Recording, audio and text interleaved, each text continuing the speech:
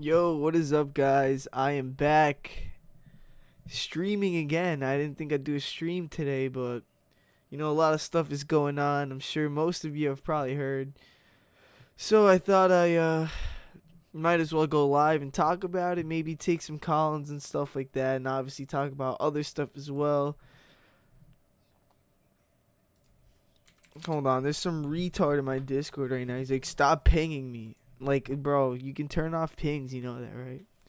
Chinese Joe Biden says, "What happened with Jaden?" All right, so basically, rumors have been going around for like a while now that Nick and Jaden weren't really friends anymore. And Nick, a couple days ago, must have been, he was like, "Oh, that him and Jaden just aren't really clicking that much." And obviously, this is kind of like a big deal because Jaden's always been Nick's like right hand man or whatever, and they're like basically best friends.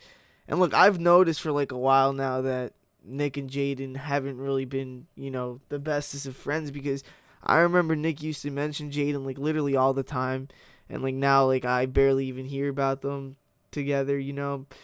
But now it's like official, I guess. Nick said that they weren't really clicking anymore, and then now recently, like today, he resigned from what was it, like the America First Foundation, like treasurer, like he was the treasurer, and he resigned from that.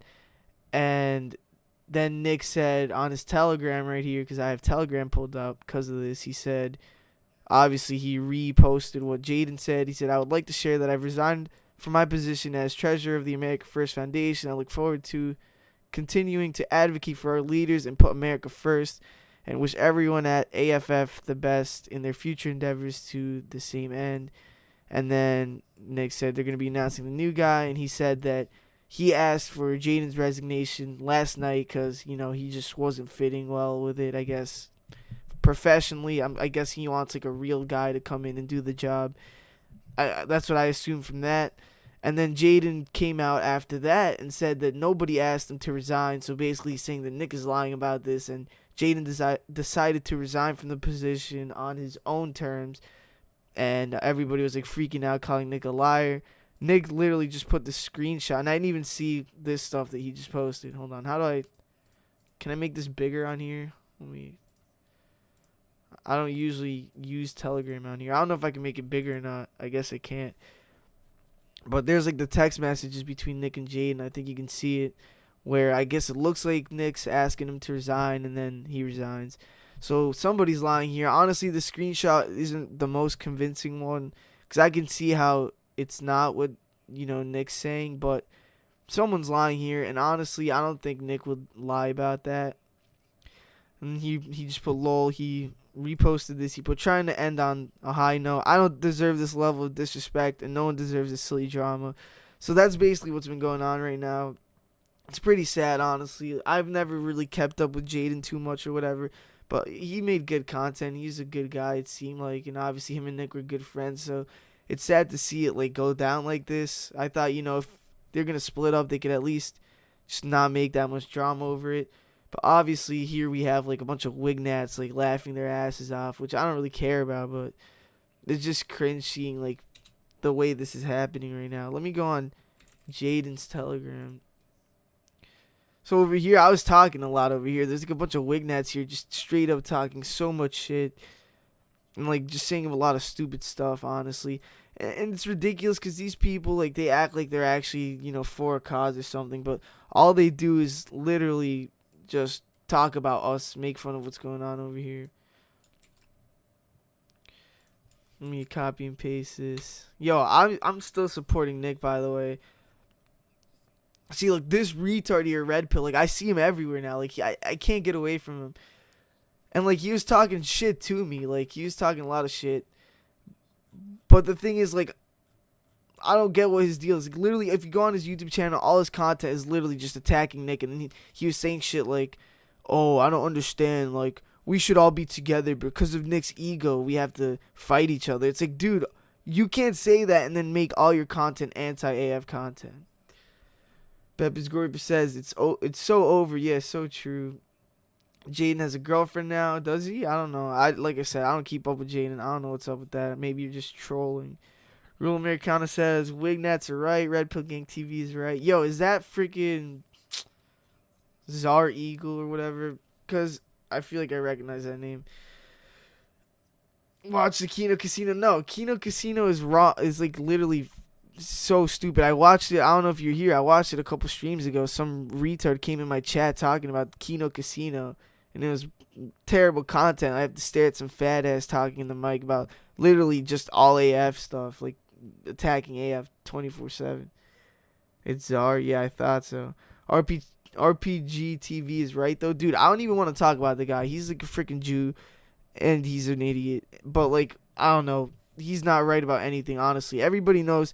Anybody that was around like his streams and stuff before he fought Beardson and everything, we all know that he was just a Nick sucker. He accused other people of just sucking Nick's dick, but that's literally all he used to do. And once he realized he wasn't going to get into the little inner circle or whatever, get his spot on America First Live, he just went all out and started attacking, basically became a Wignet. And like at this point, like he used to actually have respectable content. Like I used to actually watch him before he turned into a Wignet. But now it's literally all terrible. It's all just attacking Nick. No original content. Look, like I don't want to talk about the guy. I don't want to give him time on my stream. Like I don't want to give him thought in my brain. You know what I mean? Which also would be hypocritical because I was like calling him out on attacking us. But like he just always shows up. I swear. Beppis Gorp says this is bad. Yeah, honestly, it's not looking too good. I thought they could at least end things off on a good note. It's really sad. And look, I'm not mad at anybody, you know. I just think it's sad the way it's all going down. Is that true about Jaden having a girlfriend? Lol, I don't know. I haven't heard about that, and honestly, I wouldn't really care too much. Like I've never really kept up with Jaden, so I don't know what's good with that.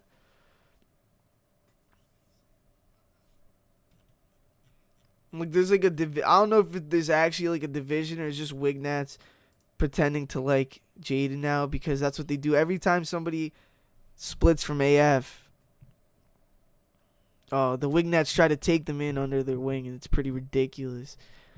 Like they were doing that with Kai Clips when Kai literally had like a debate with Nick about, I don't even remember what they were talking about, incelism, or they were talking about Christianity a little bit too. I don't remember exactly what the debate was about. But I remember that happened, and certain people try to blow that out of proportion, and like they're like, "Oh, you're gonna end up like me now." Like it's ridiculous that what these people try to do. But like I see like the split now, people saying, "Oh, I'm with Jaden, I stand with Jaden, or I stand with Nick." And look, the amount of freaking Wignats in here is ridiculous in this chat. All they like to do is look at division happen. That's all they do. Nick literally created the Wignat division. How did he create that? I met Jaden in real life at Stop the Steal. Great guy. Wignats are saying Nick and Jaden were boyfriends. Yeah, they say that, but now they see this, and then they're like, "Oh, Jaden, he's gonna come on Kino Casino, bro. Yo, I always liked Jaden, bro."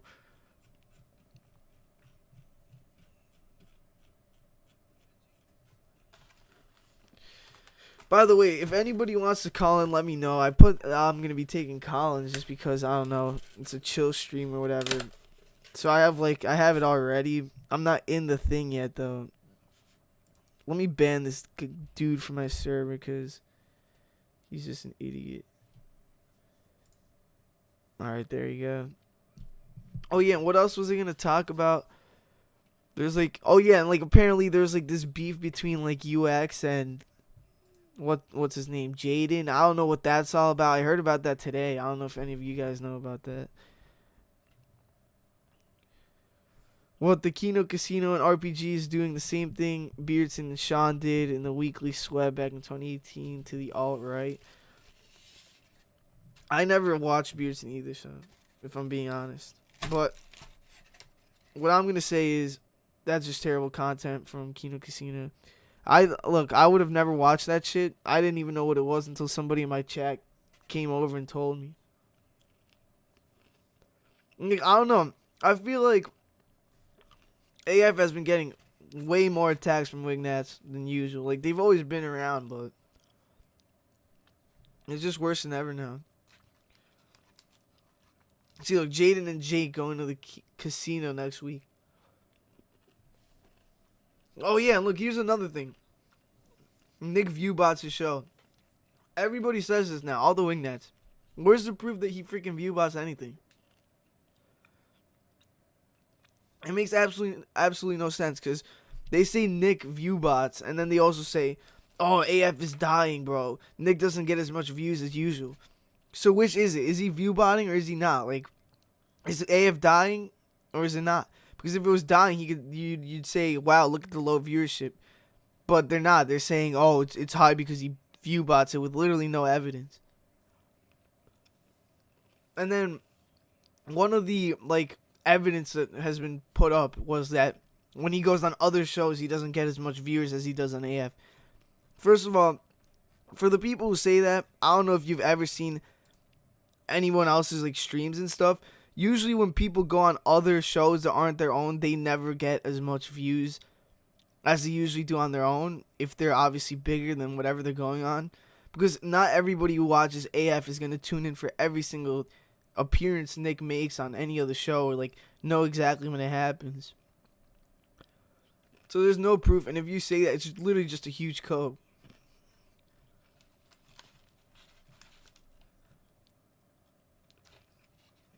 What the hell? This is like a shit show now.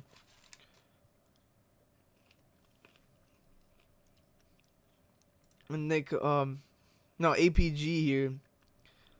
I'm not even in this thing. He solemnly swears Nick has his undying loyalty and support.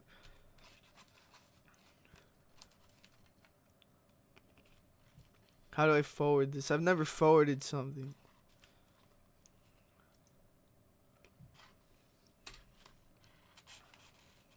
There we go.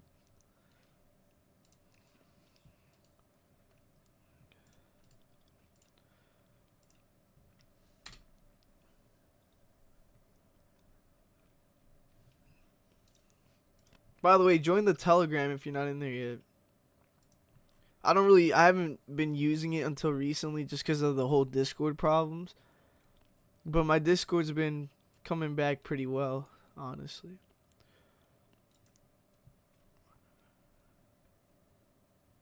I don't know why Jaden's thing. Oh wait, there it is. Oh, this just turned into spamming, but before people were actually going off on here.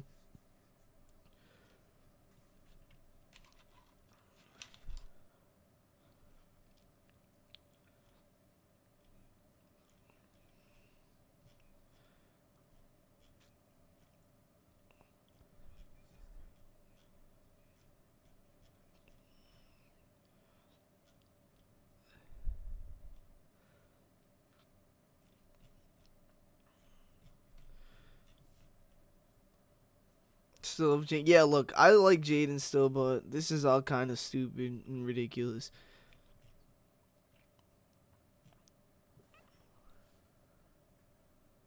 I wonder who the new treasurer is going to be, though, because he said he's going to announce that soon. And this week, or weekend, I should say, we're probably going to get, an announcement of Nick being no longer on the no-fly list, if you guys haven't heard about that. Apparently, well, he didn't outright say it, but he strongly hinted that he's off on, I think, the last show he did. I think it might have been on Friday or Thursday. I don't remember when the last show was. But he said they were going to announce something related to that. So, something about being in Florida, too. So, he's probably going to do something. I don't know what it's going to be. But he said everyone's going to call him a genius for it. So, I'm excited to see what he does. And I guess once he's in Florida, he's going to get the AF studio, and there's gonna be a whole new what do you call it? Now you know what I mean. The show's gonna be different now. Apparently, I forgot the exact wording, and I think he mentioned something about advertisements during the show, which I don't know. I don't really like that. He said it on accident. That was on accident. The whole plane thing.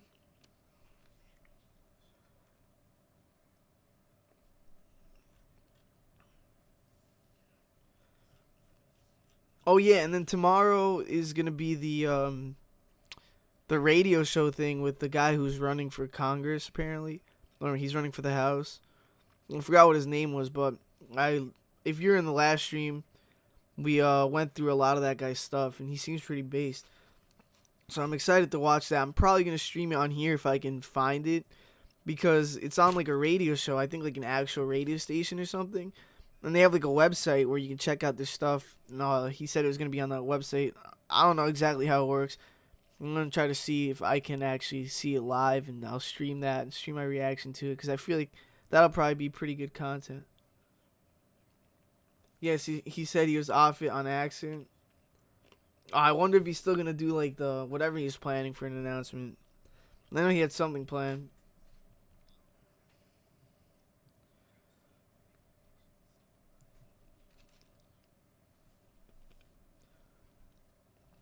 The weekly sweat returns tonight, funnily enough. Oh yeah, I saw Beardson mention that.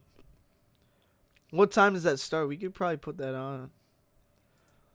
Let me go on. I'm gonna open up Gab and see what's going on.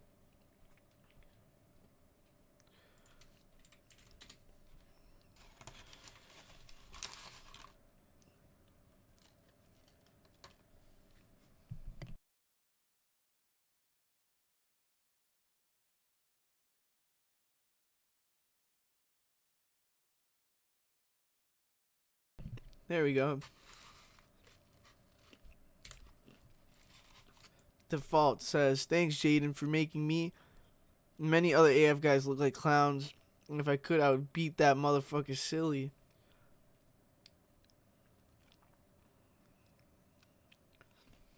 You've got to be fucking kidding me. Why has it come to this? That's exactly what I was thinking. Like, I want to say we look silly. I mean, it's obviously a bad look, but what the hell could we do about it? Are there actually people who are signaling their loyalty to Jaden over Nick, despite there being no conflict? Well, look, I feel like the people who are saying there's no conflict are just really coping, to be honest. Clearly something happened. They're not telling us what. I'm not, like, look, they're not going to say everything that happened, obviously, but something happened between them, clearly, which Nick said that he was going to leave it between him and Jaden. So saying there's no conflict is, like, a bit of a cope, and it looks a little ridiculous. The good senator says, I used to be America first, even after Patrick left, but Beardson has pushed so many people out that I really liked and the thought were good humans. I just can't be a supporter. It isn't enjoyable anymore. Well, look, I hear that a lot about people talking about Beardson, like, made them leave the movement or whatever. I think that's pretty stupid. It's not like Beardson's, like, some political guy or something. He's just an entertainer. Like, he streams for entertainment, really. Like, he's not out there, like, doing speeches and stuff, you know what I mean? He's not a political part of the movement, so I don't really care what's going on with him. And a lot of people don't even freaking watch him. Like, I don't watch him, to be honest. Like, I respect Beardson and everything, but I don't watch his content, and I know a lot of people don't watch him either. And I know a lot of groypers, actually, that say, like, the same thing as you.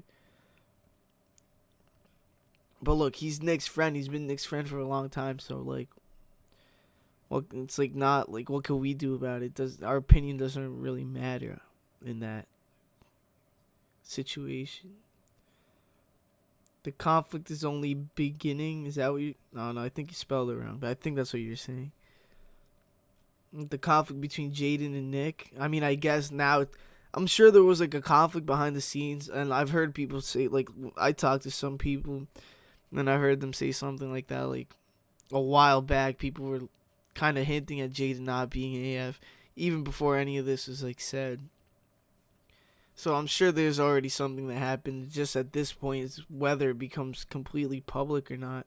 Look, I'm just assuming here, but that's what I think.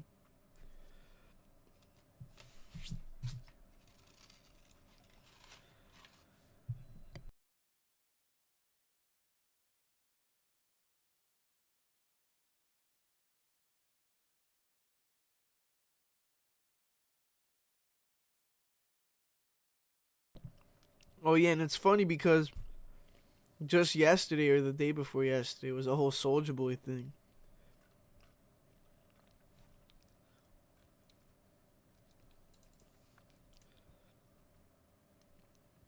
Man, I forget that I don't even follow that many people on here, so the timeline doesn't move quickly for me. I follow like 57 people.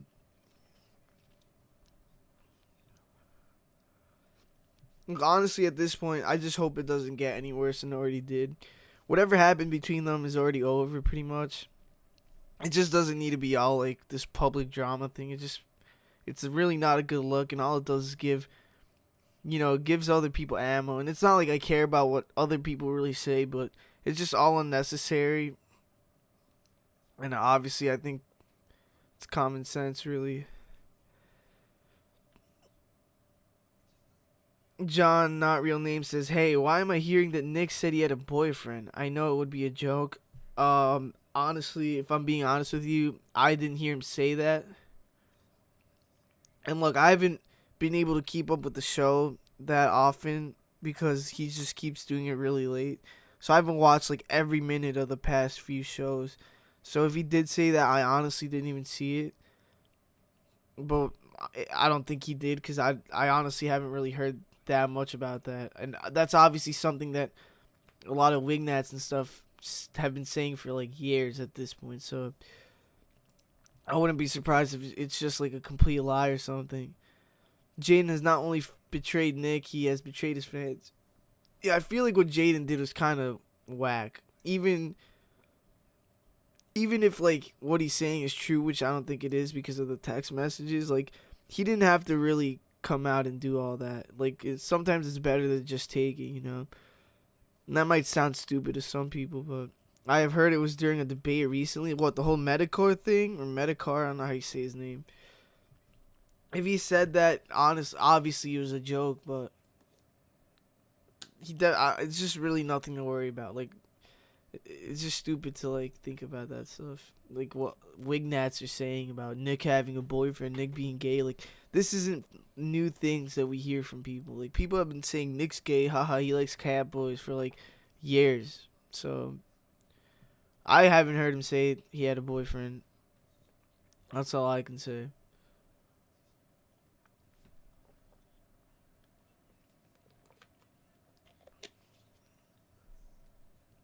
Let's check Telegram again. Hold on, let me switch the screen here. Telegram, see what's going on over here. If they're actually talking at this point or they're still spamming things. What was it? Jaden, Mcneil.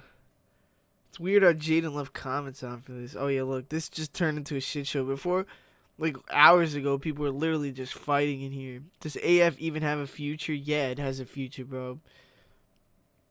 Literally, everybody in the movement is young, and obviously we're all very into politics. Like it's just inevitable for it to keep growing. It's been growing every year, despite you guys Wignat saying, "Oh, America First is dying." Like I hear that every single year saying it's dying, and they're saying it now. They're like, "Oh, America First is dead, bro. America First is dead."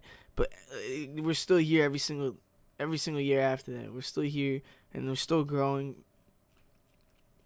attracting more and more people. So I don't know. Does it have a future? Yeah. I'm sure there's already politicians that we don't even know about yet that are gonna run their AF behind the scenes. And we have obviously the whole America First Foundation thing, which apparently they're gonna do stuff with politics. I'm not sure where that's at right now, but I'm sure as we get closer to midterms, we'll see some more from that. Honestly, the whatever a bunch of signals mean, I don't know what the heck. Honestly, the bleep who the keeps saying that Nick likes Catboy. Usually the Catholics I sort of follow, and I am like, the guy wants to convert him, and you are. What? Dude, I don't know what the bleeps mean. Maybe I'm an idiot, but it annoys me. It's been stagnant and declined since early 2021. Rule Americana, to be honest, it has broken into the public arena. Yeah, I don't know how you can say it's been stagnant when from early 2021 to now, like way more people know about America First now than they did before. And with AvPac 3, as much as there was a few stupid things happened in there with obviously Stu Peters and MTG coming out and saying she didn't know Nick or whatever, which was technically true. Like I'm not gonna knock her for saying that because she didn't really know Nick before that. But besides those two things, Pack 3 was really a success. It got a lot of mainstream attention, a lot of more people talking about Nick that would ignore him because they obviously knew who he was. Sort of broken a little more into the mainstream. Like I see more Nick talk outside of all the AF circles and Wignets and stuff. I see like more normies talking about Nick than ever. Like usually, obviously, look, I have my accounts that I use for this YouTube stuff and like politics and things, and then I have like my own personal accounts that absolutely nobody knows about. And like I see stuff about Nick on there now. Like I'm scrolling through TikTok and I see like random Nick stuff, even though I never like interact with AF content on TikTok or anything. Like I wouldn't even know where to find that.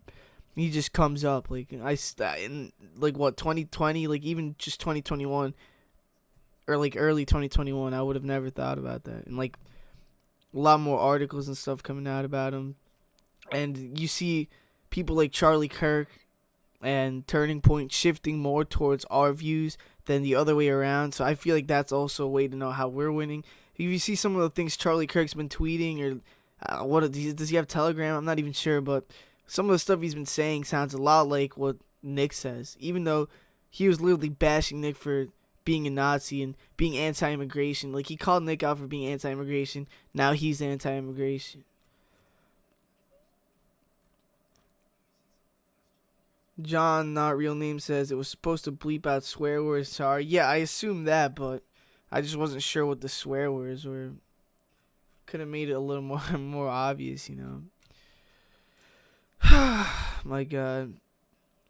See, like, in what ways is dead? Look, they're saying your movement is dead, bro. Like, Wignets, this is literally the whole AF is dead is just a huge cope, to be completely honest.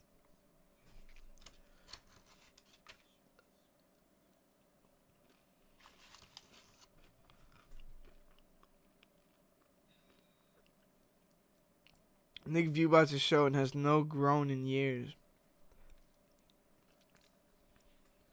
No proof. On top of that, they say it hasn't grown. Like, you realize he literally got banned off everywhere, including freaking D Live. Like, he used to do, what was it, like 10K at least on D Live, I think. I don't really remember at this point, but I watched back then, and he was doing pretty well on there, and they banned him off there, which D Live is already a pretty unknown site. He had to literally build his own platform to be able to stream. He got banned on Twitter. He got banned on his like 3 alt accounts. All his audience got banned off Twitter. So this guy's faced like the most censorship out of almost anybody I've seen in recent times. And he's still out here doing the show and getting thousands and thousands of people every day to go tune in his show. So like they knock him for like maybe not growing that much. What the WTS, the BTS thing about? I don't believe the beef is real behind the scenes. What's the behind the scenes thing about? What do you mean you don't think the beef is real? Like, I just think that behind the scenes, obviously there was conflict or something if they're not friends anymore. Nick and Jaden have been friends for like years and like best friends. And Jaden's always been like an important part of the movement. And now like suddenly they fell apart, and according to Nick, he asked Jaden to resign from his position in the America First Foundation for any, from what Nick said, he said there's no drama, but then Jaden comes out and says, no, that's not what happened, Nick's a liar, basically. Like, he didn't say that, but he said that nobody asked him to resign. He basically just did it on his own because, he felt like it. So, indirectly, he's saying Nick's lying. And there's not going to be, like, you can't tell me there's no conflict there if they're just contradicting each other, and then Nick says, I try to end this off on the right note or something like that. What'd he say? He said, try to end on a high note. So something happened between them behind the scenes, clearly. He said, I don't deserve this level of disrespect, and nobody deserves this silly drama. I saw a lot of view bots at the anti-vax protest. I had the good senator. I do agree that Nick's cadre can be so repellent, though I like Beardson somewhat, like Baked, who does annoying things. Plus, some things Beardson says about Venti. Yeah, first of all, Beardson, look, no disrespect to him, but he could say some stupid things sometimes. Look, I'm not saying you're wrong or anything, but I mean, here's the thing. I like Bake too, and look, I'll admit he does some things that don't look good or whatever, but he makes good content. I don't really have anything against the guy or Beardson either. I just don't see them as that important to the movement or something. People just try to group them in as like political people or something that really matter just because they're popular within the movement.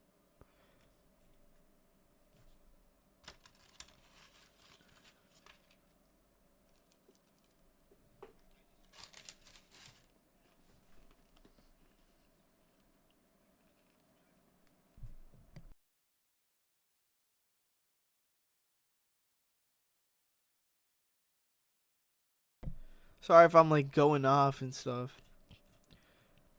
I didn't really plan this stream or whatever. I just saw everything that was happening. I thought I might as well just check in with my people. Especially that I do have a stream planned for tomorrow. Obviously, if I can get that working. I'm pro Nick because he's leading the only viable pro-white Christian movement, but this is honestly depressing. Patrick, Jake, Jaden, Carter, Steel Puma, CWC, not RPG. He's always been game retarded. Well, see, look, I feel like, oh, look, he pops up again. I say I don't want to talk about him, but anyways, like, the thing with RPG is, like, people say that, but I feel like not that many people were actually around when he was an AF guy. He wasn't always gay and retarded. Like, he actually supported Nick, but he just became retarded. But it's a different situation than CWC and stuff, and Jaden and Nick, and not Nick, Jaden and, like, Patrick, because RPG was never, like, friends with Nick or something, or really talk to him. He's just trying to get in the circle, but he couldn't. That's why he turned to like an idiot. But I know that guy deep down inside, he knows that AF is right, and he's really just siding with the Wignats because they're the ones giving him the views right now. And I don't think he truly believes the things he says. I don't think he's that stupid. I think he's just doing what he needs to do to get his views, which is not like a respectable thing to do, obviously. I know deep down inside he knows who's right. Is my audio fine, by the way? Like, YouTube's telling me my bit rate's 0, which I don't even know what that means, but they're saying my audio is like not good. So many good dudes kicked out from the movement. Nick really needs to step up his game this year. Otherwise, AF is dead. Alright, I don't know about that. And look, the thing is, we don't even know what happened with Jaden, right? It could have been just Jaden himself. Like, people always try to put the blame on Nick. Like, the Patrick thing was not Nick's fault. And I don't know if this Jaden thing is Nick's fault either. We don't have that much information yet. Nikkei Puck says Yoba also had some stuff during his trial, so friends had suspicion on him being a Fed. So maybe that's why there's beef with Jaden. Jaden being lured by feds. Yes, I agree. Nick is really alone in the could be elected clan. I think that can be extended to John Doyle and the Mormon guy. Mainly because they at least sound sane. What Mormon guy? You mean Kai? Actually, who do you think is electable? What do you mean, like, electable? Like, people in AF who could be electable, like, in actual, like, political positions? Is that what you're asking? Because if you say that, I'm not sure, to be honest. I feel like Kai definitely. Even though, look, I preferably wouldn't want, like, a Mormon guy to get positions. And, look, no shade to Kai. Kai knows I love him or whatever. I literally send him merch, but, I'd like Kai to be convert to Christianity one day. And I know Mormons say they're Christians, but you know what I mean. But I love Kai. I think he could definitely be electable. And I think he mentioned the other day, like, wanting to do something in politics. But I think most people in AF actually serve their role as just being streamers. I think Nick could be electable. I mean, I know you probably think that's crazy considering the controversies or whatever, but that wouldn't be that crazy for somebody like Nick to just rise up and be able to get a spot somewhere. Like, if you told people, like, a year or two before the the first election, what was 2016, if you told people in like 2014 and 2013 that Trump was going to be the next president, they would have called you crazy and that would never happen. I think something like that could happen with Nick. But other than that, I don't think that many people are really some people that should pursue a political position. I think they mostly serve their job as being streamers, you know what I mean? And then we should find people who are not streamers, maybe not really known that much, and then put them up on a pedestal, you know? Soapy says, hey, New Wave Politics. Yo, what's up, bro? Kai Clip says he wants to Korean politics. Did I read that already? I don't know if I read that, but yeah, I mentioned that. I heard him say that. And I think he could do it. I hope he does. Got a lot of love for Kai, you know? I like him. He's probably like the second most person I watch, or the most I watch in AF besides Nick. And I also watch UX, but I mean in people who do political stuff, I watch him a lot.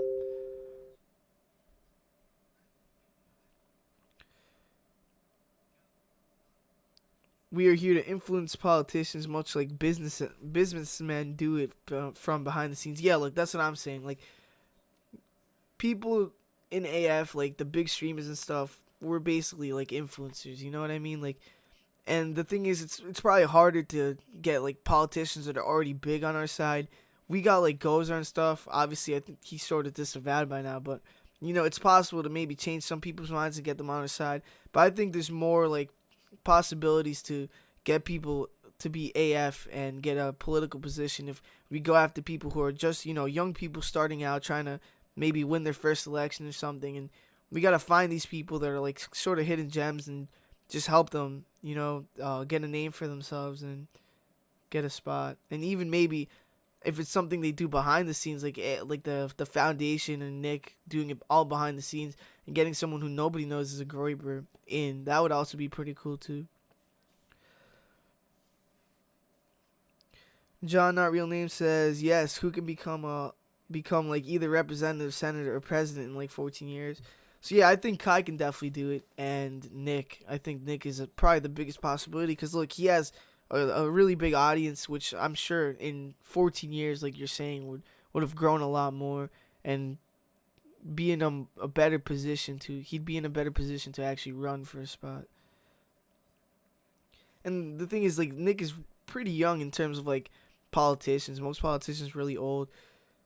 And what is he, like 24 now? You're about to be 24. So I think he has to be 25 to run for representative. So I don't know if in a year he'd be able to. Look, who knows? Maybe he could be able to do it, but I don't know if he will. I feel like it'll be like a lot longer until he actually tries for something. And I'm pretty sure before he said he doesn't really want to do that. I think I've heard him say that he'd rather just, you know, work as what he's doing right now. But I've also heard him say that it could be something that happens in the future, so you don't really know, I guess.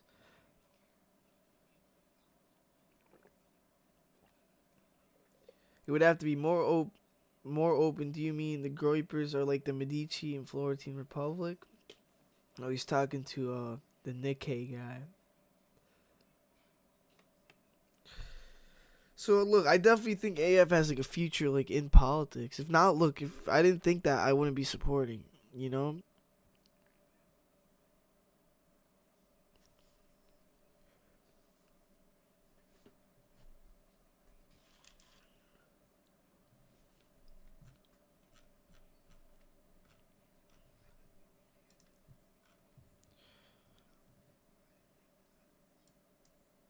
Let's see. Let me go on Gab again, see what's going on. I'm sure some more people would see if other people are talking now. There we go. Raz says things are going to get much worse. No one will care if he said the N word or hates women. Yeah, look, that's another thing. If you think things are bad right now. It's gonna get much worse. And I think like, not to say I don't want things to get worse, but when things do get worse, because I think it's inevitable that they will. If anything, that'll make it even more likely for someone like Nick to be able to gain political power. Because when things go bad, that's like the time for someone to rise up and just gain the support they need. Like Trump, he would have never been president if Obama wasn't president for 8 years. We got all that bad stuff. and that made people want to vote for Trump.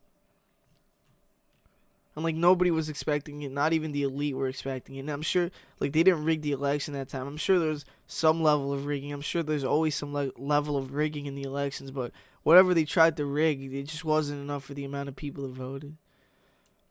Look, everybody's gabbing this. Is that the move right now? Should I gab this right now? Let's see.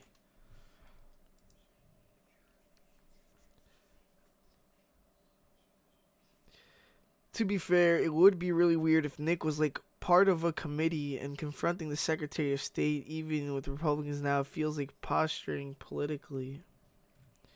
Yup, agree, John. Do you think all the frog posters are allies of Groyper's? APU Apustaja. One's ideology is similar to Groyper's. I don't know about Marv's. Don't know about the other frogs, though.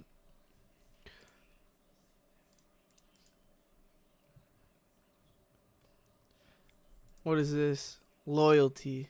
Oh, it's just like a little gift thing. Look, here's the thing about loyalty. I'm a really loyal guy, so I mean, it might sound corny to say, but like if somebody doesn't, if I'm loyal to somebody, I'm loyal to somebody no matter what. Like I'm not gonna switch. I don't know how some people are switching up for Jaden. I don't get it. Like Nick's the leader of this movement, and he's done all he's done to get to this point, right? And if Jaden decides to leave, look, how am I gonna side with Jaden? I know Jaden's done political stuff before, but at this point, he's really just a gaming streamer. And hold on, what is this saying? Allow Gab to send you notifications. Block. So like at this point, he's basically just a gaming streamer. No disrespect to Jaden, I love the guy. And I've heard some people that watch him say that he doesn't even enjoy gaming anymore. He just does it because, I don't know, for the money, really. I don't know if that's true. Like I said, I've heard people who watch Jaden say that he mentioned that or something like that. So if Jaden leaves, it is what it is, you know what I mean? U.S. has gone full retard, so I think New World Order is on our way. I think New World Order is our way is needed. In our way is needed.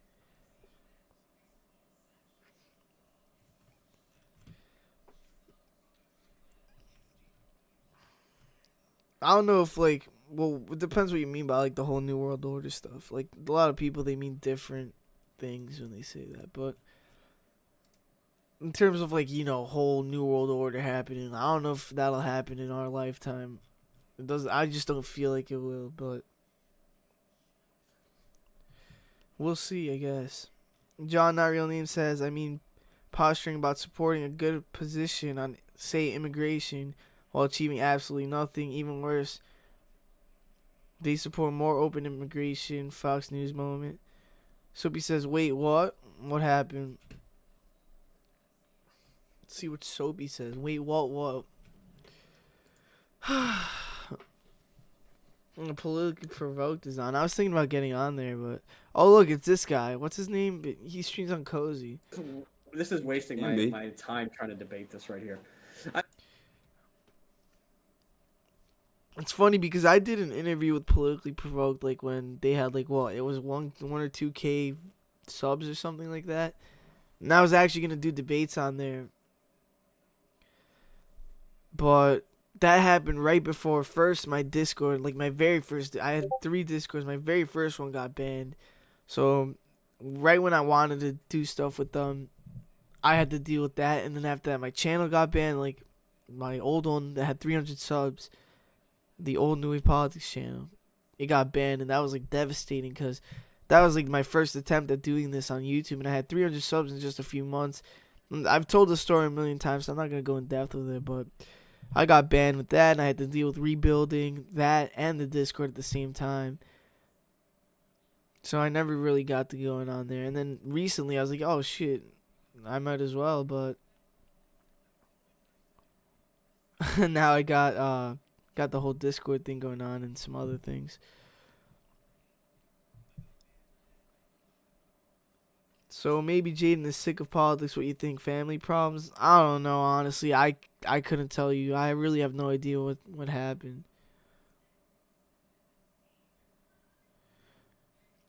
I watched Politically Provoked, but she's sketchy. What do you mean by she's sketchy? Like Brittany?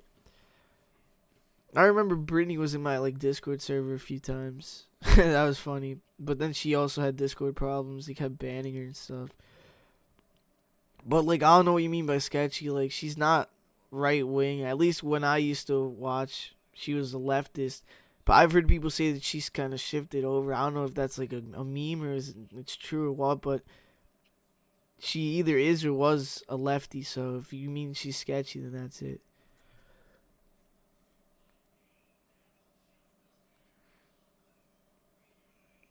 What is politically provoked? I just found out a couple months ago.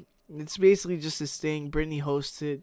What was the other guy's name? There was a guy that used to host it too, and I think they got another new guy, but I haven't seen him on in a while. But Brittany basically hosts like debates and stuff for people. If they want to go on, they just let her know, I guess, and they just debate on the stream.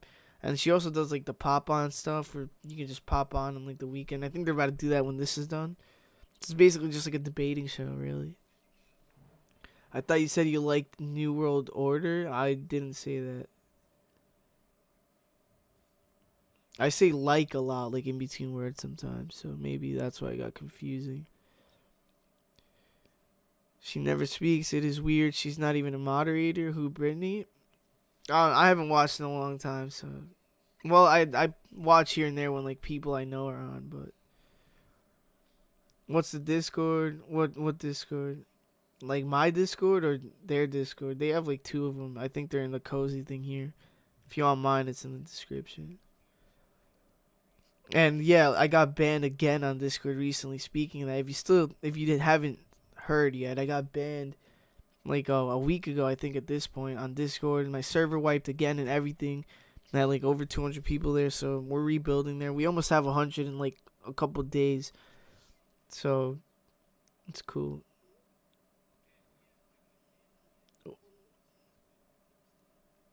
She said some weird stuff about that one day. So is it an alternative kill stream? I don't know if I'd call it. I mean, I don't watch the kill stream if I'm being honest. Seems like a lot of these things that groupers watch, I really don't. But from what I've seen from the kill stream, I guess so. Sort of. Kind of like that. We need our own great reset, we need our own great reset, a new global renaissance like the American Renaissance of individual liberty and prosperity.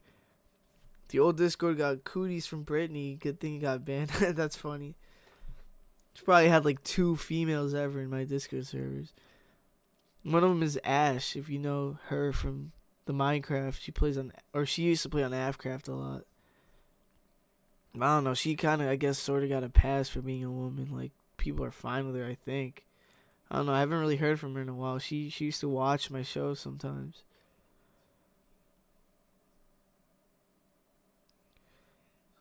You made your website yourself. I'm first year at uni trying to learn web development, React, JS stuff.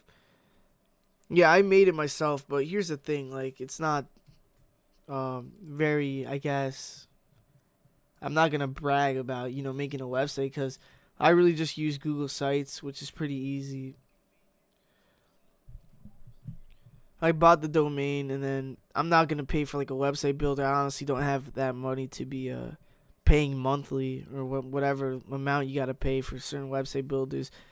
And I wouldn't know how to code everything myself, so I just use Google Sites, which is free, and I did what I could with it. It's kind of weird how it works. Certain things I feel kind of limited with that. Like I'd like to eventually use maybe a different website builder once I get the money, which is I guess why I take donations. Like all the donations I get, they just go to like on my entropy. They just go to doing things like for the channel and my website and things like that. And even like the merch stuff, when the merch comes out, anything I get from that was gonna go to the website and channel and things. Which, speaking of the merch prices, like people have been asking me the prices, it's pretty cheap. For most things, I'm making like a couple dollars or a couple cents even, because I made it as cheap as possible just so people can be able to get them. Because I don't really care about the money. I just feel like it's cool to have people wear your stuff. So yeah, I made the website myself. It's not the best, I know, and it looks better on desktop. I've been on mobile and looked at it, and I just really don't like how it looks on mobile. But the thing with um Google Sites is like they sort of automatically have it, so when you make it for desktop, it also like automates it for mobile. But certain things that the way I put it on the website, I want it to look like that, right? And then I go on the mobile version and things are a little out of place or they look a little different, especially the things I put like at the bottom of the page. Like if you go on the for example, my new merch tab, I put a picture of the announcement. I had the graphic, and on the bottom, I put 2 pictures of Kai clips with the merch, holding it up, because I thought that was pretty based.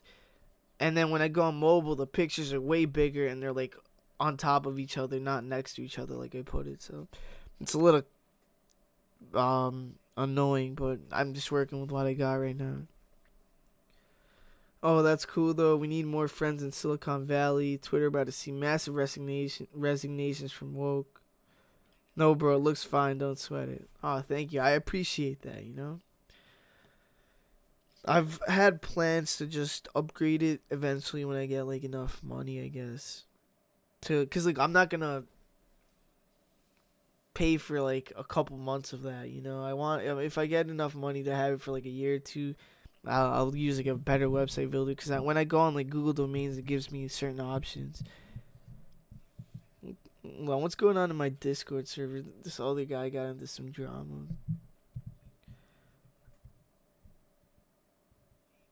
Yeah, some dude in my server apparently reported Groyper for raiding his server, and like people are bugging out. Let's see.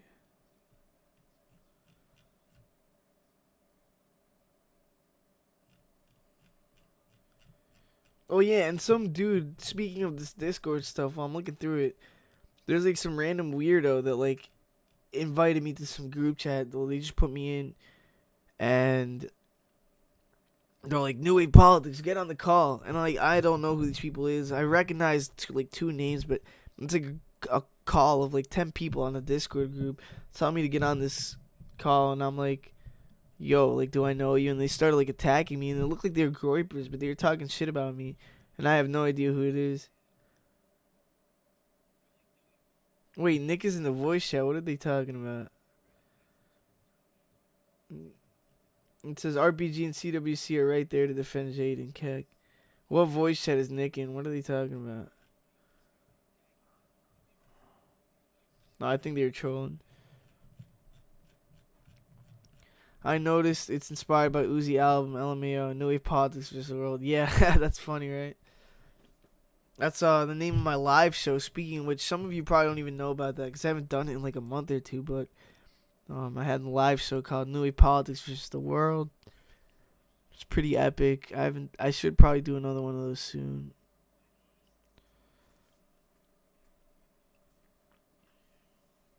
I had the Uzi cover from Versus the World album.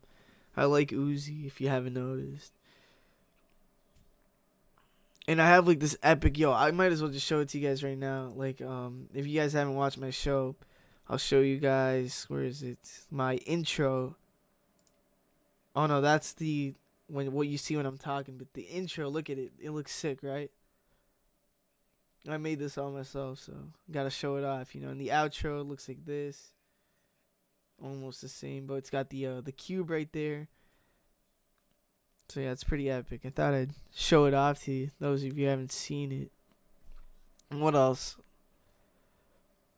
Oh yeah, speaking of that too, I should probably upgrade the stream intros I use for these streams that are just pretty simple. Elon Musk is just a libertarian, which is not really pro-US as he himself said. It will help us though. Do you think Nick will be able to get back on Twitter? I mean, you're asking the other guy, but I'll guess I'll answer that too. I think Nick could probably go back on Twitter if Elon actually does uncensorship and gets people back on like Trump and stuff. But look, I saw a lot of people celebrating like really early, but I wouldn't celebrate. That's all I'm gonna say. I'll just wait until it actually happens. Just checked out the website. Looks good on mobile. All right, thank you, bro. Nick A. Puck says, looks sick. Should add 20 minutes in the background. XD. I think I did use 20 minutes for an intro one time. And I used what's it called? Bean. I'm used to calling that Kobe Rolly or whatever when it was like a snippet. Cause I like Uzi like that. I listen to the unreleased stuff. So I know there's a lot of Uzi Groypers out there. Jaden gang had a lot of Uzi fans, but sadly, Jaden seems to be drifting away from us. Jaden, come back, bro. Like the SpongeBob song, it's Gary Come Home. That's basically someone should make a Jaden version of that. Jaden and Nick. Jaden Come Home. That's sad. I would have never thought it went down this way. Oh, look, Beardson's on. Should we see what he's saying? Oh, no, he's doing the weekly sweat thing. I don't know. I wonder if he's going to talk about this. Oh, yeah. I would say so. That's a pretty good entry point, I would say. I wouldn't say maybe not for America First, but for at least a larger part of it. Yeah, absolutely. We got 1488 from Tears of Crippling Anxiety. He says, thoughts on paying random strangers medical bills? Is it more Chad to be endlessly generous or to be a penny-pinching cheapskate? I don't know, man. I mean, I think you just got to follow your heart. It's both. Yeah, it's a mix, right? Yeah. For sure. Yeah, I think it's... I send super chats to stream. Like, I know that's kind of pointless because it's like the money just goes into... Raz says, K-On fans stay whining. Speaking of the anime thing, did actually they fight over that? Because I've heard some people say that, I don't know, it's probably just jokes and stuff, but people are saying that, Nick and Jaden got mad over anime things. I don't know. It's probably just nothing, but... John, bro, it'll probably take 4 to 6 months until Musk actually overtakes. Yeah, that's what I'm saying. I see a lot of people acting like, we're actually, I actually had any changes already, but obviously Elon hasn't done anything yet. He's not, sorry for the noise, by the way. I was cleaning something up on my desk, but I don't think a lot of people realize that Elon hasn't really done anything yet. What else was I going to say? No. So let's see what else is going on here. Oh, look, people liking my Gabs. Yo, speaking of Gab, I feel like... I don't know, I have more followers on Gab than I did on Twitter. But I feel like interactions are so low on Gab. Most of my Gabs get barely any likes. Look, Trump. You have his bot account. That's pretty funny how all tech has bot accounts. Because the Truth Social has it too. Oh, look, here's Nick. Does he even use it that often? For some reason, look, I follow him, but when I look at my timeline, I don't really see him too often, so. No way, there's a Twitter jailbreak before the midterms.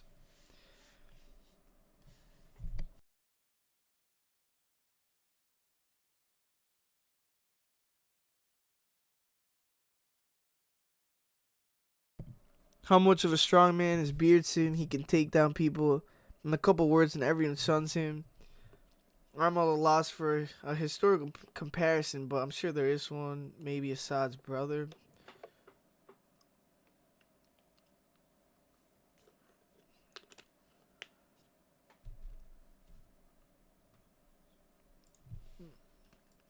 So staring at a set of like anime boobs. Big ass anime titties. Yo, have you guys seen Beardson's cool mouse pad? That was pretty funny the other day. I saw that for the first time. Anyways, let's move on. Omega King says, Beardson is right, Dalton is wrong. I can't handle anti-anime spurgs. It's too annoying. Beardson understands. No, I think you're totally misinterpreting what I've said. I was about to say. Total misinterpretation. Pretty much in complete agreement here. For the most part, yeah. I mean, I think I have a little bit more of a nuanced take about it, but yeah, I agree. Yeah, I think that's mostly because I'm not red pilled maybe on that question. Yeah, well, it's we'll get you there. We'll get you a few more episodes of the sweat, and you're gonna be like, yeah. I don't know if I want to be. Hans Rudiger, I don't know how to say that. He says they hated him because he told the truth. So true. Uncle Scrooge with $10 says, "Don't get me wrong, many anime girls are drawn cute and or hot, but that mouse pad is for black dudes. Congrats on the return of the sweat." Well, here's the thing. Okay. Beats is like pro anime girl. And no, I don't totally disagree, right? Oh, really? I'm more of a titty guy. What the? For Yo, sure. I'm gonna take this off. But it was either I got What the? We'll check back on that later, I guess. and I felt like the ass mouse pad was a little less vulgar, okay? It has Let me side ring. check back on. Hold on, let me put this away. I was eating this freaking cheesecake cone that I got from like a food truck. It's pretty good. So if you heard me like moving things, that's what you're hearing. I was like moving the thing. It comes in like a styrofoam thing, so it makes a lot of noise.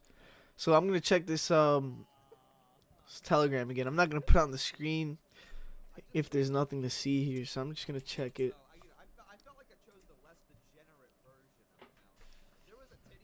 Because before there was a lot to talk about on there when I was first looking at it. A lot of Wignats there, saying a lot of. I was talking a lot with a lot of Wignats on there, so I thought it'd be good content. But then I come here and then it's just like a bunch of spamming now.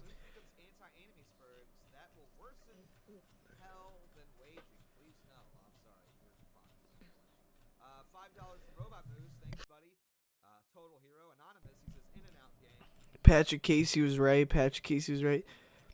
Patrick Casey was never right. Like, I hate talking about this. I know I say I hate talking about this stuff, but I just always somehow end up talking about it. Patrick Casey was not, like, technically right about anything. Obviously, he said some things that turned out to be true, and some things he knew because Nick literally told him, and Nick said that he told him. That's the whole reason why he got kicked out, because he betrayed Nick's trust. He gave out information that he wasn't supposed to. Nick didn't lie. He just didn't tell us yet. Like, the whole thing about his money being taken away, I'm pretty sure that was something Nick hadn't told us before.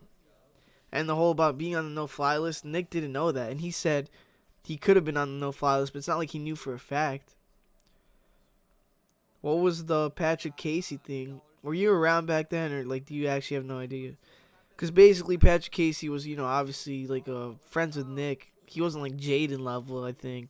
I was never really into the guy, so, I to be honest, I never watched his streams or anything, but he was there, you know, he was, like, a big part of, like, Nick's circle, I guess, and he ended up just betraying Nick when AFPAC 2 happened, like, right before it happened, apparently, he came out and he was saying that, first of all, his big, like, thing that he was saying is that AFPAC 2 is going to be a huge failure, it's going to be like a honeypot, there's going to be feds swarming it, and that people shouldn't go. So basically he was trying to sabotage Nick's event, which ended up being a complete success anyways.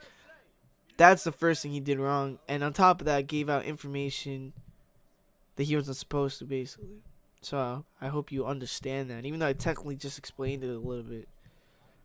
Nick A says, "Johnny just explained it to you." Yeah, I literally said what happened, but I guess maybe you'll understand it more. So Patrick Casey basically just snake. That's all you need to know about him. He's a snake. And the people who say he was right or whatever, like, think Nick was in the wrong, are just idiots coping about it. Because, like, how can you blame him for cutting him off after what he did? Anybody that does something like that to me, I would cut him off too in an instant. Like, no matter what. Like, that's literally absolute betrayal. He tried to sabotage his event, spread lies, and then just literally distance himself. Patrick Casey distanced himself. He decided to do what he did, and obviously anybody who does that would know what's going to happen to them. I was around, but I guess I was just on an off day, as I missed the whole thing. I watched the video he did after the event, and it was so depressing. Yeah, I remember back then, that was my old channel, and I talked about it like a couple times.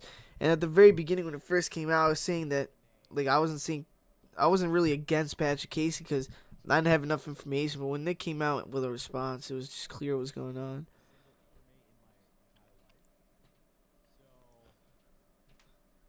And the thing is with the whole, what he was saying about how AFPAC was going to be like some honeypot with like a bunch of feds in it. It's like, bro, first of all, even if that did end up happening, just don't do anything stupid. Like, if there's a bunch of feds going around, what do you have to worry about? They're not gonna be able to do anything to you if you don't do anything illegal.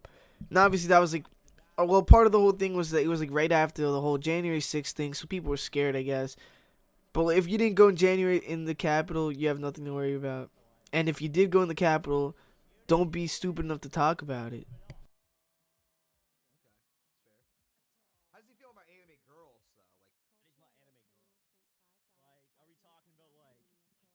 though? What the fuck? Wasn't Patrick Casey that confronted Charlie Kirk and made an epic groiper meme at TPSA event? I don't remember. Maybe. Like, people used to like him, but he just ended up being a huge snake. Yes, he was. I remember that over 2 years ago. I even talked about it in school as well.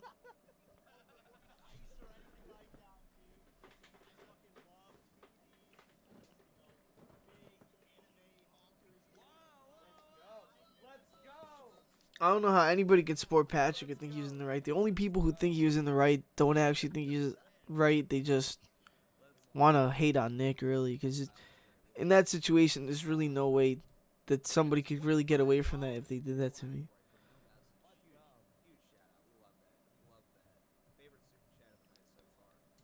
$5 from Hardwood Groiper. Big shout out. This is love you guys. Thank you, man.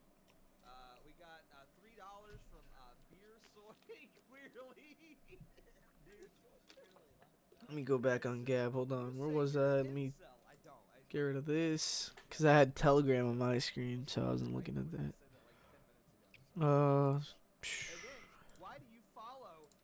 Two chats. Who's messaging me? What the? Oh, nothing personal.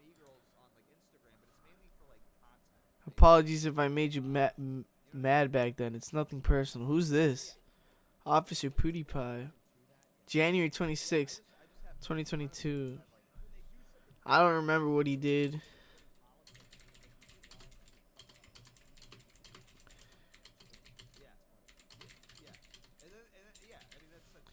I don't remember who you are or what you did, but it's okay, friend. Like, look, I don't know what he did, and if I don't remember, it's probably really not that significant.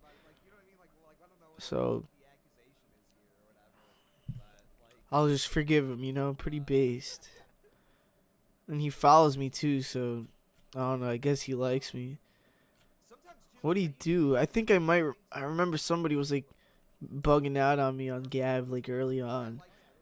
But I really don't know what happened, so if he's apologizing, then, you know, he's forgiven. Oh, like, I'm leaking my DMs here. I don't really use Gab DMs, to be honest. Anyways, what are you guys saying? I don't think any groiper that got into January 6th stuff, it was all wingnecks, QAnons, and boomers.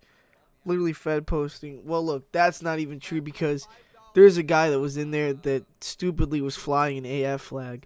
And I think at that point, AF flags didn't even exist, like, that Nick was selling. So I think he made it on his own, and he went in with it. And it got caught on, like, a picture. So there's definitely at least one groiper in there, and I'm sure there's a couple others, just because of the amount of people that went in and the amount of people that like Nick that were there. Is probably a couple people in there that was Nick supporters.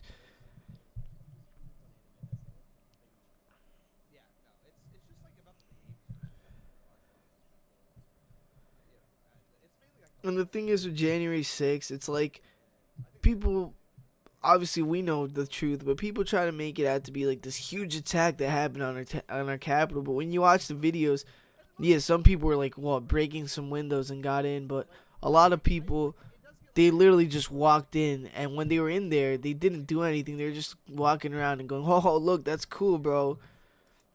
Oh, look at this stuff. And they're like, I don't know, taking like a tour or something, just messing around. They didn't do anything crazy. And it's like most people were just a bunch of boomers that walked in and thought, you know, it was fun or whatever. And nobody got hurt except, well, I think some people, like, when I say nobody, I mean like no politicians, and I think cops obviously got into some pushing or whatever. And there was like that lie that a cop got killed, which wasn't even true. It turned out not to be true. So basically, the only person that got hurt was like the Trump supporter that got killed, freaking woman, for like nothing, for not standing back while she's being pushed forward. That was sad. And obviously, the guy who shot her basically got let off free, even though he shouldn't have shot her.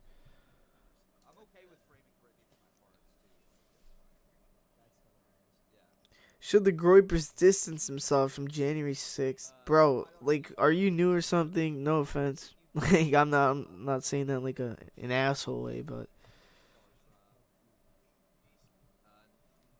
the answer to that, I'm pretty sure we all know here. Like, I'm not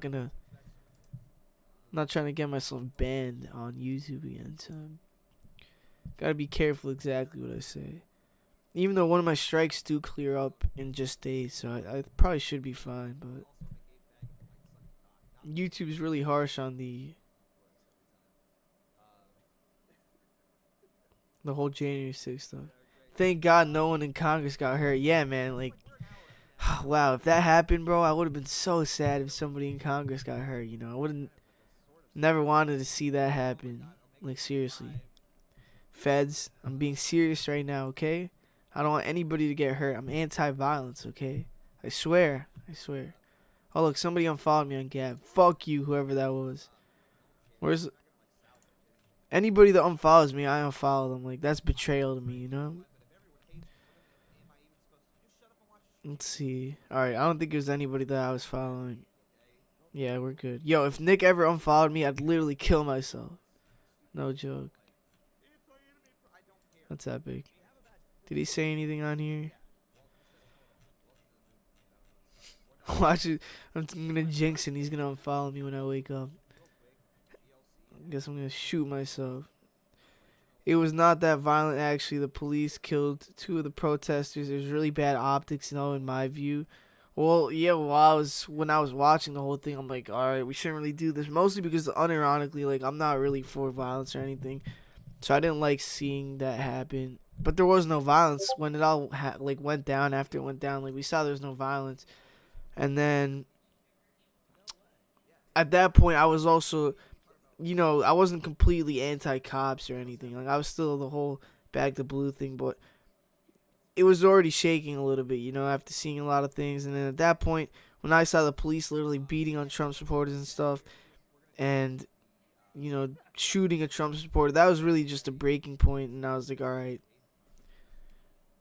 maybe it's not so much back to blue, you know. Check the vid. What vid? Did you like send me something? I got like something on Discord. I don't know if that was you or what. Yeah, I guess we should talk about it. So Jaden. Oh no, I got a notification somewhere. Check the vid. What? Is it something on here? Or like maybe something I said I just forgot. I'm not new, just that I am not exactly firmly in the camp. I disagree a lot with America First on certain issues, but mostly I do. What do you disagree with? I'm just curious, I guess.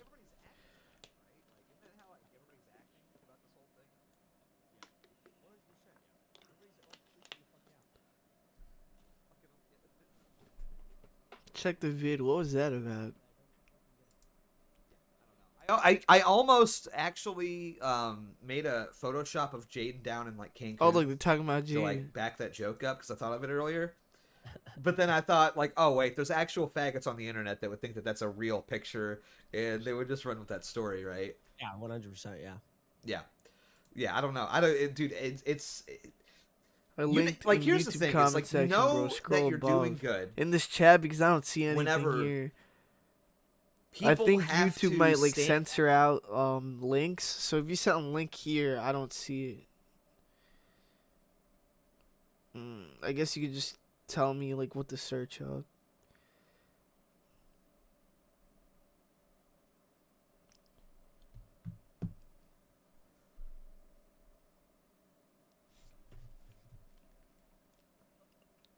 I'll watch it. Like, if you guys want to send me stuff, go ahead. Just make sure it's not super long or something. If it's like hours long. All right, let's see what these guys are saying. treasurer of America First, it's like, who cares? Yeah, there's gonna be another one. Yeah, that's what I'm He's saying, like, basically. Who And cares, everybody honestly? thinks that like Jaden's just like out, I guess, forever. Like no one's friends with him anymore. Like we're all like we hate. He's never gonna stream again. Yeah. He's never gonna stream again. It's like, shut the. Are you fucking retarded? I mean, I'm hearing he's gonna be on Kino Casino next week. You know. Is he? No, he's way. not. Yeah. No. All right, I was about to say because I saw some Wignet saying But that. I too. mean, that's He's the way gonna that be on everybody's Kino acting Casino. about it, and it's like I Fuck don't them. know. I'm still friends with Jaden. Well, let me just say, I really want to say this too, because I've had that. Like, I didn't even say it on my stream earlier because I thought now I figured we'd talk about it. Even though I clickbaited the fuck out of. Let me know if everything. the video On audio today's is fine. stream. By the way, But Jaden is part of the reason why I'm like a streamer and why I've been able to sort of build an audience and why part of the reason why I kind of made it to Cozy and everything. Like, so when I was starting out on YouTube, like he would always go tell everybody to go watch me and everything. So I Jaden, he's a good friend. He's a great guy. Now, you know, I don't know like everything that's going on. I don't know. may just be me misunderstanding jokes, but racial ideas, insulting women. The vitriol is hard to get around as well. As next, I don't even. All right, so basically, you just don't like jokes. The level of disrespect right now that Dalton's showing me by freezing his microphone on Discord. Okay, I feel like I'm taking at least 10% off of his pay here. You know, I feel like that's only fair. He's getting charged for this, okay? You know, first episode of The Sweat, this nigga's gonna have to learn the hard way that you better bring your A game, or it's gonna cost you. All right, it's gonna fucking cost you, okay? It's gonna cost you. All right. Honestly, I just DM'd you on Gab. Does the anybody vid else want to link. be the co-host of? Hold on a sec. Let me go check.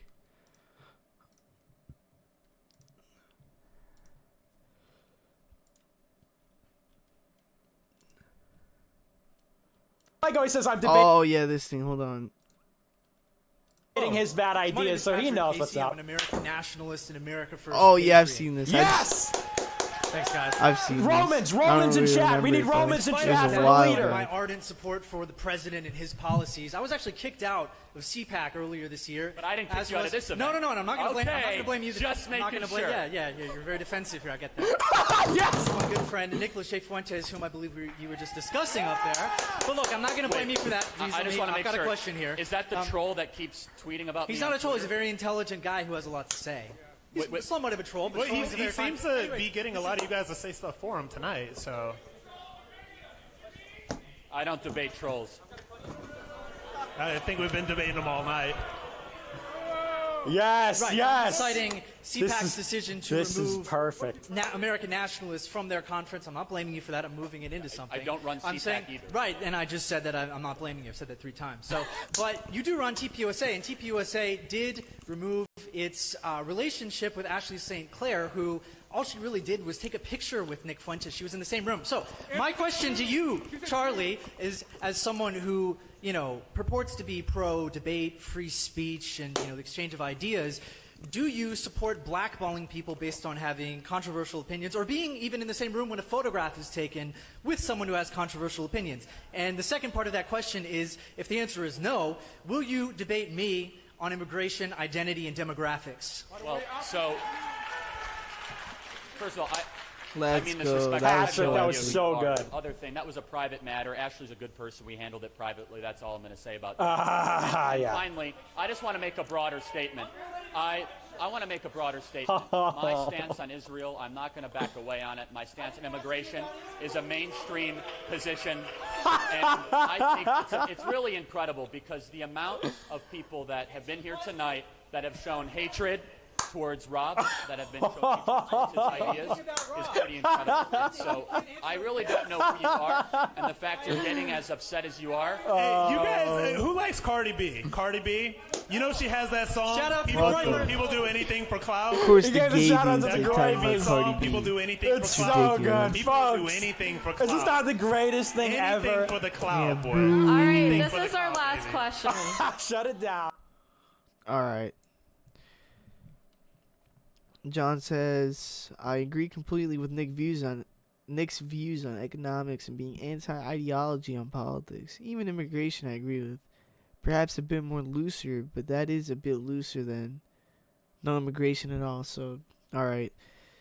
I agree with the immigration, definitely. It's one of the big things.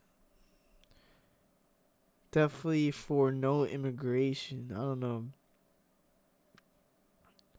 How much immigration would you want? I think we already have way too much immigration as it is, and if we really want any chance at undoing its consequences, which is already a really big stretch, then no immigration is really the only way to go. It is more than the jokes. More that the jokes are really vitrolic. I mean, Beardson's saying he would do certain things to Venti. I write this acknowledging that the cookie joke was good. Well, see, this is the thing again. Like, you're talking about Beardson. Okay, we don't care about Beardson. I don't mean that in, like, an asshole way. I mean, like, Beardson's not, like, a politician, dude. Beardson's just, like, an entertainer. And yeah, he does stupid shit, but, like, why are you letting him drive you away from the politics? I know there's, like, association there, but that's it. It's, like, association. It's not anything more than that. And, like, even Beardson himself has said he's not... Oh, look. He's everywhere, bro. I'm telling you. Try to run away from this guy, but he always comes back to haunt you, bro. So what was he saying? Man, he's haunting me, bro. He's making me lose my train of thought. Well, what was I talking? I was talking about the jokes. So yeah, like, why are you letting stupid things Beardson said drive you away from the movement? Who cares, right? It's like, yeah, honestly, I don't care. Like, obviously, I'm not saying it was like a good joke or whatever. Like, I don't think I'd say something like that, to be honest. But I really don't care. And not only do I not care, but it doesn't really matter anyways. What the fuck was Cardi B thingy, lol?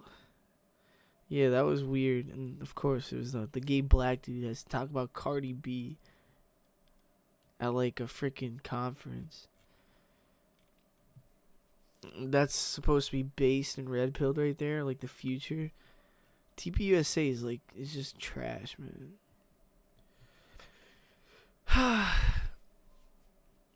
It's like a lot of people that don't like AF, they're like, everything that drives them away is not like the politics. It's like, man, like some of these people that associate with Nick, I just don't like them, man. Or like, oh, it's just the jokes, man. Like the jokes are not, I don't agree with them. It's a little too much for me.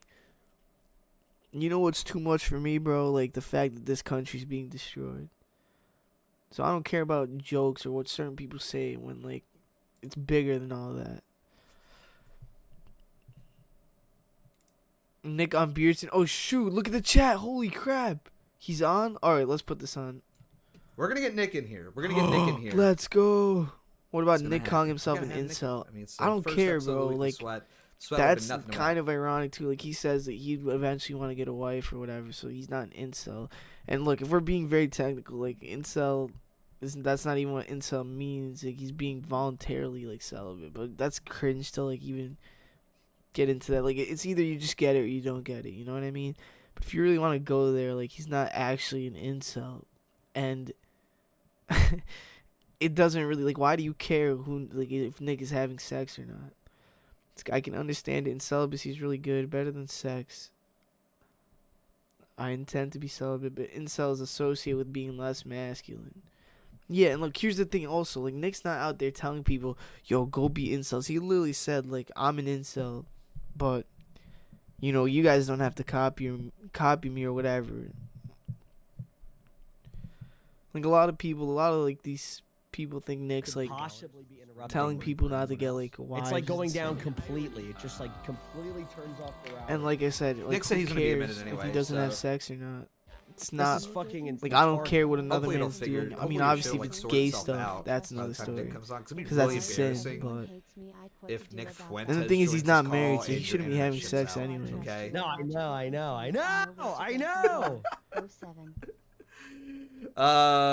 Thank you, Moff. Yo, what's up, Moff? Good to see you, man. For the 5, he says the stream being scuffed is part of the weekly sweat charm. Anyone that complains about it doesn't get it and never will get it. So true. $3 from Chumbo Wumbo says, is the stream buffering for anyone else? No, the stream's fine. It's just Dalton is the issue here. We have no dropped frames here. Let's go back here. Set People are this up. saying I'm getting DDoSed. Omega King says, Beardson, I believe you are a sane person. I trust your judgment. I'm sorry that everyone hates me. I don't know what to do about that. I've always seen you as a genius, so I trust you are logical and sane and know where to go from here. 07. Look, I don't hate you, man. It's just like super chats are bad. I'm gonna roast them. Okay, that's just the way that it is, and it's the way that it always will be. Don't hate you. You just act like a little bit of a retard sometimes, and we're gonna say fuck the fans. So, that's just the way that it is, man. I don't know what to tell you, but hey, appreciate the 5. Appreciate the... I just can't take Torba spurging out about Twitter. LMAO, he's taking credit for even Elon's shit posts. Lol. I haven't really been keeping up with Torba lately, honestly. I used to keep up with him more, but I don't know. He's sort of just fallen off my radar. So I don't know what's going on with that, but I can't imagine that he's like bugging out because if Twitter becomes free speech, then Gab is basically useless. Everyone's gonna go to Twitter. Which is sad because Torba's a good guy and he's done a lot. So and I respect him. He's a Christian. And he's done a lot of good things in general. Real and true. Yeah, but I guess it's weird. Yo, did you guys see the chat? whole, Yo, and that's like, funny. Speaking of the chat, like the chat was going crazy a while ago, and this stream has like 1,300 viewers, and then Nick also gets like that speed when he's reading the chat.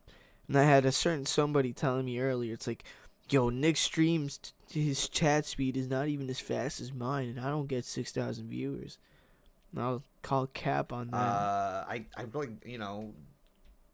I still, obviously I'm still really Is he gonna close get on here? I friends with put Nick. this on Like, he's because one of my people were best saying friends in Nick the was gonna world, get on here. And honestly, I thought the same about Jaden. It's like, so it's like, I don't know what to say here. I don't want to take any sides. Yeah. Hey, so someone joined in the Telegram. Oh, one of these guys is like echoing. Called Allison's Rage page. And the bio is, hey everyone, my name is Allison and I'm a conservative independent journalist from Orange County, California. What the? Oh yeah. Yeah. She hot? I don't know. She has her hand raised. If she had her hand right. No, I don't. I'm kidding. I don't give a shit. I'm not. Yeah, that's the last thing I want to do is date some professional woman,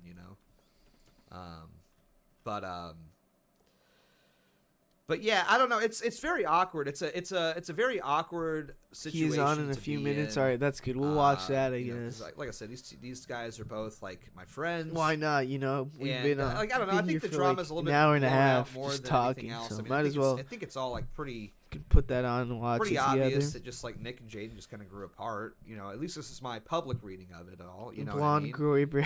And, Yeah, remember Blonde Dalton froze up Groiber? again, so that's cool. So I'm just That's still crazy. sitting here That whole just story was talking funny.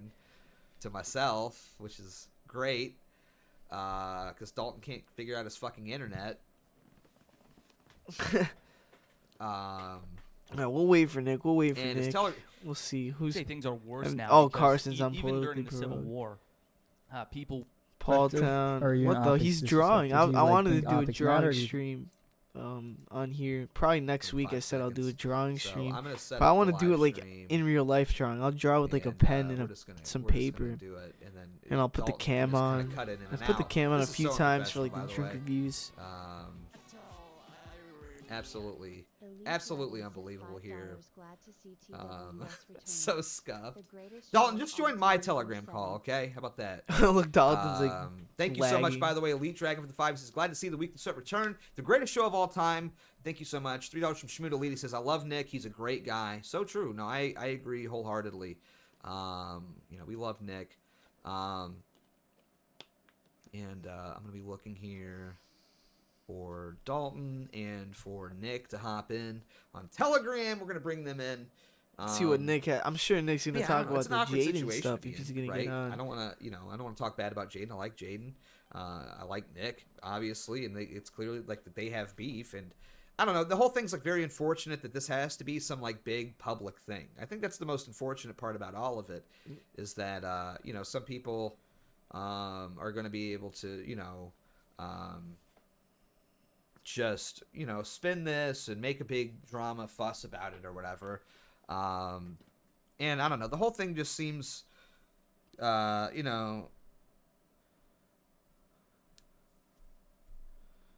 really, really unnecessary. That it's so public. I guess That's like literally exactly what I was saying. and like, it's also like part of Hey. Hey, bro, I'm just welcome realizing back. Just join listening my to Beardson, I kind of talk like him in terms of saying and like a lot. But yeah, that's basically what I was saying. Like, No, it's just I unfortunate it has to be but I'm public pretty sure stuff we're now. good. Just join my just join mine. Are you there? Yeah, just join mine. Okay. Beardson. Yes, I'm here. Okay, I was just making sure you're there because I don't know when shit's gonna fucking break again. That's what I'm saying. That's why you should join my Telegram call, motherfucker. Damn. I remember Jewish Groypers. He's still Alright, we're around. good. To be fair, for all of Nick's supposed hatred Jeez, for Louise, certain join people, my he does call. allow I'll let them you in, on and his then platform, I'll allow them mute to you. speak But that and way, all whenever that. Nick comes in, you can still hear him. It'll be fine. All right, I'm Okay. not. I All really right, don't have sounds anything good. to say about that I'll Jewish just mute you for Groyper. I've me. never heard of the guy. You're probably talking about some random Unbelievable. dude. I can't believe I'm gonna have to fire my co-host after the first No, episode. No. It would be good if Jaden and Nick did a 30-minute All stream right, together I'll to join stop their yours. rumors. Yeah, thank you. Yeah, I don't see that happening, honestly, Unbelievable, but man. I would like to see that. Unbelievable. Right here. Unbelievable, man. Why am I echoing? Oh, because you're listening to me. I don't see you in there yet. Why am I echoing? Yeah, hang on. I gotta mute you on my Oh, 'cause you're Discord. listening to me. I don't see you in there yet. Okay, you're good. All right. Nick says he's in. Oh, Nick's coming on. All right, Well, Nick Nick's says talking he's and all in. that. I'll just probably Some not memes talk is myself, Updating. How do you refresh? just so we can hear On him and some stuff. I know desktop, people is it usually come to my updating? How do you streams after refresh? and like watch the On replays of this desktop? stuff. So Like, I'm close in it? now, by just the way. make sure I don't Close it and it interrupt. still work. I know. Can I I'm close trying to. it? Can I close it and it still work? I know. I'm trying to. You're echoing like hard, by the way, Dalton. You're echoing like hard, by the way, Dalton. How am I echoing? Okay, there's Nick. All right, Nick's on. Let's Allow to go. speak. Okay, there's Nick. Should I put it full screen or leave it like this? Allow to speak. You guys tell me. Oh, I guess full screen's better. Dude, you are echoing. Or I guess Mute me on maybe we can see Telegram, the not on chat. Discord. Dude, you are echoing. Mute me. There we go. Dude, I hate Telegram so much. There we go. Nope, you're still echoing, dude. Dude, I hate Telegram so much. Nope, you're still echoing, dude. Dalton, if you don't fucking mute this, I swear to God, man. Some saying Nick jealous with Jaden because Soldier Boy friends with him now. Yo, that's epic. Can't believe that whole Soldier Boy thing happened. So much. Hey. Are we good? Yeah, hang on. Let me just turn. Can I turn your volume down? And it fix it. Yeah, Wait, I think we're good. I wait. mean, are we good on Oh wait, your end? let me just mute you on Discord. Yeah! There we go. Mute me on Discord. I thought that's what you did. All right, we got it fixed. Okay. I think Nick's in that's here what too. I think, dude, this is so scuffed. You didn't have me muted on Discord? Okay, it's fixed. I got it now. And this is your fault, by the way, Okay. Dalton. I don't want to hear it. Yeah, sure. Well, I mean, now I fixed it, so like we could have done it on mine, but Well, yeah, except for when your internet drops in like 5 minutes. yeah, true. That's fair. All right, I think everybody's in here. I think we got Nick in here. He's allowed to speak, and whenever he gets ready, I guess he'll pop in with a hey. Hey, There it is. Hey. hey, What's up, friend? what's happening? Oh, we're just doing the first episode of the Weekly Sweat here, friend. How are you? I'm doing good. Did you have a good Well, good flight? no, I don't know what you're talking about. I mean, a good drive. I don't know what you're talking about. I'm having a good day. You having a good great day? Yeah. Yeah. But yeah, no, congratulations on the weekly sweat. Very exciting. Thanks, man. Yeah. Good to have you back because you're such an important part of the sweat. So it feels good and right to have you back for episode 1, man. Yeah, no, it's such a thrill. We've all missed it, and no, and what a night! And we wouldn't have it any other way. Honestly, So true. dude, So true. honestly, yeah, the dissident right drama show. What would it be without drama just cropping up on night 1, right? And we're back, and I'm thinking we're back. Uh, it's so funny because when I used to come on the Weekly Sweat, that was like the era of blood sports and drama, and people call me a bridge burner and shit. And they're saying to turn me up. Why don't you turn me up? I maxed you out. You're good now. Tune me up. You are So, maxed. so yeah, so I'm thinking we're kind of back on our bullshit. I think we're kind of back on a new era here, don't you think? Wouldn't you say that's accurate? Season 4, baby. We're here. We're taking over. Well, things have to be called out. So that's what happens. Well, I didn't really. I'm going to be honest. I didn't really catch your show. I was preoccupied for like the past hour, doing things. Literally, just not even on my phone. But did you address basically what's been going on? Have you talked about that? It was literally like great timing because we were just starting to get into it. We got into the anime stuff, and then we're segueing into that. Well, yeah, I mean, I'll obviously just explain my take on it. It's honestly, it's just disappointing. It's the whole situation is really just a tragedy, in my opinion, because it was so avoidable and it just like is unnecessary. And you have to know that when this kind of shit goes on, the worst people in the world are like rubbing their hands together, like people that we all hate, people that everybody involved in this hates, the ankle biters, the clout chasers, the haters, people that hate all of us. They all love when this shit happens. And so it's just like really embarrassing and just kind of sad that like we're doing this true Goyim shit where, instead of just like having any sense of discretion and just like professionalism, instead everything's got to just be like, you know everything. We want to do everything passive aggressive, everything public, whatever. So I'll just say at the outset, like it's unfortunate because I'll just say straight out, me and Jaden basically haven't talked since like November. I mean, we've hung out a few times, but really we haven't been cool, I would say, since like November. Um and and I basically didn't say anything. I mean, it is what it is. I'm not going to get into the details. I'm not going to get into whatever that's all about. But we haven't been cool for a long time. It's between me and him, and it's not really anybody's business. But we just had differences for some time, and and I basically let him do his thing. I've been very unhappy with him for a long time, and I just let him do his thing. He's on his show, whatever. um and so then I think people began to notice this. They're like, hey, why don't you hang out anymore, why don't you game anymore, whatever. And here I'm being extremely gracious, and I say a couple weeks ago people are like, hey, why don't you talk about Jaden? And I said, well, we're just not like close friends anymore, which is and that's it. I said, yeah, we're just like not really close anymore. I said, but yeah, there's no beef, there's no drama. We don't want drama, whatever. And then I get all this spite, and it's like, again, the business between me and Jaden is basically as between us. I don't really want to go there. I don't want to embarrass him, and I just don't think that's beneficial to escalate to that level.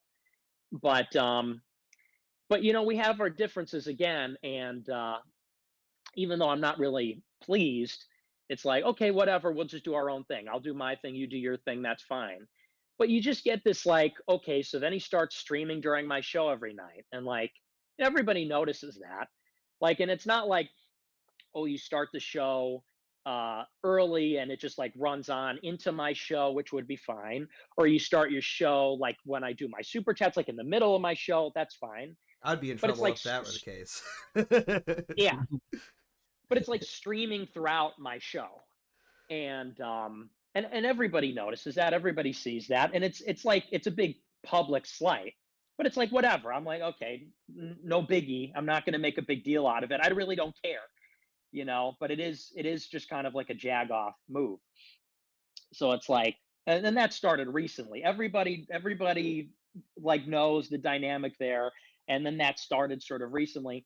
Then, Jake Lloyd makes this comeback, and all the Jaden people are gassing him up. And like, in case people don't know, Jake Lloyd did the same thing that Patrick Casey did, except without the flame out. If everybody remembers the original beef with Patrick, which you called out a year ago, was that he wasn't going to AFPAC 2. People forget that. It's like, yeah, then he went on a tirade against me and, tried to expose me or something and lied. But what preceded that was that he was abandoning the movement. And it's like, so you bandwagon on a Groyper war, you make a ton of money off of my residual audience on D Live, you speak at my events, I graciously allow him back into the fold after he was very rude to me years ago. And then he doesn't go to AFPAC 2. And it's like, I took that as a big sign of disloyalty. And same thing with Jake. And Jake said like, oh, well, he made up some bullshit excuse. And I said, okay, whatever. And I keep asking him like, hey, like, if you want to quit this thing, like, just tell me, but like, let me know. And he kept telling me, no, I'm still a part of this, but I'm just doing my own thing or whatever. Well, then I find out he's best buddies with Matt Kipta. And Matt Kipta was a guy who I looked up to, one of my best friends, talked to him every day. I've gone over the story on stream before. This is like a DC guy. And I've known this guy for a year or two. And I considered him a close friend. I considered him a confidant. I considered him a trusted person. I helped him a lot. I introduced him to a lot of people. I introduced him to a lot of my contacts. I tried to get his projects off the ground. And after January 6th, he just stops talking to me.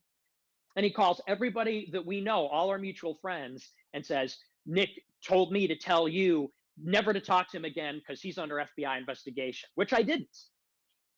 And like, so some people are saying like, oh, this is not a big deal. Like, what's the big deal? That's a big deal. When we're out there trying to stop the steal, like at the end of the day, it's not about me. It's about America first. And like when I was out there during Stop the Steal, that was like about fucking saving Trump. And so we were all out there and we all knew what we were doing. We all knew the stakes there. And it's, in retrospect, it's unsurprising that something like January 6th happened because, we're out there saying like the election's rigged. And so we, in a sense, understood like what the significance of that. Like what I mean by that is when you have lots of people protesting a stolen election, like the government doesn't like that. And so in other words, like we knew we were taking some kind of a risk there, but it was for the greater good. And like obviously you see with inflation, with illegal immigration, war with Russia, like it was a worthwhile cause. If there was even a small chance that we won back then, it would have been worth it. And that's all anybody was thinking about. So, we're out there and he's out there too on the 6th. And then of course it gets hot, January 6th happens. And then, yeah, the feds do come down and the persecution starts and all that. And it's like, I stayed true to the cause. I'm like, no, we're not afraid. We're not backing down. We're going to do AFPAC 2. We're going to still push with this stuff. And across the board, you get Patrick is like, oh, no, we can't do anything anymore. We can't do IRL activism. Basically, right-wing politics is dead. Let's all crawl in a hole and die. And then, of course, he doesn't go to AFPAC and betrays me personally and professionally. Matt Kipta, who's, again, I trust this guy. He's older than me. I look up to him. I have very few friends. I have very few people I could trust for this reason. And I did trust this guy. And I did look up to him. And we talked every day. And we're in group chats and all this. And like the day after January 6th, and by the way, he was there, he ghosts me, blocks me, and then goes on a call spree and calls everybody I know and says, oh, don't talk to Nick. He's radioactive now. He's under FBI investigation. And like tries to blow up my network and throws all his weight behind Casey. And then so Jake Lloyd basically does the same thing. You know, he rides the Groiper wave. Shit gets hot. Oh, okay. And it's like, listen, not for nothing, but we were really nice to Jake. Jake, like, really struggled when he was in this thing. He didn't have any money. When he went to events, we paid for his flights. I paid for his flights out of my pocket. Okay. And we let him speak at these things. We let him speak at Groiper Leadership Summit, whatever. And basically, we had his back. And so after all that, the guys just, oh, bye, see ya. Oh, things get bad. Oh, you'll never hear from me again. Like, that's just wrong. And I didn't go after him until I found out that not only because, and again, we knew that he bailed on us for a long time. It wasn't until I find out that not only did he bail on us, but then he goes back into politics and he's trying to fashion himself as like some Con Inc. guy. So it's like, you know, you got chicken shit and ran away. I didn't say anything about it for like a year because it's like, whatever, you just don't have the balls for this. But then I find out that not only does he leave, but then he's trying to create this like, oh, I was never America first. I was never a Groiper and fuck Nick Fuentes. And not only that, but he's with Kipta, who's now best friends with Patrick Casey. And it's like, you know, I can, and here's the thing. People are trying to portray me as like, oh, I'm some kind of petty guy who just attacks people for no reason. I didn't attack this guy for like a year. He ditched us, whatever. But not only does he ditch us, then he's going to be like, oh, now I'm going to pretend like I don't know anybody. It's like, well, that's not actually right. It's actually not right that, you know, you're in the fucking trenches with us. You blow up because of Groiper War. You stream on D Live. You're allowed to participate in all this. We fucking help you. You build your name with us. And then you're going to go and be like, oh, Nick who? Nick Fuentes who? Groiper's who? I don't know what that is. I'm just a national populist. Like, that's just bullshit. And not only that, but then he's going to be with this guy who it's not like he did a little thing. Like, he literally, in my darkest hour, when I'm being investigated, the feds took my money, I'm on a no-fly list. In my darkest hour, somebody I fucking trust is going to call everybody we know and try to burn me for no reason. And I'm not exaggerating, for no reason. And Jake Lloyd's just like palling around with this guy. And even with Jake Lloyd, I didn't really say much. I think I did one stream where I went off on it and it was whatever. And anyway, so that's just to catch up to speed on that. So, you know, like, so back to the situation with Jaden, you know, we're not really cool, whatever, but I don't say anything. Because if I said something, then people are going to get mad at him. So I didn't say anything. You know, he's streaming and people think nothing's going on. And his people are shitting on me. His biggest donor, Ultros, who, by the way, his name is Ultros666. He changed it to 668 because, you know, it's kind of like bad optics when you're like in a Christian movement and you've got the fucking mark of the beast in your handle. That's the biggest donor now. That's the new T-Based. That's Jaden's T-Based. Is this guy whose fucking handle is Ultra. So let's see. T-Based was a simp, and he was paying fucking pole dancing prostitutes to sing Disney karaoke. And now we got Devil Worshipper, who's the new one. And you could check out his Twitter likes, and it's liking Medicare tweets, calling me gay. It's all this other shit. So you got his crew dissing me. He's streaming during my show. He's with Jake Lloyd and all that. And so it's like, you know, and again, I still really don't call him out. The most that I say is I'm like, yeah, like, we're not really friends anymore, which is pretty gracious, all things considered. And then, you know, we get this little bitch fit this weekend. So I text him and I say, hey, could you sign something for the foundation? And that something was a letter of resignation that we prepared, because you actually can't go around palling around with people like Jake and dissing me and getting funded by people that fucking hate me and be on the foundation. Like, that's what's not going to happen. And then he sends me the letter of resignation and says, oh, I'm resigning. And that's sort of like, well, you can't fire me because I quit. You know, it's like, oh, okay. And it's like, and even then, I didn't say anything. You know, even then, whatever. We prepared the letter of resignation. He sends it in. Okay. And then and still, I'm like, well, let's just keep it cool. I'm like, I'm not going to say anything. And then he goes out of his way today to announce, oh, attention, everybody, I'm withdrawing from the foundation. And it's like, okay, well, actually, I asked for your resignation. And then he's going to come, he's trying to take the high road. He's texting me this, but I've known this guy for years. I put this guy on. I can't even tell you the things I've done for this guy. And it's, hey, best wishes. Hope we could still be cool. Thanks for everything you've done for me. Best wishes. Yeah. All these years of friendship, everything I've done for you and really gotten not much in return, but that because I'm a friend actually. And I get a fucking jagoff text back. And then he's going to go and try and fucking embarrass me and say, actually, I resigned. It's just like, and here's the thing. I didn't want it to go down like this. I really didn't. I tried so hard to just keep it discreet and to just keep it so that everybody could honestly be happy. And I was willing to basically take it on the chin. People are in the chat saying like, oh, Nick betrayed Jaden, blah, blah, blah. And I'm like, whatever, like let them just say that. And he could do his stream and he could do his thing, whatever. I mean, I really went out of my way here. And you just get continually just like, no, there's just no reciprocation there. There's no reciprocity. It just isn't right. And, not for nothing, but you look at what's gone on over the past few years, and every time this happens, it's like, notice nobody's ever, like when Patrick flamed out, nobody went with Patrick. And like, what does that tell you? Because now people are trying to turn it around on me and say like, oh, well, if everyone's betraying you, you're the problem. No, if you're a traitor, that's wrong. I'm sorry, but if you're an ingrate, if you're a traitor, like I'm not the bad guy for responding to that. And it's like, so when Patrick flamed out, nobody went with him. When Jake Lloyd ditched, again, nobody went with him. And now that this is going on, I don't think anybody in our circle is saying, yeah, Jaden's really right here. No, nobody's saying that because it's not true. Because everybody in my circle knows that, and he knows it too. And that's the most fucked up thing is that I just don't deserve that.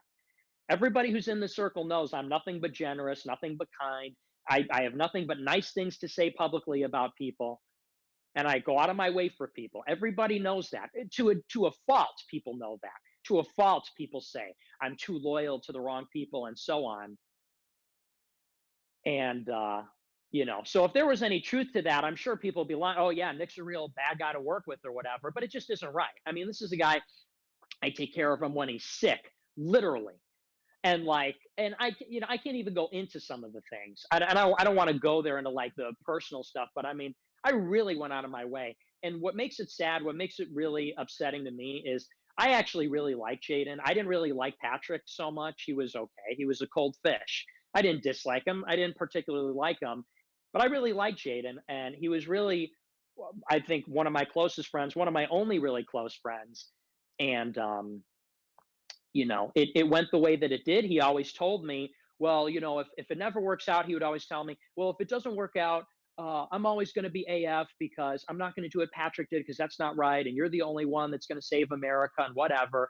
And it's like, so clearly, actions and words just don't mean anything, and at the end of the day, I guess to summarize all this, it's like, this is like the real human being movement. I'm a real human being, okay, with the flaws, with the benefits.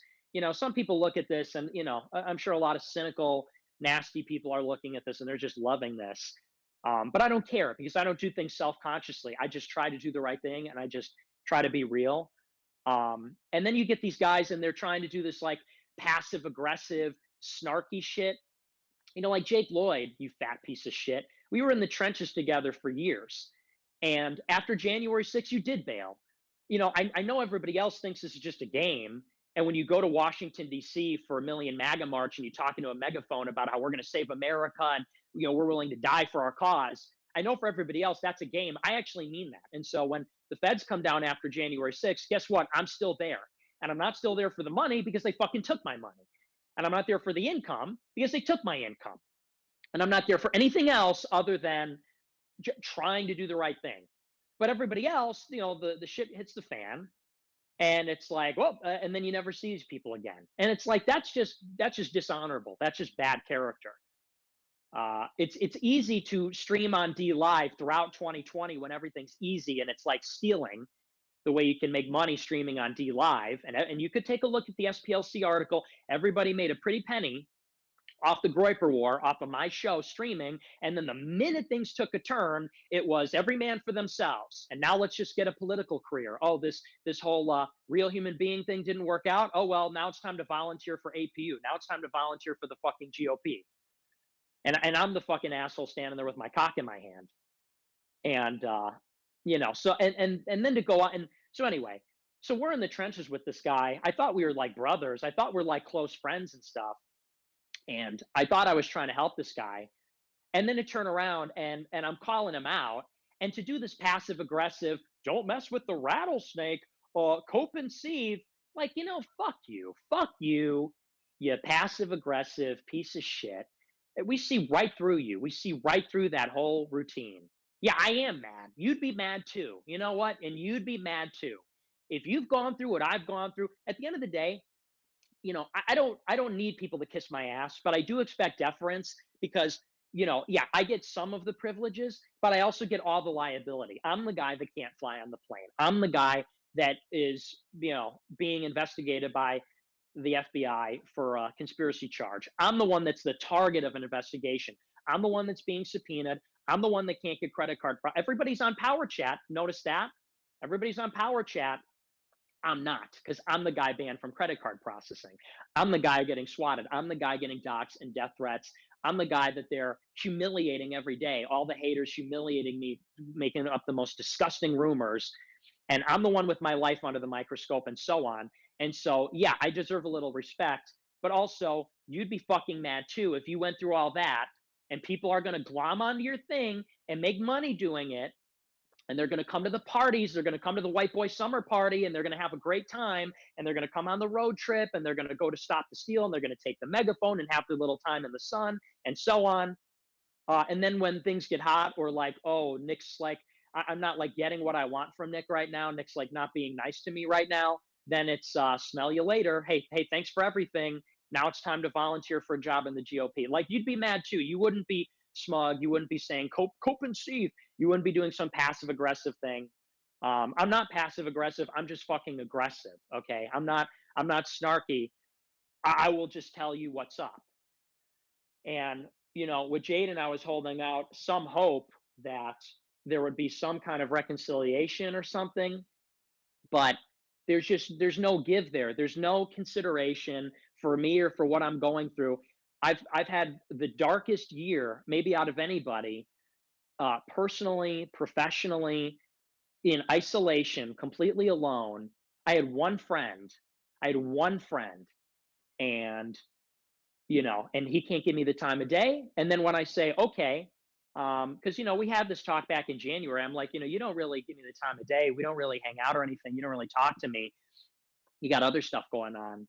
I'm like, I'm telling you, like, we're probably not going to be friends. I want to be your friend. Like, I like you, and so on. And then and then there's just no follow up. And then I say, okay, well, I guess I'll find a new friend. I guess I'll just try and find some other companionship. Oh, now I'm suddenly the bad guy. Now it's time to spite me. Now it's time to do these passive aggressive digs. It just isn't right. It's just not right. The way that you treat people matters. Yeah, some people are people are taking sides. Some people are going to take one side. Haters are going to rub their hands and make money off this, whatever. But if you're a Christian and if you believe in any of the shit we've been saying for years, what you do and say actually matters. Even if people don't believe the story, or there's different sides, and there's just no way around it. This just isn't right. It's just not. I'm not being treated fairly, and it's just a shame, because I feel like I don't deserve it, and I'm not like some super self-righteous person. I don't really ask for much, actually. And I get less. I don't really ask for anything, really. I mean, what's even the expectation? I mean, there's no expectation. It's just like, hey, don't abandon me. Hey, don't betray me. And still I get disappointed. So that's sort of my feeling on the whole thing. It's just, it's not cool.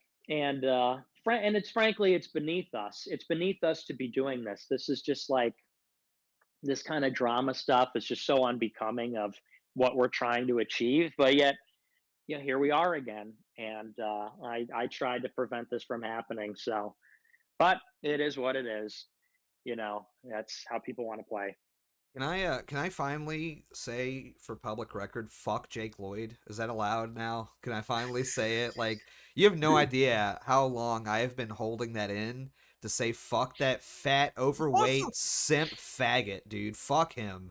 What a I fucking want to piece say of too, I shit. gotta get this off.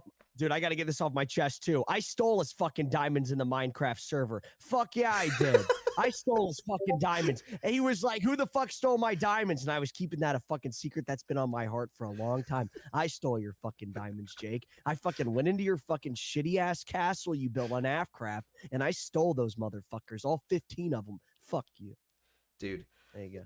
Yeah, honestly, fuck Jake Lloyd. Like, you know what's so funny about Jake is that, like, I mean, I was friends with him too. I literally went out of my way multiple times to, like, help him with his streaming, like, to help him figure out what he wants to do, like, help him with technical stuff, like, time out of my fucking day to help that motherfucker out. And then what happens? January 6th happens, and guess what? He's a fucking ghost, and we never hear from him again, basically. I haven't heard from him since then.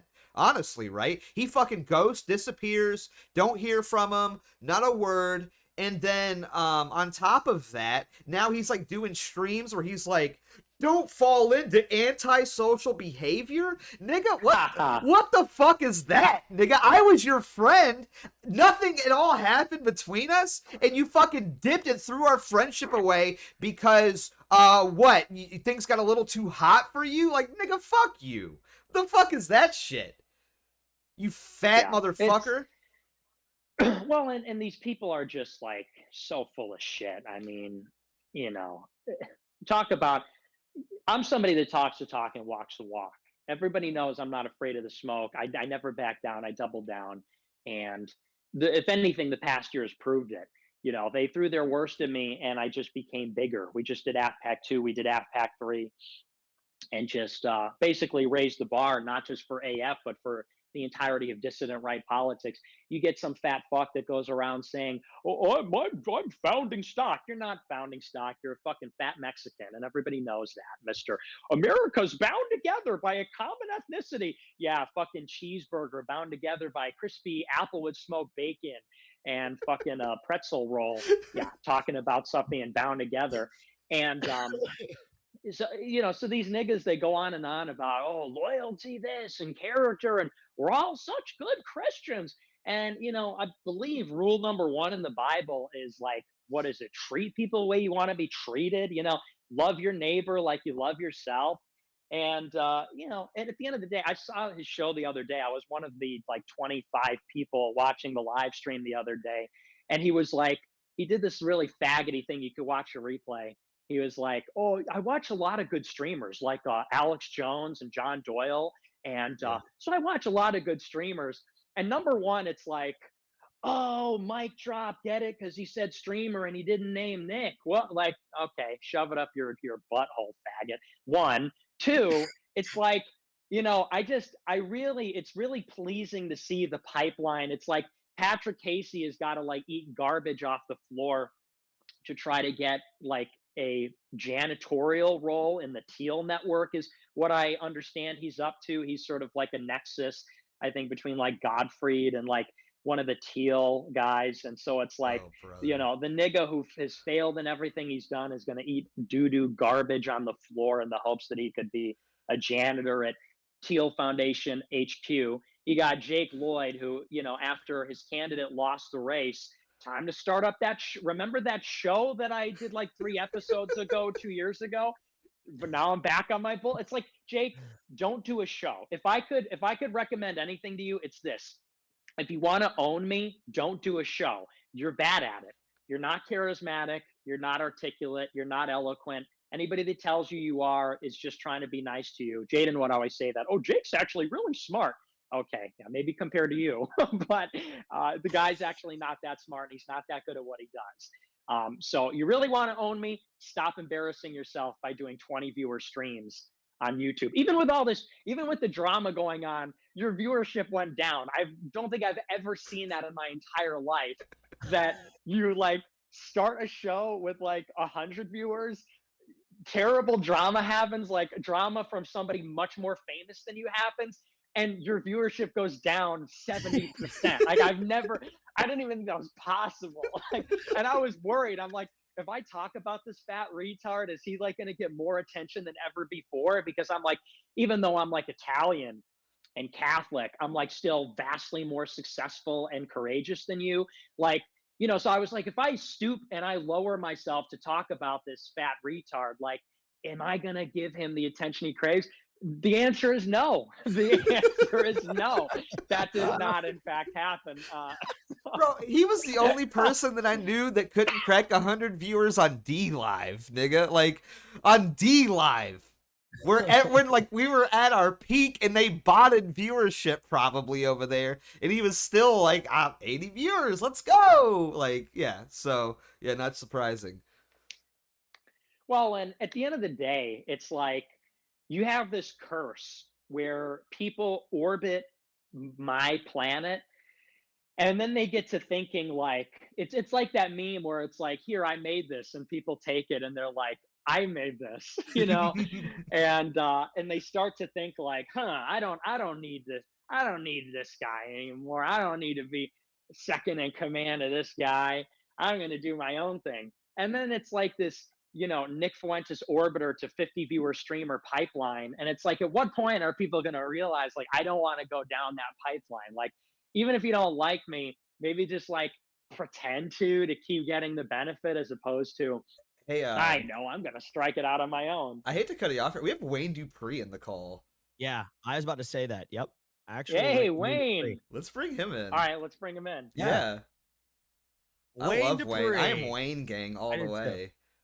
I watch his show Uncensored. That's where I learned about him. This is incredible. Are you there, Wayne? You gotta unmute your mic. He's gotta unmute.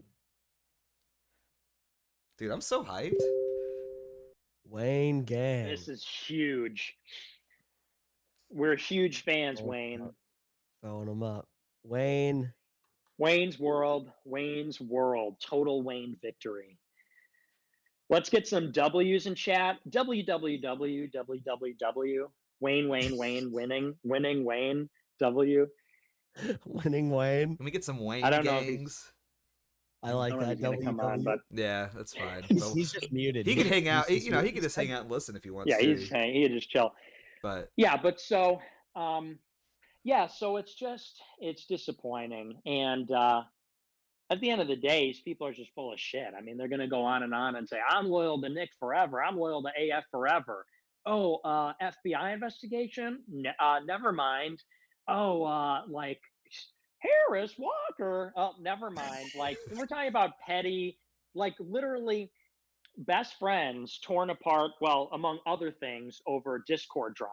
Like, I have my grievances. I think his beef is like, Harris Walker talking about me on Discord. It's like, come on, nigga.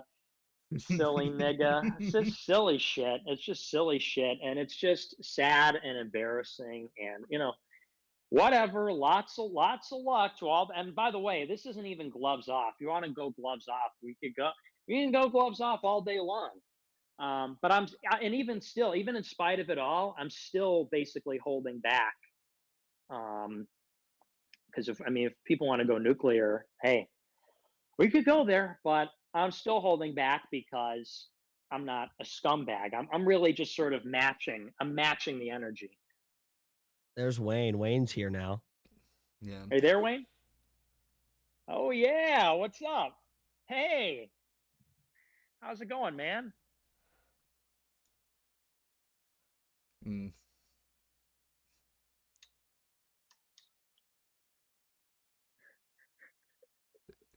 Is he talking or am I just okay? I guess he's not talking. All right. No, he's talking. He's talking. Oh, is he? I He's can't hear talking. him. Can you hear him? I can't hear him. You can't hear him? Dang it. No. Telegram sucks. Let me like.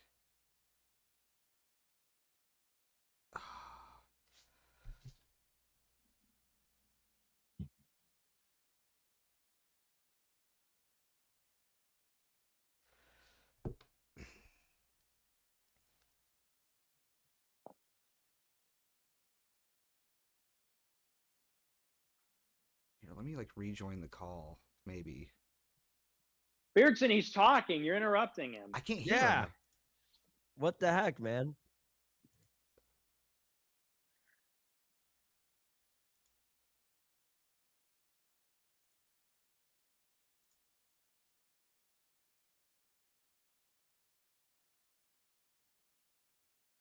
Can I leave the call and come back without closing it? Is that possible? Because I can't hear it. Dude, Telegram sucks so bad.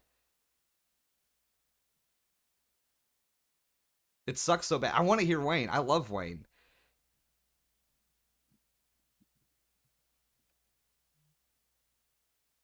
You can hear him on Telegram. I know. I'm trying to fix this.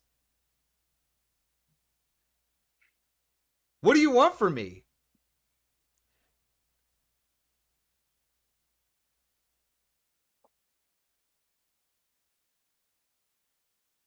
Oh my gosh. All right. I didn't mute him. He's not muted. He's literally... Dude, do you want to see it? Look. There's the Telegram call. There's Wayne Dupree all the way turned off, okay? It's literally Telegram's bugged because, like, Telegram sucks, okay? I'm sorry that Telegram sucks.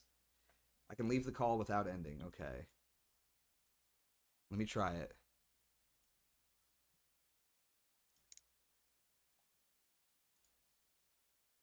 Dude, I fucking hate Telegram so much. I don't know why Telegram sucks so bad. All right, hang on. Let me fix this. 1 second. I'm going to try to rejoin the call. Hey, Wayne, real quick. Beardson, you can unmute me. I'm an irony. Hang on. Let me fix it. I'm trying to fix this. Irony. Anonymous sent $3. I remember when Beardson went after Jake Lloyd for not going to a fact 2 and Jake just rolled over Yeah, and I took think it. we'll Glad you called get out it that this way. bullshit way ahead of All right. time, King. Let's see if this works I'm now. an irony. Is Nick still here? Yep. Yeah. Nick is still- There we go. I fixed it. Sorry about that, Wayne. My Telegram was bugged. Oh, no, out. Sweet. No, that's all right. I mean, I just was listening to Nick, and you know, I mean, I remember him over at RSBN, and I mean, I've watched him over a while from afar. You know what I tell people, I don't always pop into everybody's stream or whatnot, but I'm almost like the Sting from from during the NWO days. I watch from the Raptors. You know, I watch people and I watch how people react to certain things, and that's why, Nick, I tell you this right now, I don't have a whole lot of friends in the conservative movement. I don't, and you know why? Because I don't trust everybody. I don't trust everybody, and I know that there are some grifters out there. I know there's some liars out there. I know there's some cheaters out there. These little cliques that they get in. Um, I just posted on social media earlier. I was like, all these people that grew their social media accounts to millions and millions of followers on Twitter. But isn't it funny that Twitter was banning people and kicking people off, but the numbers were still going up for these individuals? Like, how do you do that? If the people that's being kicked off are leaving, how are your numbers still growing? You know, you're supposed to be social influencers, but y'all don't even go into the community. Y'all just go jumping to conference, just speaking and speaking, and nobody's doing nothing in the goddamn community. So true. You know, but hey, you don't want to invite me anywhere because I don't talk like you. I don't have those fucking talking points. I don't believe in those talking points, and there's a reason why I don't believe in those talking points. Is because I don't believe that many of these people believe in what they say. They just want to get paid, man. Yeah. They just want to get paid, and uh, and they aren't going to promote anything unless they get paid. So That's right. So with what Nick is doing, I've watched what you have built. I've seen there was one YouTube, man. There was one YouTube that I just peeped in on you. And I was watching those donations. I was like, what the fuck? Good. I was like, this dude has only been on for like 15, 20 minutes. I'm like, $100 donation, $200 donation, $40 donation, $50. And he hadn't really gotten into his topic yet. He was like, yeah, thank you everybody for joining. It was like 15 minutes and still welcoming. Yeah, I'm getting ready to get into everything right now, but thank you very much.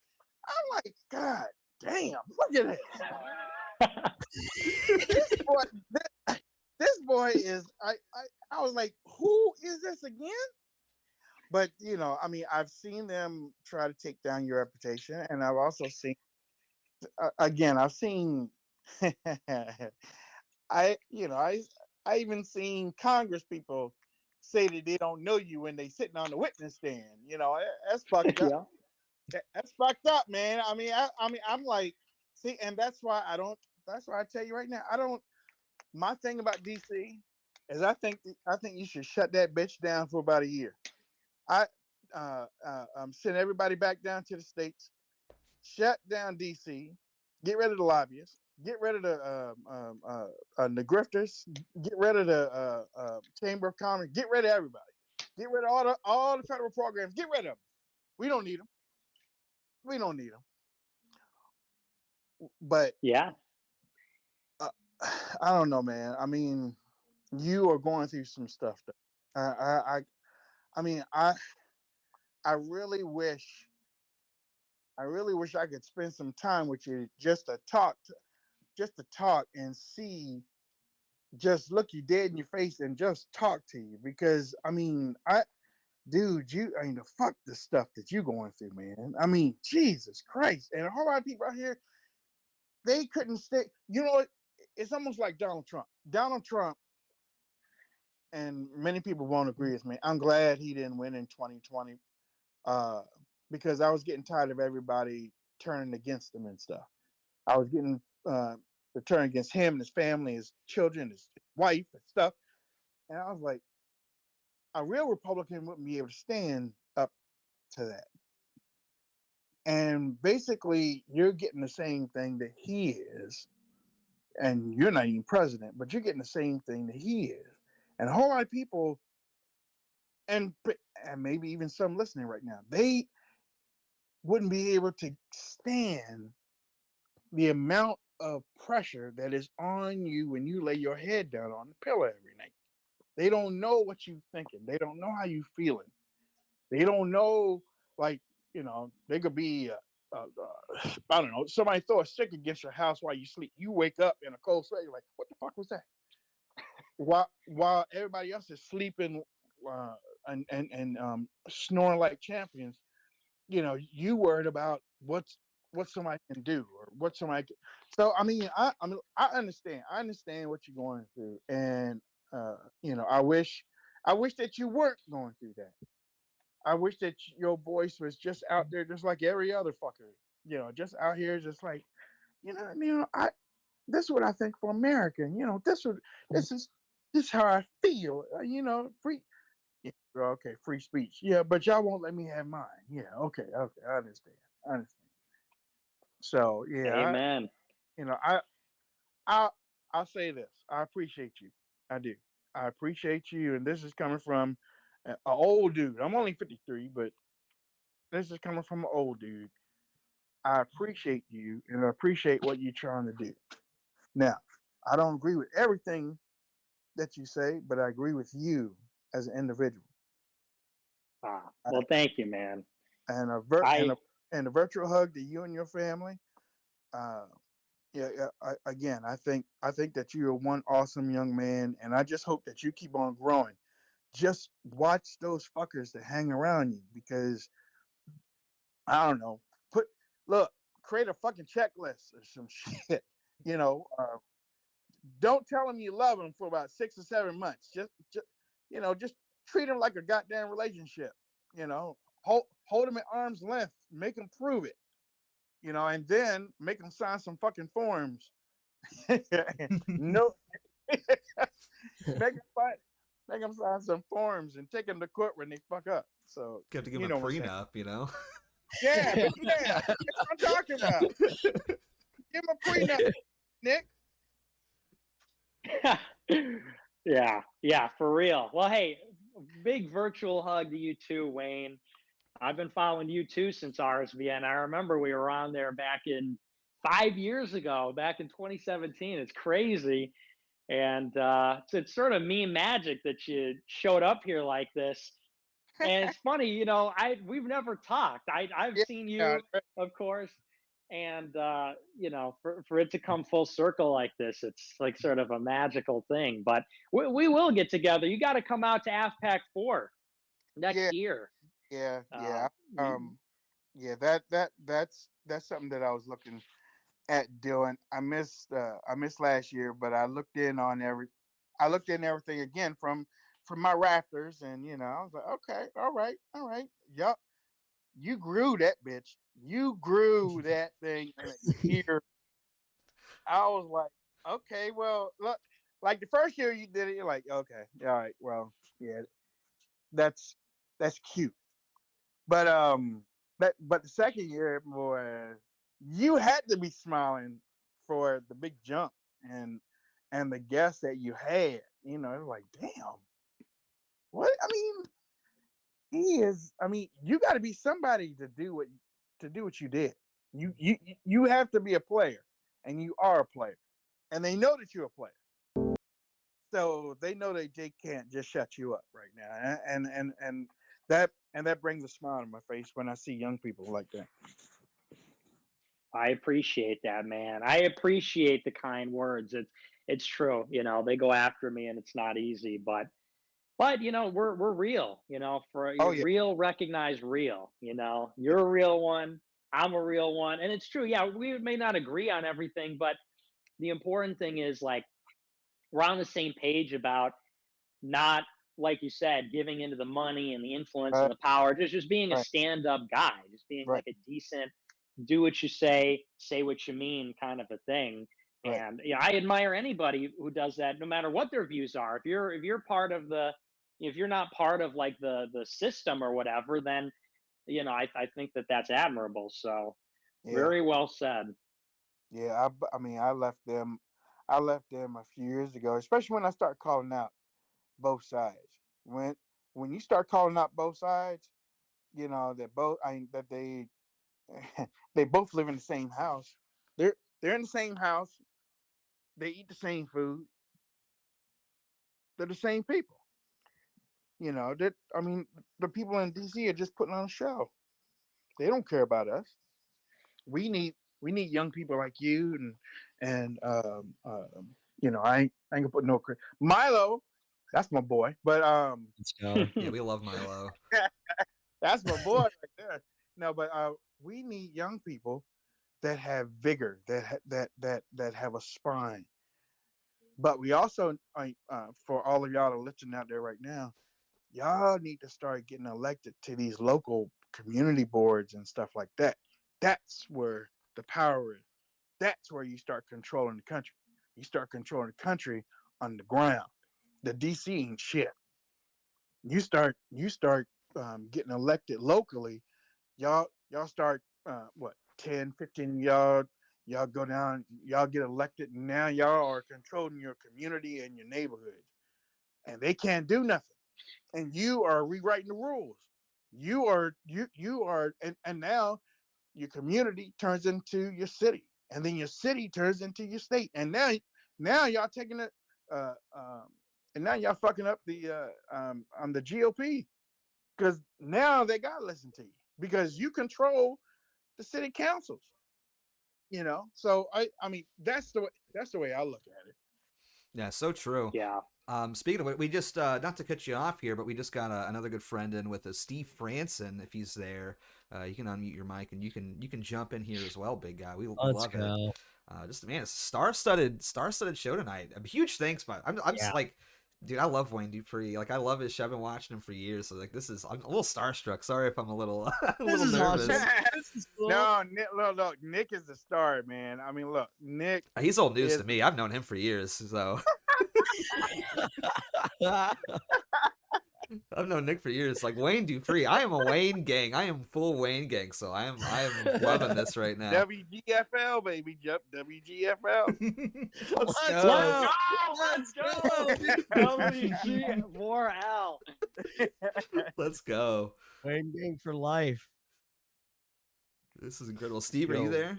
I'm not a white supremacist. I'm a Wayne Dupremacist. There we go. Let's go. Let's go. Yo, what's up, Franson? How you doing, dude? Yo, what's up? I just want to say Wayne gang for life. I support Wayne Dupree. Big shout out, big guy. Thank you, man. You know, I've tuned into Wayne Dupree over the years here and there, and man, so it's thrilling that Wayne is at Cozy. It's like the stars are aligning. So yeah. But anyway, I when I saw Nick on Cozy, I was like, you know what? I want to be over there with him. I did. When I saw that, and you know, I'm usually good on picking up new ways to broadcast, new platforms. But when I saw Nick over there, because at first he was on D Live, so I followed him over to D Live. And then when I saw what they did to him at D Live, then he went over to Cozy. I was like, I want to be over there where he is. So yeah, man. I mean, you were behind me at RSBN, but I'm following you wherever you go. So I mean, I just want to be there for your support, my friend. Hey, I appreciate you, man. I'm a diehard Wayne fan. It means a lot to me. Thank you, man. yeah, Nick, I just want to say a word of support, man. You know, I'm sorry stuff is going down the way it is, and you know, hopefully the public footprint of this is minimized, and you know, this can be a gentlemanly accord for everybody. I don't really know the ins and the outs, but you know, I don't like this. Like I don't understand that people don't know what they're getting into or something. Like this is, you know, we live in an empire. The empire is in its death throes.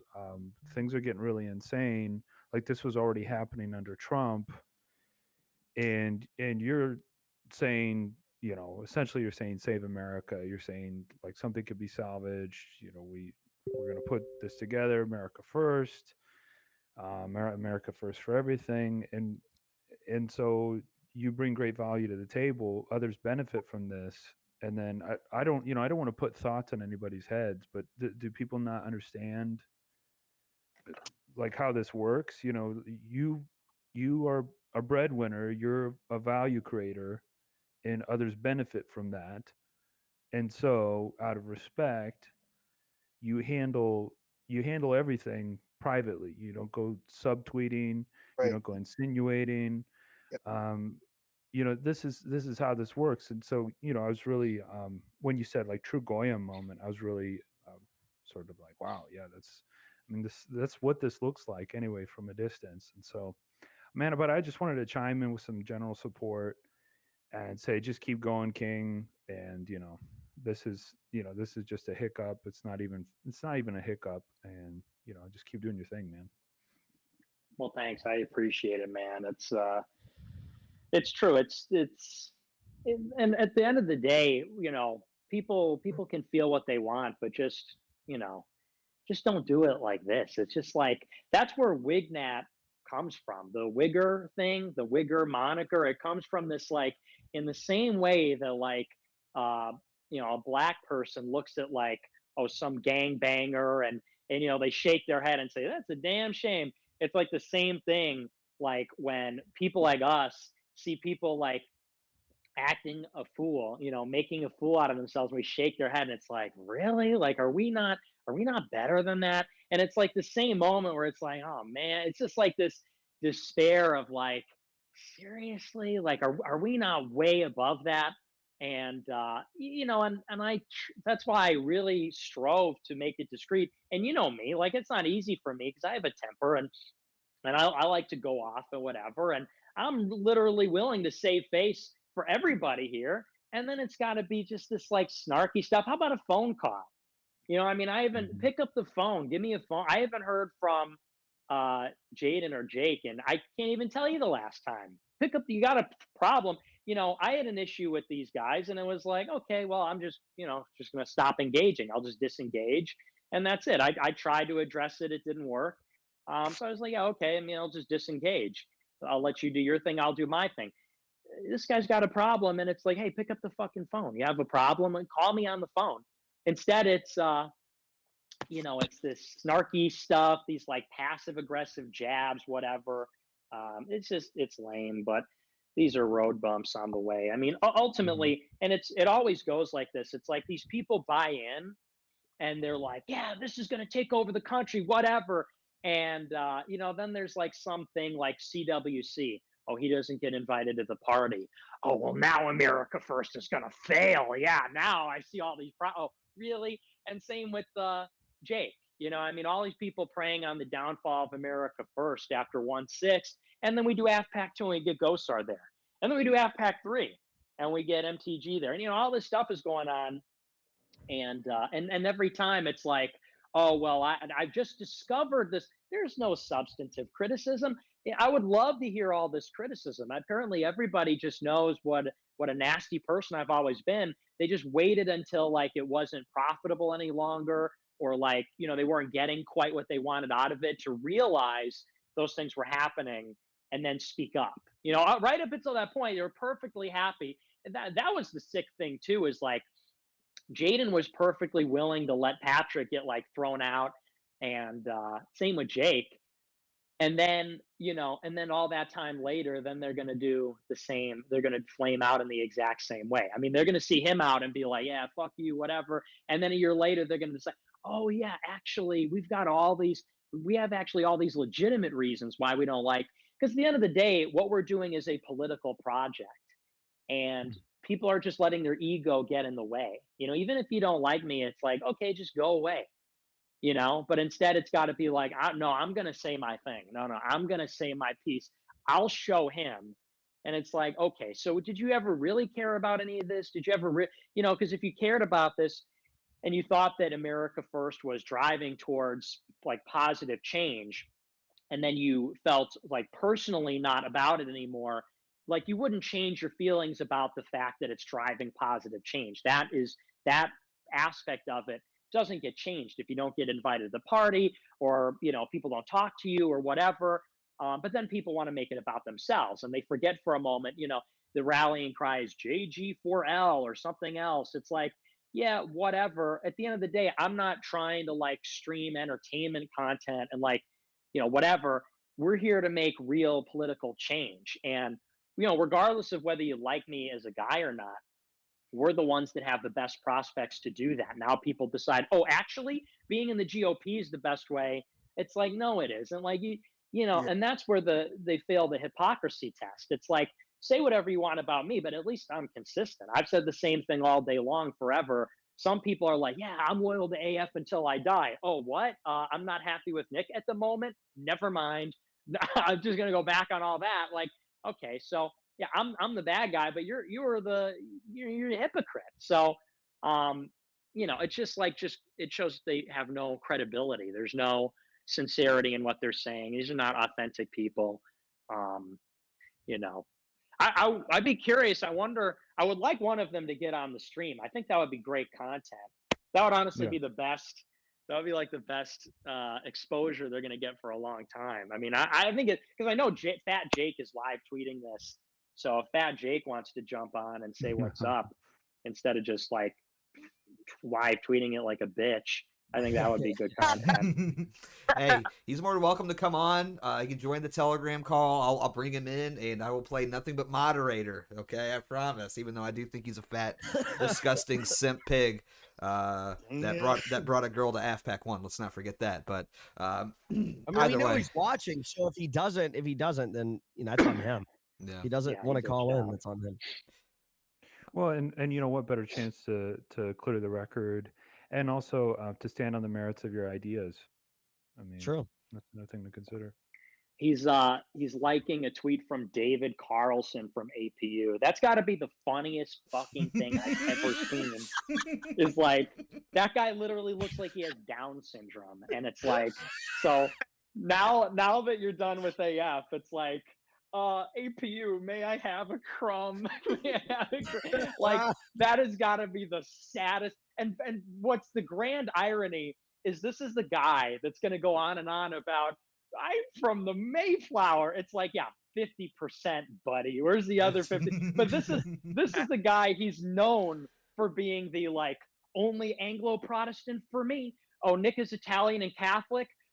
Beware of native influence. And then when he gets a little crumb of support from Down syndrome David Carlson, then it's we're all in on APU, which is run by an Indian and Chinese guy. I was like, really? Okay, so beware of native influence. Oh, APU, but this checks out. This is legit. Like, so it's just so pathetic and sad. We see right through you, dude. Hey, so I'm calling this now. Yeah, I'm the new Anglo-Protestant of the movement now, okay? And I'm more first I took out Patrick and I became the CEO. Now we're taking out Jake and I am the CEO Anglo-Protestant, okay? I'm more Anglo, I'm more Protestant, and I'm skinnier. So therefore, I think I deserve the title. You win. It's over. That's funny. Something I want to say, Nick, was like, people are just not clear on, like, you have mission focus, you have mission clarity. America First, it's the in-group out-group distinction based on national lines. Race is something, it's not everything. And so toward this end, you're pursuing political means, and you're massively effective. And so I don't understand how it's in people's interest to have bad blood with you. Like, if you're massively effective, then you're accomplishing essentially for Americans the universalization of ethics across the American citizenry. So it benefits us all. Like, this is a fantastic thing we can all celebrate in, and so you have to be able to separate that from any personal stuff, and that's why you maintain the professional, gentleman's accord, and also the awareness of an outgroup that is out there, that is nation wrecking and using all state power toward the same end, over 36 different revolutions across the planet. Like, you have to sort of, historically speaking, so you have to like sort of track that and keep that in mind, and just sort of be grateful. I don't understand. Like, how do people not lose that framing? Just a basic gratitude to Nick Fuentes for putting together everything he has. Getting Marjorie Taylor Greene. This like internet blows up moment. Like, how is your personal stuff outweighing that? That from me, I don't. And I don't need to understand. It's kind of a rhetorical question, but it's like, I don't understand how people can let their personal stuff run so wild that they don't just have a basic disposition towards you of gratitude, especially if you're an American. Yeah. Well, and especially if you're one of the I mean, there's that political aspect of it, and then there's also a moral aspect of it, really. But then there's also the aspect of, it's like, okay, you're streaming on the platform that I built. Like, how do you not recognize the asymmetry there, where it's like, you were a Turning Point kid, then you became a streamer and basically got the best job ever, and like, I put you on, okay? You're like some Turning Point guy, Ben Shapiro's son on Instagram, literally. And then you're going to go on, D Live or YouTube or whatever, and I'm a gamer streamer. Oh, what a fun time! I'm making money while streaming video games and all this. And like, oh, everyone gets banned. Well, good thing Cozy comes around, and then it's like, it's just there's no like give. It's just like people just treat me like I'm just some guy on the street. Like, oh, you pissed me off. Oh, fuck you. It's like, really, like, there's no like, well, he did put me on. He did like make this platform. Like, he did create this space. So maybe I'll just like let it go. Like, there's and even when you're that close, not just for anybody, but for somebody that's been such a beneficiary, there's no like, in terms of like the grand scheme of everything, like I've netted a lot from this. Maybe I'm not gonna like go out of my way to try and embarrass this guy. Like, even if I'm mad, even if I have some grievance that I feel like is not being understood, it's like, maybe I'll just like let it go. Cause, on net, I had a pretty positive experience, but it's like, no, Right. the minute that something's not going your way, then it's going to be like, oh, well, fuck that, fuck this, and fuck you, and Jaden Gang for life, whatever. It's like, that's just such a low, like man to man. It's just like not honorable. I don't know how you could be such a beneficiary from somebody else, giving so much and asking nothing in return, or rather taking so much and giving very little in return. And instead of like having this sort of magnanimity, just being like, oh, you're not giving me stuff anymore. Well, you know what, I'll show you. It's like, really, why don't you just like go away? Okay, if you're not happy with how it's going anymore, why don't you just like stop taking with both hands, and then just be, quit while you're ahead, and don't cry that it's over. Smile because it happened, you know what I mean? But of course, people just don't have that in them, and that's just bad character. I mean, that's just low character. Mm. Well, communism, liberalism is like resentment. That's just all it is. It's like intellectualized resentment, and people, I think, need to just when you look at this, you need to look at the dialogue. And we had the wonderful thing about free speech, and I don't buy into these spurgs that are like talking down free speech now that. And I'm saying Vox Day. Fuck you, Vox Day. I'm calling you out. Fuck you, dude. These people that are like bagging on free speech these days. The wonderful thing about free speech is it allows us to keep the dialogue going. And so when you get into this thing where you're stewing in your own juices and you start getting paranoid and you start getting, like, oh, I don't trust this other person. They said this. And you give up the dialogue, you fall into resentment, and resentment is exactly when you get preyed on by liberals. And so people, that's why I talk about that framing, like that basic gratitude. Thanks, Nick. Thanks for taking the slings and arrows. Now, if the the voice of resentment starts coming up or whatever, I've been listening to Kipta too long or whatever it is, um, you got to talk to Nick. And this is just like general, like for anybody listening, keep the dialogue going. The reason we have free speech is to keep the dialogue going, to keep the conversation going. And you'd be surprised if you just have some low time preference approach toward negotiation and toward conflict resolution, you can let things ride for years. You can let conflicts just simmer out for months and years and even longer than that. If you just comport yourself as a gentleman, you comport yourself as a professional, and you remember that we are inheritors of Western civilization, and this is the only reason we got out of nature tooth and claw. And it's the prime, this failure here is the primary reason why we're headed right back to nature tooth and claw. I think you'd save yourself a lot of trouble. It's just another thing I wanted to say because I get really tired of the resentment. I get really tired of the ankle biting, and this is the way out. Yeah. That's how they stay relevant. That's them attempting to stay relevant too. No, it's a good point rise about to the resentment. Yeah. Well, and I Because mean, it's been a pattern Yeah, go that ahead. we've been dealing with this resentment, right? Like that people try to keep quiet or whatever. It's just, I don't know, a laundry list of characters that want to buddy up to Nick, want to eat the fruits of America first, but they have this quiet resentment, and when you have that sort of resentment in your heart, you can try to hide it for as long as you can, but eventually it's going to bubble up, and that's the way it happens every single time. So. You know what? A while ago, I when I first started out, it'll be 10 years now. Actually, I started right after Breitbart died, but I couldn't get I couldn't get on uh, a podcast network. All these networks were shut out, or well, they were shutting down new voices, and I couldn't get on anywhere. And I was like, you know what? I'm gonna go ahead and I'm gonna create my own. I'm gonna create my own, and I created We Are America Radio. War. basically what Andrew Breitbart was all about.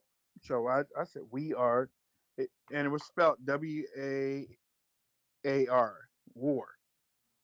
And I had 26 shows on there. I had 26 shows. I took on everybody. I mean, we became the number one political talk radio station on Live 365 before they shut down. And uh, but what y'all are talking about with the resentment and stuff, a lot of people wanted to be part of it because they knew I was going to promote it, and they knew at the time, when you are the flavor of the month, if you promote them, then people will see who you are. Well, I was spending my money, my own money. Because I was working at the time and I was doing that. So I was spending my 401k trying to keep the radio station going and everything. But then when I ran out of my money, I was like, okay, I need everybody to punch in like $20 a month to help me out. Well, I gotta go. See you. Bye. Or well, I really thought that you were going to help me with my social media. What? Where'd that come from? I gave you the platform. What you talk about is going to bring you listeners. What you say is going to attract people. Don't think just don't think I'm going to just use my social media just to put your name in lights and you aren't doing any work. So that resentment that you're talking about, I've seen it. I've seen it many times. I've seen it with writers for my website. I've seen it. Old writers thought that they were going to be the big name in lights and everybody was going to be.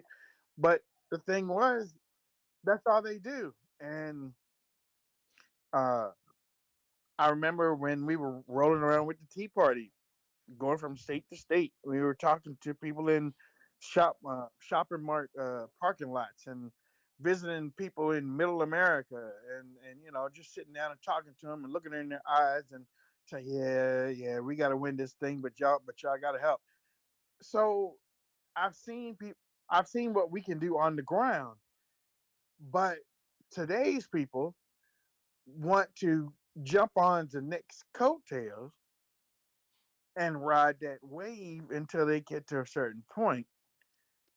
And if it dries up, I don't know what is going on, but when they feel like, well, he can't help me now, I just get off and I do my own thing. I've been there before. I mean, a lot of people don't know. I was almost, man. If y'all knew the stuff that I have gone through that nobody knows, and it's like when I was listening to Nick earlier, I was like, well, damn, he sounds like right now he's going through a whole lot of stuff that I went through back in the day. But guess what? And that's why I want to come on here and have my voice to Nick, because I'm still here and a lot of them are gone, man. I'm still here. Yeah. True, and honestly too, we appreciate your perspective on this, because we all know that you've been around for a long time, and you've kind of laid the groundwork for a lot of us younger guys too. So having your perspective, having the Wayne Gang perspective is very important, and we appreciate it. I appreciate you popping in here. Yeah, we love you, Wayne. It's true. It's the whole situation's just unfortunate. It's even more unfortunate they don't just like come on the show. Just come on the show. What's the fear? Yeah. They're gonna we're gonna ignore. You're not ignoring, nigga. You're gonna do this like passive aggressive sniping stuff for months, and both of them are liking. Man, oh man, it's like, and I see people on Twitter. They're like, oh, Nick turned against Jaden because like the gloipers were whispering in his ear. Are you kidding me? Like, people really think this is about like Discord drama and like anime. Do you know how I fly so high above? I barely have time for important stuff, let alone whatever nonsense that's about. I can assure you, but these people are like, you talk about a victim, talk about the eternal victim. This dude talks about Trey like it's insanity. I haven't talked to Trey since like October. I keep hearing about him all the time. Trey this, Trey that. It's like, Madon, you know, Dude, and so I think, yeah, go ahead. I was just gonna say, like, interject real quick. Like, I'm on the same page with you. I had no idea there was like a big drama, and then I made like a joke show called Glid, Glorn, and Gloiper, and people are like actually mad at me for it. And I was like, you know what I mean? I was like, oh, is there drama? I had no idea. You know, like that's like it's just like a vortex of bullshit. Like I was like, are you kidding me? People are gonna be mad at me for that. Dude, when I saw you start that show, I was like, oh yeah, he's about to get some shit. He's about to get some shit. I didn't even know. I didn't know there was like an anti-Gloiper brigade. I had no clue. I was like, what? Yeah, it's real. Yeah, it's out there. Yeah, it's and that's what's so funny is like, you know, me and Jaden have talked at length. Like he knows what's up. I've told him extensively, like, you know, what the beef is, and I keep hearing this stuff like, oh, it's just Harris, Walker, and UX. It's like, what? Like UX has a Minecraft server, like, and if anything, I'm like, yeah, I don't think there's any reconciliation. It's all these guys that are like, man, like Jaden just called me a faggot. Like that really upset me. I'm like, why do you care? Like he doesn't like anybody. He doesn't like Veda. He's got a problem with Baked. He's got a problem with Beardson. He's got a problem with everybody.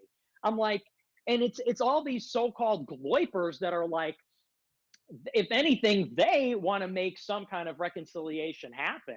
And then I hear like from Bizarro World, it's like, I don't even know what they think that America First is like. So it's literally like a gang stalking conspiracy. It's like they go to AFPAC 3 and they're like, these are all actors. Jaden's a targeted individual. We have to take care of him. It's like the strangest like group delusion I've ever seen in my entire life. You know, like I said, I didn't really hang out with the guy and talk to the guy for a long time. It's like, you know what? I wonder what's like a reason that like two best friends suddenly are not like close anymore. Like, I don't know. It's like crazy. Like, I'm sure it has to do with like autistic stuff on the internet that like gets between best friends. Like, who could possibly? I have no idea. Like, but people seriously insinuate that. They're like, oh, the thing that, yeah, Nick and Jaden were best friends. The thing that blew up was like this guy in like a duck costume was talking about like anime and came up with a new arcane language called Glinglish. Like come on, man. I mean, like, use your heads. You know, it's so funny how like Kiwi Farms and all the others will pick up on like they will pick up on everything. They're like, I post a beef sandwich. They're like, quick, triangulate the location. Where did he get that beef sandwich? And there's stuff that's out there. Hang on. Can you still hear me? Yep. Yeah. Hang on, my AirPod died. Let me put my other one on. Triangulating the of this. Can you hear me? Yeah. Sandwich. Yeah. Okay. So, where was I? Oh yeah. But then there's some things that like are so, in my opinion, obvious, and it's like nobody picks up on it. And like, whatever, it is what it is. It's like stupid shit that happens with people. But then we want to turn it into like a big thing. I don't get it. Like, it's stuff that happens between people over time. And then it turns into like this, oh no, it's actually about super serious grievances or whatever. It's like, you know, I don't get it. Months ago, I was asking Jaden to hang out and he was blowing me off every time. And now it's like, oh, Nick turned his back on him, whatever. It's about all this other stuff. It's like, it's if people knew, and that's the thing. I'm trying so hard not to get into it, but when you keep pushing and pushing, like, I don't know what you want to happen, but like if people knew what was going on, it's like, it's so stupid and it's so just like obviously ridiculous, but people just can't, like, I guess, swallow their pride or something. People just want to be defensive and like protect their ego or whatever, but it's pretty cut and dry and it has nothing to do with anime. And you know, I don't know. I just don't understand. You have like such a sweet deal. It's like basically there's no expectations and you just get like a free ride.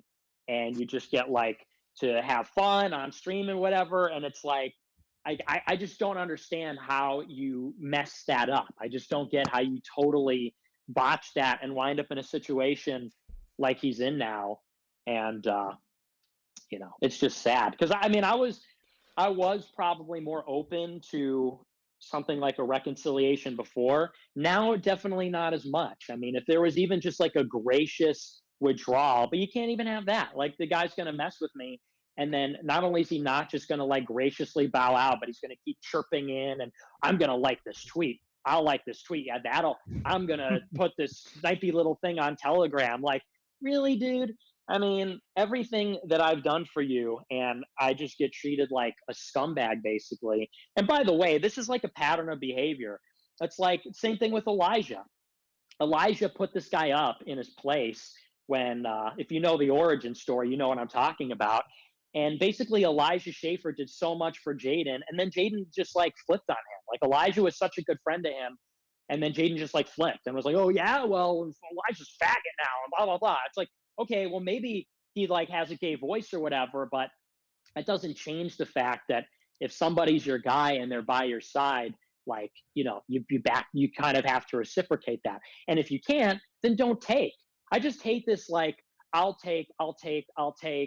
Oh, there's some expectation. Oh, something didn't happen my way. Oh, now none of that meant anything.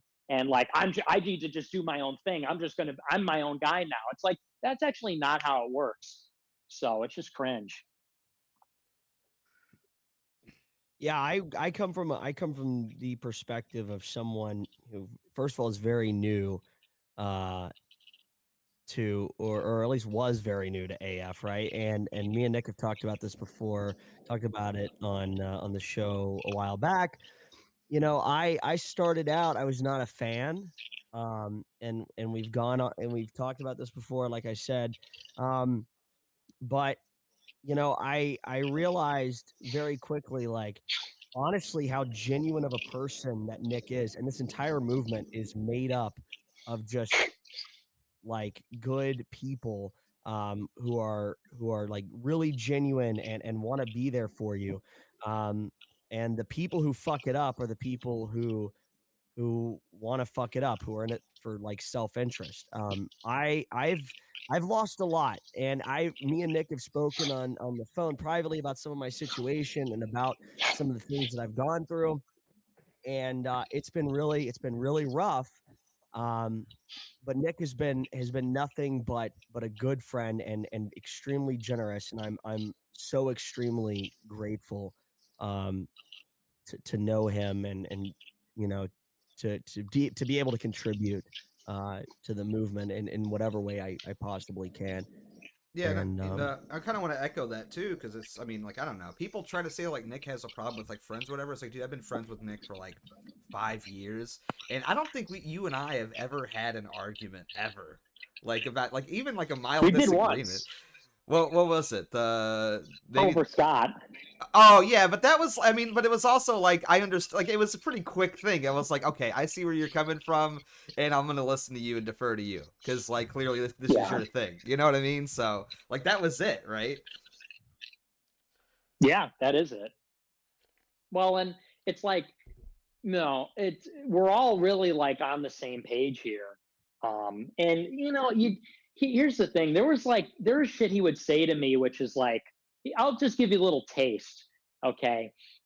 He would say stuff to me like, the guy never gives me like a genuine compliment, which is like kind of messed up because like I'm always gassing him up and saying like, oh wow, you're so talented and you did great for word TikTok. I just a lot of we neg each other, but I say a lot of nice stuff. And I'd be like, yeah, like all you do is kind of like shit on me and attack me. And he's like, well, I don't want to give you too many compliments because it'll like, your ego's already big enough.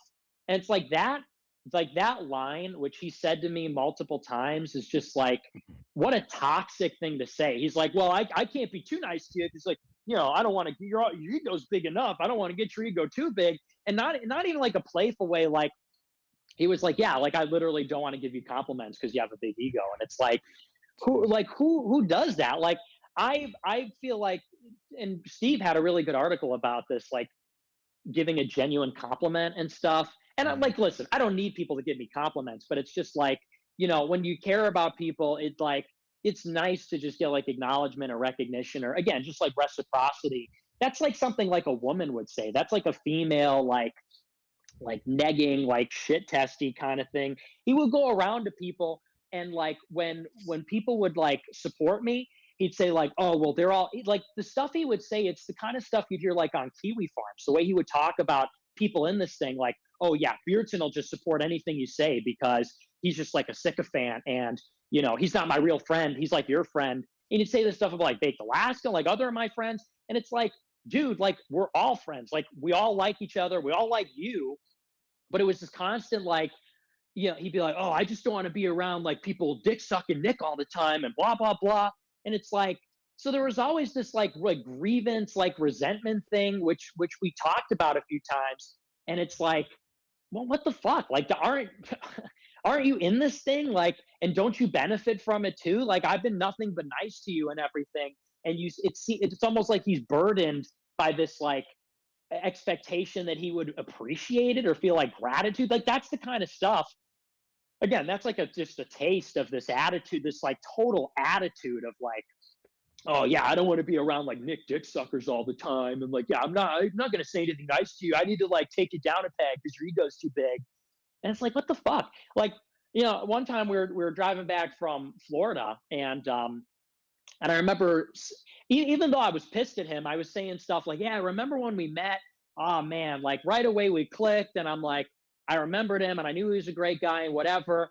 And he's like, yeah, too bad we don't get along anymore. And it's just like, why just the constant like, and I know this is like he said, she said. Like one time he said, I know it sounds super gay, but it's like, again, it just gives you a little glimpse, a little vignette into the kind of like, this is the mentality, this like ingrate mentality which has been cultivated, and how you get a situation like this. Like the most that he could ever say to me is like, well, you're the only one who's going to win this thing. It's like, yeah, that's a fucking fact, bro. How about like, hey, good job. I don't even know what.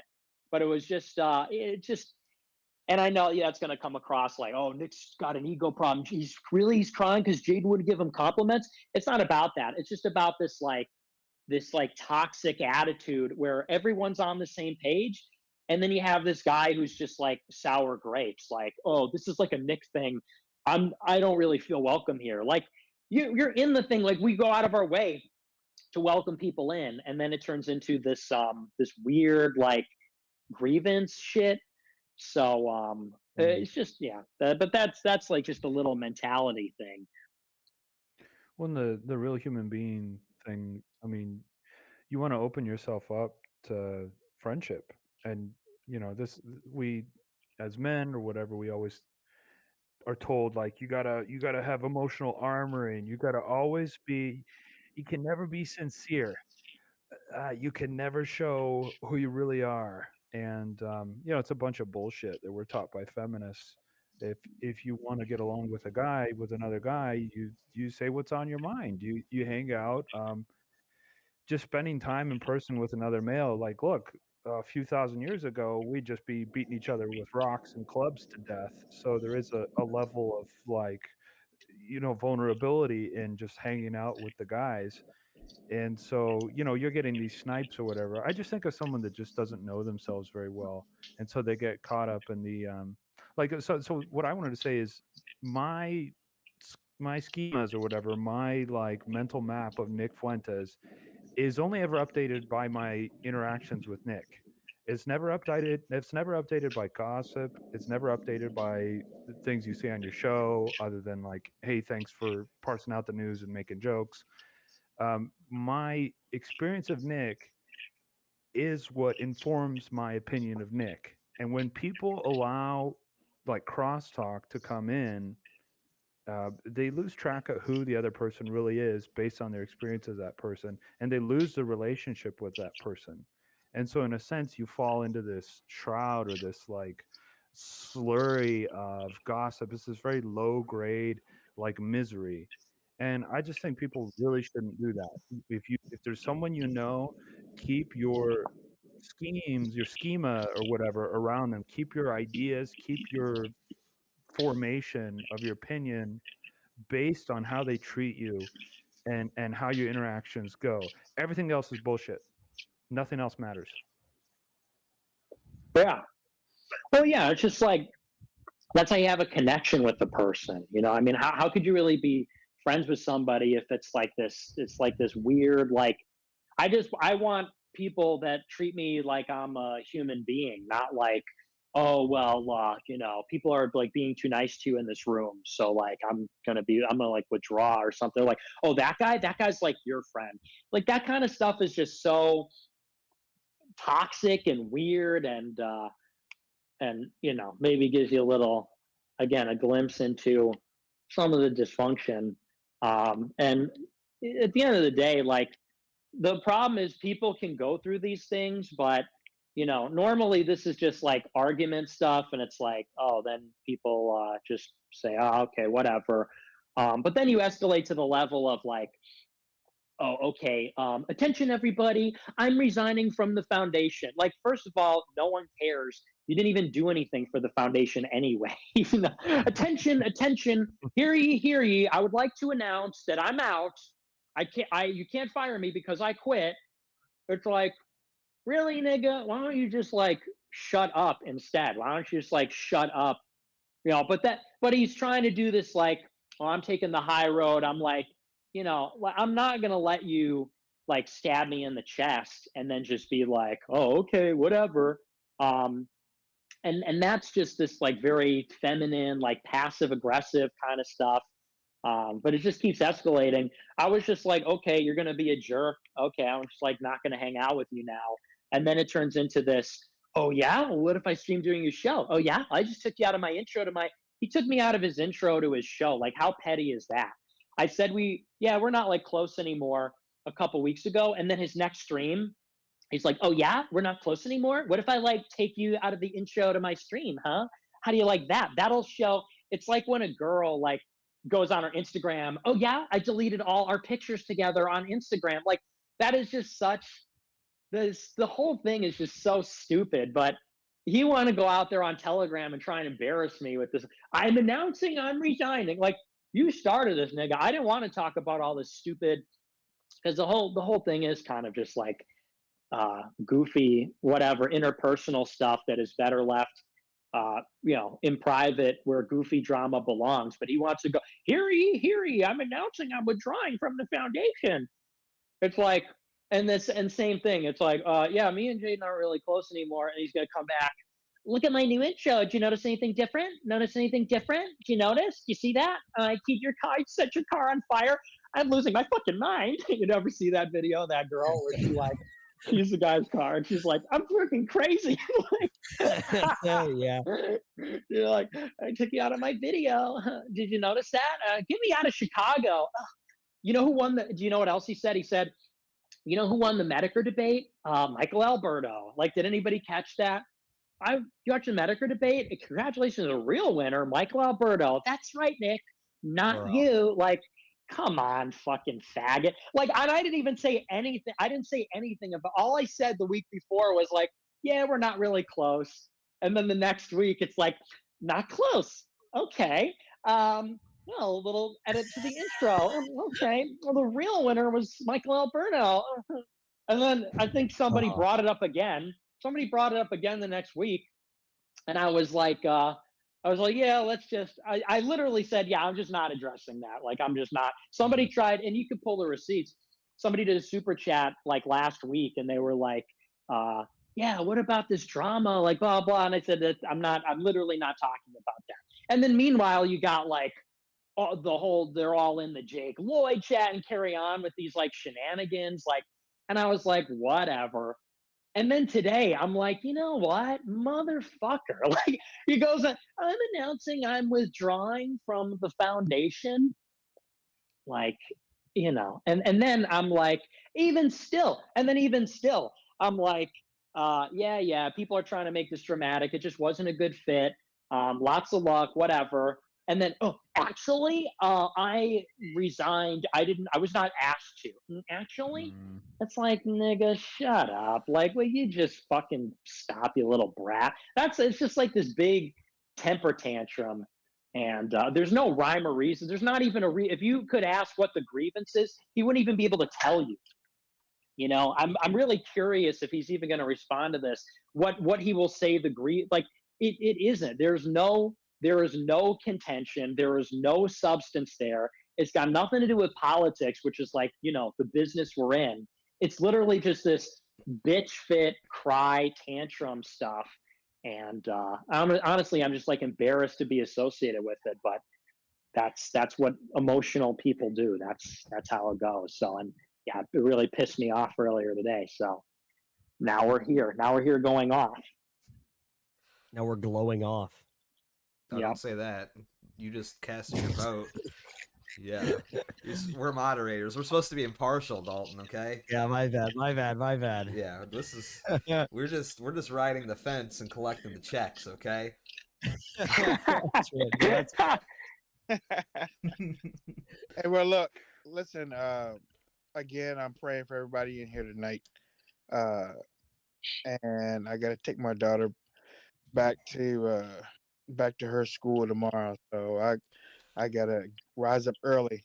I can't stay up with y'all youngsters too long, but I want to thank y'all for having me. And Nick, keep your head up, man. Keep your head up. Keep your chest out, because but actually, all of y'all. I mean, all of y'all are doing what the country needs. It's just that y'all just can't back down when somebody comes and they try to take your spirit and take your love of what you are doing. And remember, people are out here and they're riding your coattails, man. They are riding your lightning bolt until they don't think that you have anything left, and then they'll jump on the next thing smoking. So I mean, I'm praying for y'all. Uh, I'll try to get on here again, but y'all are some great followers and great supporters. I will tell you that. And I love Cozy. Uh, and I really appreciate all of y'all. Y'all have a great Sunday, great week. And this is the Wayne Dupree program, podcast, whatever it is. Let's go. Let's go. Wow. Wayne Gang for life. Yeah. Wayne Gang for life. WGFL, baby. Let's go. Let's go. WGFL. Go. Oh, yeah. Brother. To the mountain, to the valleys, to everything. Yeah. That's what I'm talking. Love you, Wayne. Thank you so much for popping night, in. Wayne. God bless you, man. Wayne. God bless Night. you. We Wayne. love you, man. I mean, Yeah. I just want to weigh in and say Wayne is so positive, and you want to look for that. People that are charming are not actually always positive, and so when you get both, like that's just, I mean, that's a diamond in the rough. And Nick was saying this with that essay that I wrote, like people who don't have a lot of good feelings to go around are stingy with their praise. They just don't have a lot of positive feelings to give to other people. And so, through this, like Nick is describing being attacked and all this, and he's still making us laugh. And you have to look at stuff like that, and you have to think, I just want positive people in my life. I want people to make me laugh. I want people to build me up. I want people to praise me. Nick said something really nice to me in a group chat a few days ago, and it made my whole day, man. It put a skip in my step, and I was out chopping wood, and I was just happy about that. And that's real leadership. And I have never experienced that from these people that are peeling away, causing trouble. I mean, Patrick never showed the slightest interest in me. I picked up on that, immediately reciprocated that. Jake showed an interest, but it was like, how does this square away with Anglicanism? Like, how's this, like, what's Steve on here? He was sort of like examining me more than anything. So I reciprocated that. And, with Jaden, it's like, he's friendly, but then where does it go? With Jaden, I just always wanted him to just have some more interest in the intellectual side of America first, and I just never got along with him there. And I don't know what'll happen from here, but you just think about that, like it's just different experiences looking at people. I feel like I'm like totally Wayne Dupree now. I'm like the Wayne Dupree of the conversation now. Like I'm the Yeah, you're the I'm like, 50-year-old black man. okay, you Yeah. youngsters. Yeah, I'm totally like I've totally been totally sympathetic with Wayne now. I am Wayne. I'm gonna see Franson in the barber shop. He's gonna dap me up. Let me tell you guys, you young guys out there, you guys stay positive. I thought that was him. Holy shit, that threw me off, dude. Dude, I caught myself there, man. I'm turning into Wayne Dupree. That guy is so powerful. Hey, there's the worst things. There's the worst things to turn into. Let me tell you, Wayne's awesome, man. Yeah, Wayne's great. Wayne's a king. Little Wayne and everybody. But no, man. I mean, like, this whole situation's like very difficult for me, like personally, and I haven't really tried to like chime in too much into it because I feel like, like Nick should be able to say his piece. It's his beef, and like I don't want to get involved in it as much as I possibly can here, But I mean, I will say this: it's like there's been like tiffs that I've had between some of these people that are involved, and like I don't know why. Like personally, like I mean, there's a there is a reason why you may or may not have seen me hanging out with some of these people lately. You know what I mean? And I don't know why that is. Like I don't know what I did. But there's people that and I think that's just like I just chalked it up personally to just like that's the nature of friendship. Sometimes it's there's an ebb and flow to it. Sometimes you guys are in sync. Sometimes you're not. And that's all I really ever like thought of it. You know what I mean? There was no like resentment for me or anything like that. And even through all this, I mean, ultimately, the way that I try, at least I'm personally trying to view this is this between Nick and Jaden, and I don't want to get too involved with it. If Jaden wants to come on, he's more than welcome to come on, hash it out, or he can come on later and talk about it, whatever. If he doesn't want to get on the same call with Nick, I'd be more than willing to extend that to him too, because I do want to be fair, right? But ultimately, I mean, the one thing that I do disagree with. Jake should get his fat butt on here. Jake, get your fat fucking butt on here. Are you above us? Like, do you have contempt for us or something? You think you're better than us? Well, yeah, he does. That's why he just ghosted everybody for a year because, But yeah, Bro, fuck I'm Jake sorry, Lloyd. man. Go ahead, Beardson. No, you're fine. Fuck Jake Lloyd. I just had to go off, man. He's like, more than welcome he's to all come talking on. about us. Just come on, dude. Just fucking talk to us. What the fuck is wrong with you? This is a barbershop, bro. Just come fucking talk to us. Yeah, for real. He's more than welcome to come on too. And like I said, I'll step back, let him and Nick, hash it out, whatever. Yeah. But like ultimately though, like my opinion on this whole thing, if I have to weigh in, is that like I mean, things shouldn't have been said in public. You know what I mean? Like I don't think Nick Nick saying that like, oh, we're just not really that close anymore is like some grand indictment of Jaden or anything like that. It's not even an insult. It's just like the truth. That would like me saying like me and Sean aren't close anymore. I don't hate Sean. I have nothing against the guy. We just don't talk anymore. You know what I mean? That's it. And it's just a fact, right? And so I don't know. Like, and who is this helping? It's not helping him to do that, right? Like, that's what I don't get. Like, why do it to begin with? It's not going to help you out by saying something like that.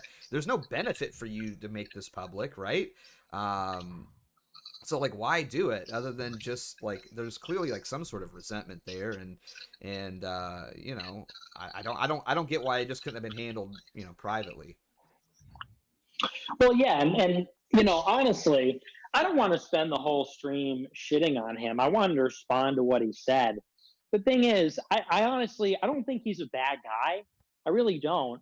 I liked him then. In spite of himself, in a certain sense, there's still qualities that I like. I think that the reason why I liked him to begin with is because I thought he just had a good heart. I thought he was just a guy who was, when we first met, he was in Turning Point, and then he got red pilled, and then he was all in. And we told him, we're like, dude, are you sure this is what you want to do? Is this serious stuff? Whatever. And he's like, yeah, I'm all in. And I just thought he was a nice kid. And, and that's sort of like an important attribute. And I don't think he's malicious. I don't think he has malice in his heart. I think he's defensive. I think if I could assess, because here's the thing, people, I'm roasting, but I'm also nuanced here. I'm also fair. I don't think he's an evil person. I don't think he's a malicious person. I think that he feels attacked. I think that he feels like, he's being attacked. I feel like he thinks that people don't sufficiently have his back on these attacks. I think he feels like he's been attacked since Trey came on the scene, and there's this undercurrent of anti-Jaden stuff going on, and I'm not like responding to that appropriately, or he perceives me as enabling that. Like, I get it, and I think that he's sort of lashing out defensively about that. So I don't think it's mean-spirited. I don't think it's nasty. I think a lot of the ingratitude and inconsideration you can just chalk up to immaturity. If I were to be extremely charitable, I would say this is just a young kid who really just doesn't quite know how to deal with situations. And I think that he's been sort of backed into a corner here, or he thinks he's been backed into a corner, and he thinks that, again, like the right thing to do would be to pick up the phone. But instead, he's going to carry on with this stubborn, sort of immature charade. And, whatever, that's the kind of goofy stuff that goes on. But where it became a problem, like you said, Beardson, was when it crossed the threshold into like, now you're messing with my business. It's one thing if we have a personal spat. Again, how did it go from, yeah, we're not really close friends, to, oh, yeah, I'm taking you out of my intro and I'm going to say all this shit about you and blah, blah, blah. And now it's like, okay, all bets are off because of that. Like, that's just not acceptable. People can have personal differences. People can have gripes. People can perceive it any way they want. You wanted to take this private conversation public because, again, I acknowledge that there's not closeness. And then to enter into it, and once you fuck with the business, then we're having the problem. And you go out there and say, I'm resigning. What's the purpose of that? Why feel the need to announce that? What's the purpose of that other than to try to embarrass and humiliate and create sort of like a negative event for the foundation? It's like, now you're messing with my business. Now you're publicly messing with me. And that's where it crosses the line where it needs to be addressed. All that other stuff we can deal with one-on-one, and it's silly shit, kind of interpersonal drama that goes on in any corporate entity. Corporate meaning, people working together, not like a corporation. But once you cross the line into, oh, okay, now I'm going to make it about the foundation. Now I'm going to mess with your business out of spite. It's like, okay, so now we've really lost the plot here. And as far as Jake Lloyd goes, I want to hear an answer. I want to hear an answer about Matt Kipta. Do you acknowledge that Matt Kipta,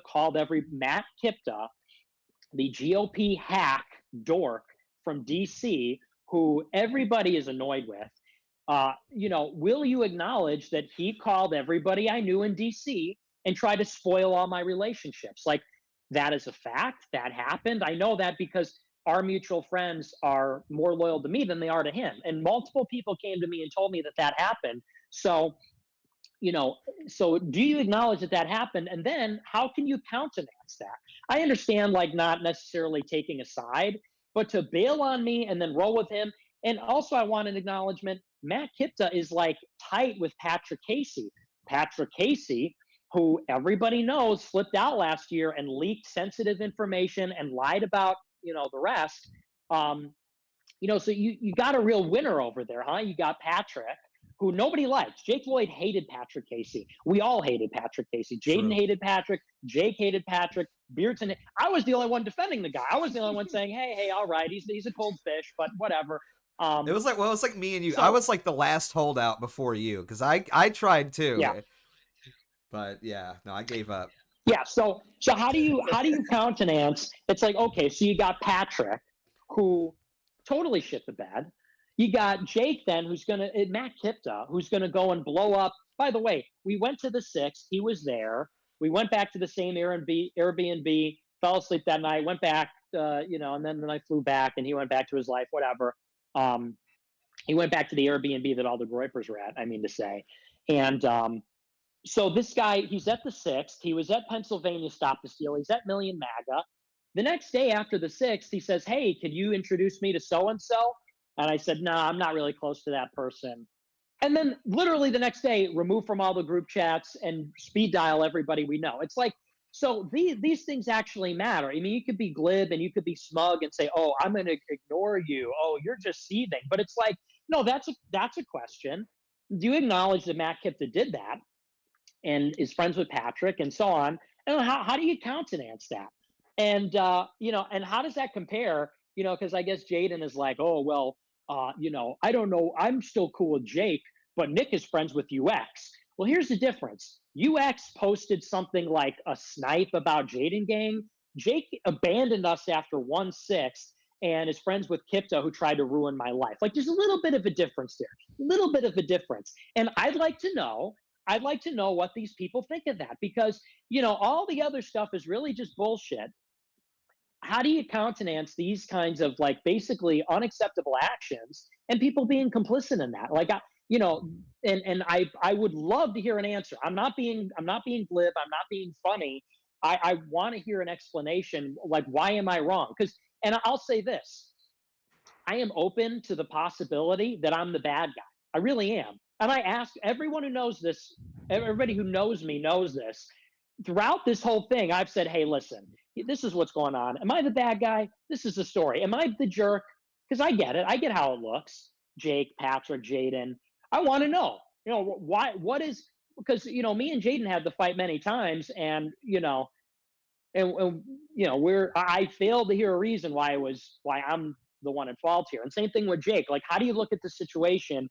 Here's a guy who like created the space and somebody benefited from it.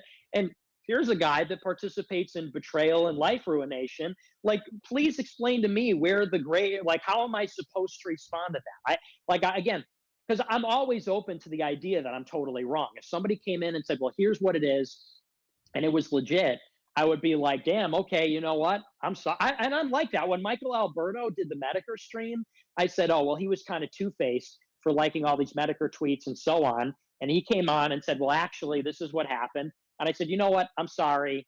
I was wrong. You're right. You're not two-faced. So I'm a hothead, and I go off when I think I'm right. I don't see where, like, where does it become acceptable that we play these kinds of DC snake games? Like, again, this is a guy who is my close personal friend, who I trusted and looked up to, older guy, whatever, and known this guy for a long time, and he participated in Groyper Wars, and he was there at the 6th and so on. And then the guy's going to flip on a dime and like do the whole life ruining thing. It's like, that's wrong. It's wrong. And then for Jake to abandon us, and not just that, but then he's hanging out with this guy, and then he's doing his own show. And it's like, oh, I never knew. He did a speech this week. This is why I decided to go off. Jake goes and does a speech and says, yeah, a couple of years ago, I did a stream with some friends, and we had 60,000 people watching. It was so cool on election night. He goes, we did some things with some friends. Like, wouldn't even say my name. Like, what did I do to deserve that? Won't even say my name. He's in the Red Alert or the Texas whatever 30 under 30. Who are your political influences? Oh, this one, and like, no mention. You were in this for, like, we put you on, bro. We put you on.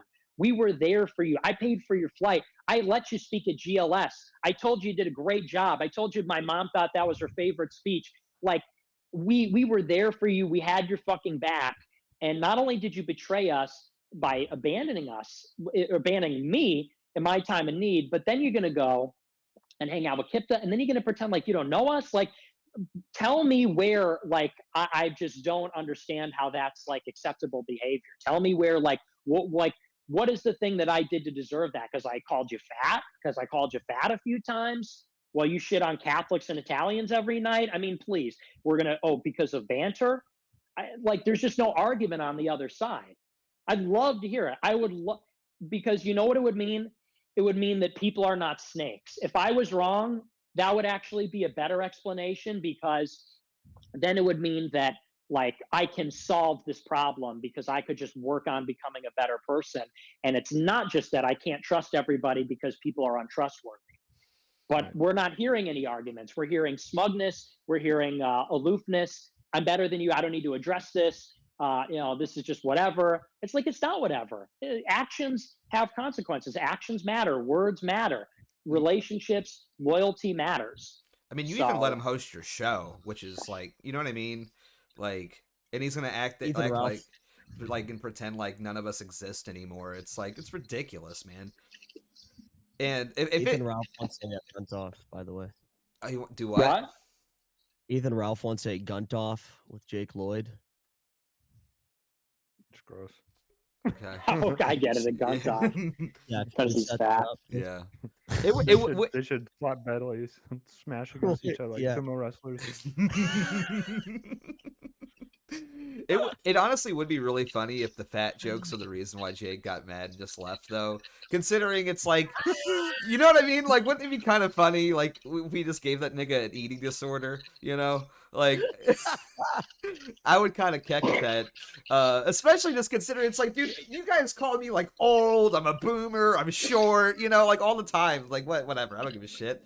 You know what I mean? And it's like, what we call you fat, and we make fun of you because you spill shit all over yourself all the time, feeding your fat fucking gullet, you know? And like, you know, Mr. like, I'm gonna get into politics now. They're gonna be nicer to me here. Like what a retard sort of like mindset. But yeah, I mean, I don't know. Fuck that guy, man. Yeah, I mean, and we've all kept quiet on him for like forever, and then he wants to come back and like pretend like none of us existed, and kind of sneak disses, and that's what he's doing. Like, I was watching a little bit of his stream, and he's throwing these like little sneak disses here or there at AF and at Nick, and it's like, yeah, okay, you want to talk about like being antisocial? Avoid antisocial behavior. It's like, what do you call abandoning all your friends that fucking had your back for a year and put you fucking on? I think that would consider that antisocial behavior, you fat fuck. How about like avoiding all your friends to go hang out with some fucking blown out roasty e-girl at AFPAC 1? I would consider that antisocial. All right. Easy on her. She's like, she's cool with people we know that are she's okay. Well, I mean, she's just, you know, but hey, this is the weekly sweat after all. You got to go off. Yeah. I don't mean to derail. I'm just saying, like, you know. Well, I say that she was really nice to me, I will say, but you know, it's just I'm off the goop. It's Saturday night. I've had a few drinks. I apologize. All right. She's lovely. No, she actually is. Cool, she actually is really nice. Actually, she gave me a glass of wine, and she's a super sweet lady. But whatever. Fuck you, girls. That was funny as hell, but that was just fucking awesome. Savage. That was funny. Yeah. That whole moment was great. Just saying. Yeah, she's a lovely e-girl, but yeah, those things are just like, I really would love to hear an answer instead of the deflection, instead of like retweeting rapper tweets, like wow, bro, like you're gonna watch this stream where people are like, you know, like absolutely taking it to court. And it's like, I know, I'll retweet a rapper saying something. So like, I know that cool thing to do. Like, it's just like, really, that's all you got? Like, wow. I'm a real human. I had a problem with Jake Lloyd and I said it and I aired it out. And, and then you just get this bitchy stuff in return.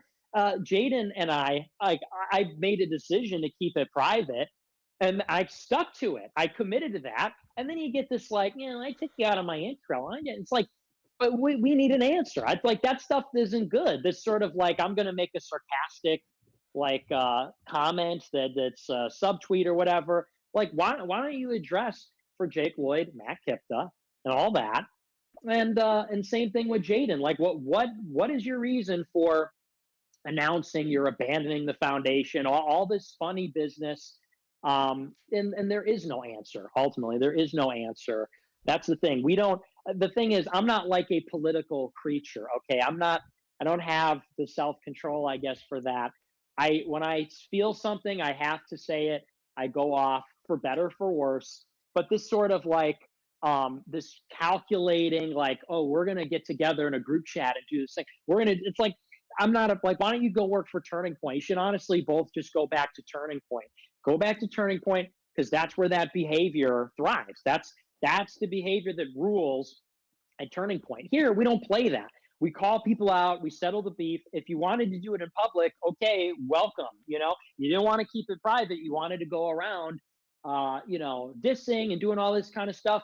Okay, well, suddenly now you don't know. Now we're ignoring, right? We're ignoring a week ago. Now we're ignoring them. Like, so you just can't have it all ways.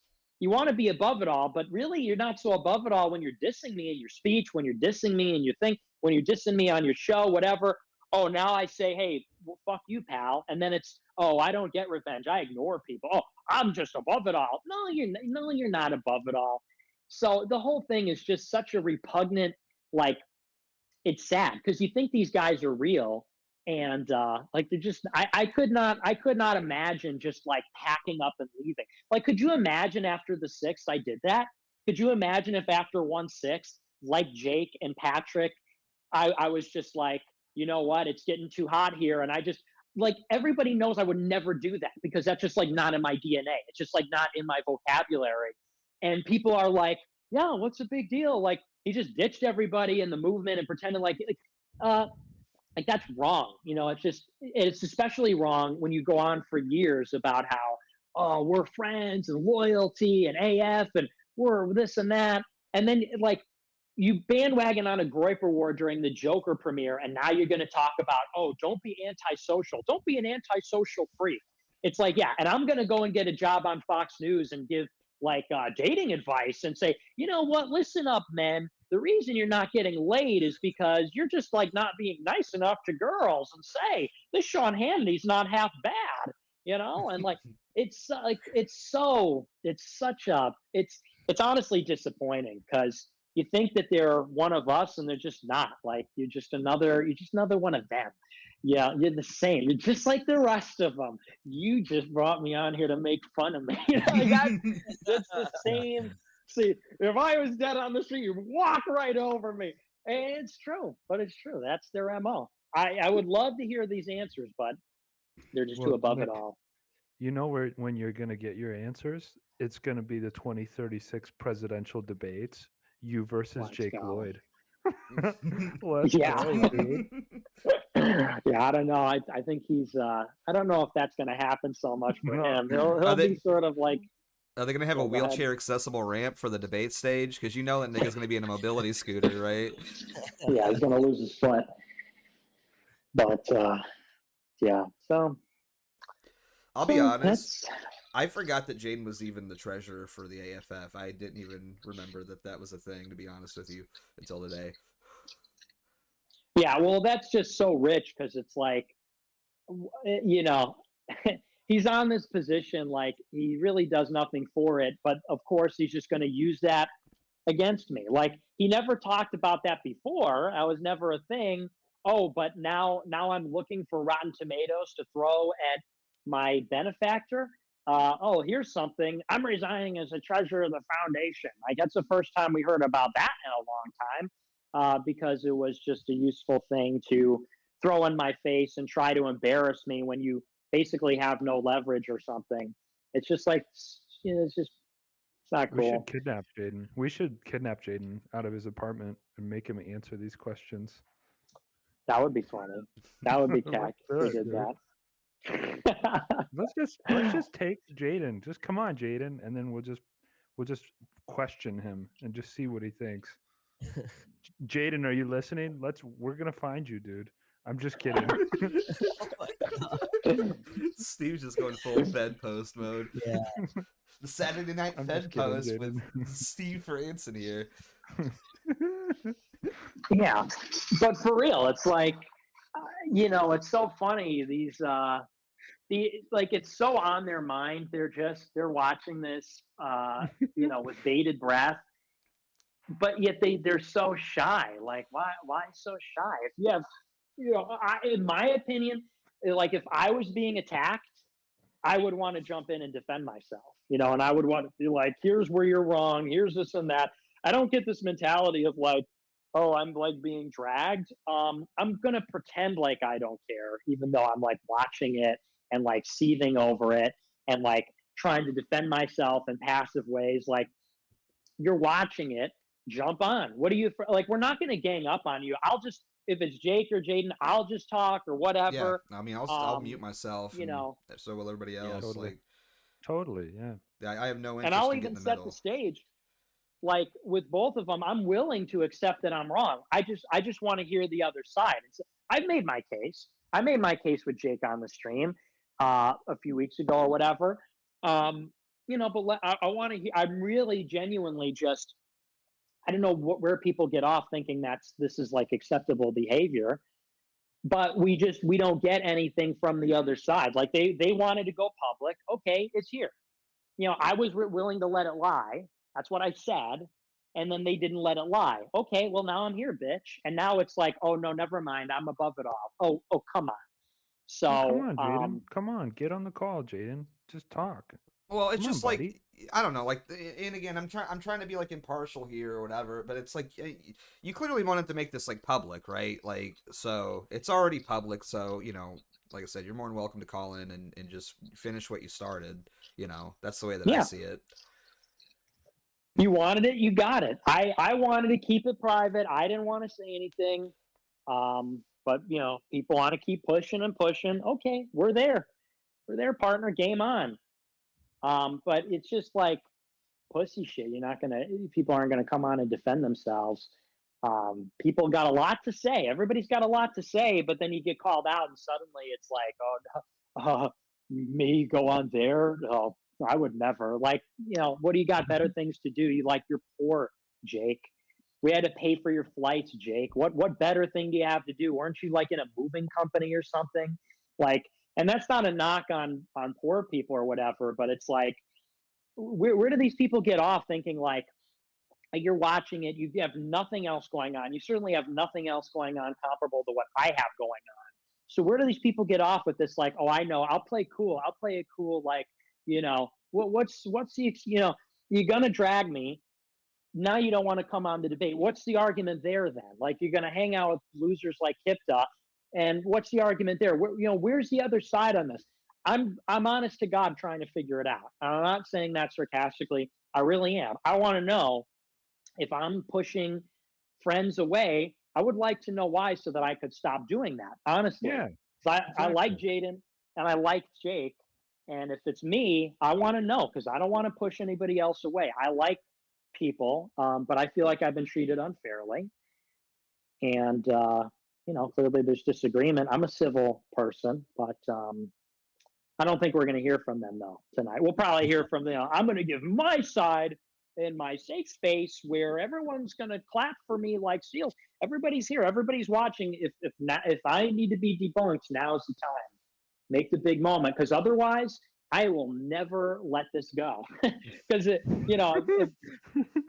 I'm, because you know how I am, like I'm a young guy. I'll live a long time. That's the thing that people don't realize about politics is the reason why conduct matters is because people don't disappear. Like, shit happens, weird things happen, and people just keep going. They keep streaming, they keep making content, and it's like, so like you're making an enemy out of me.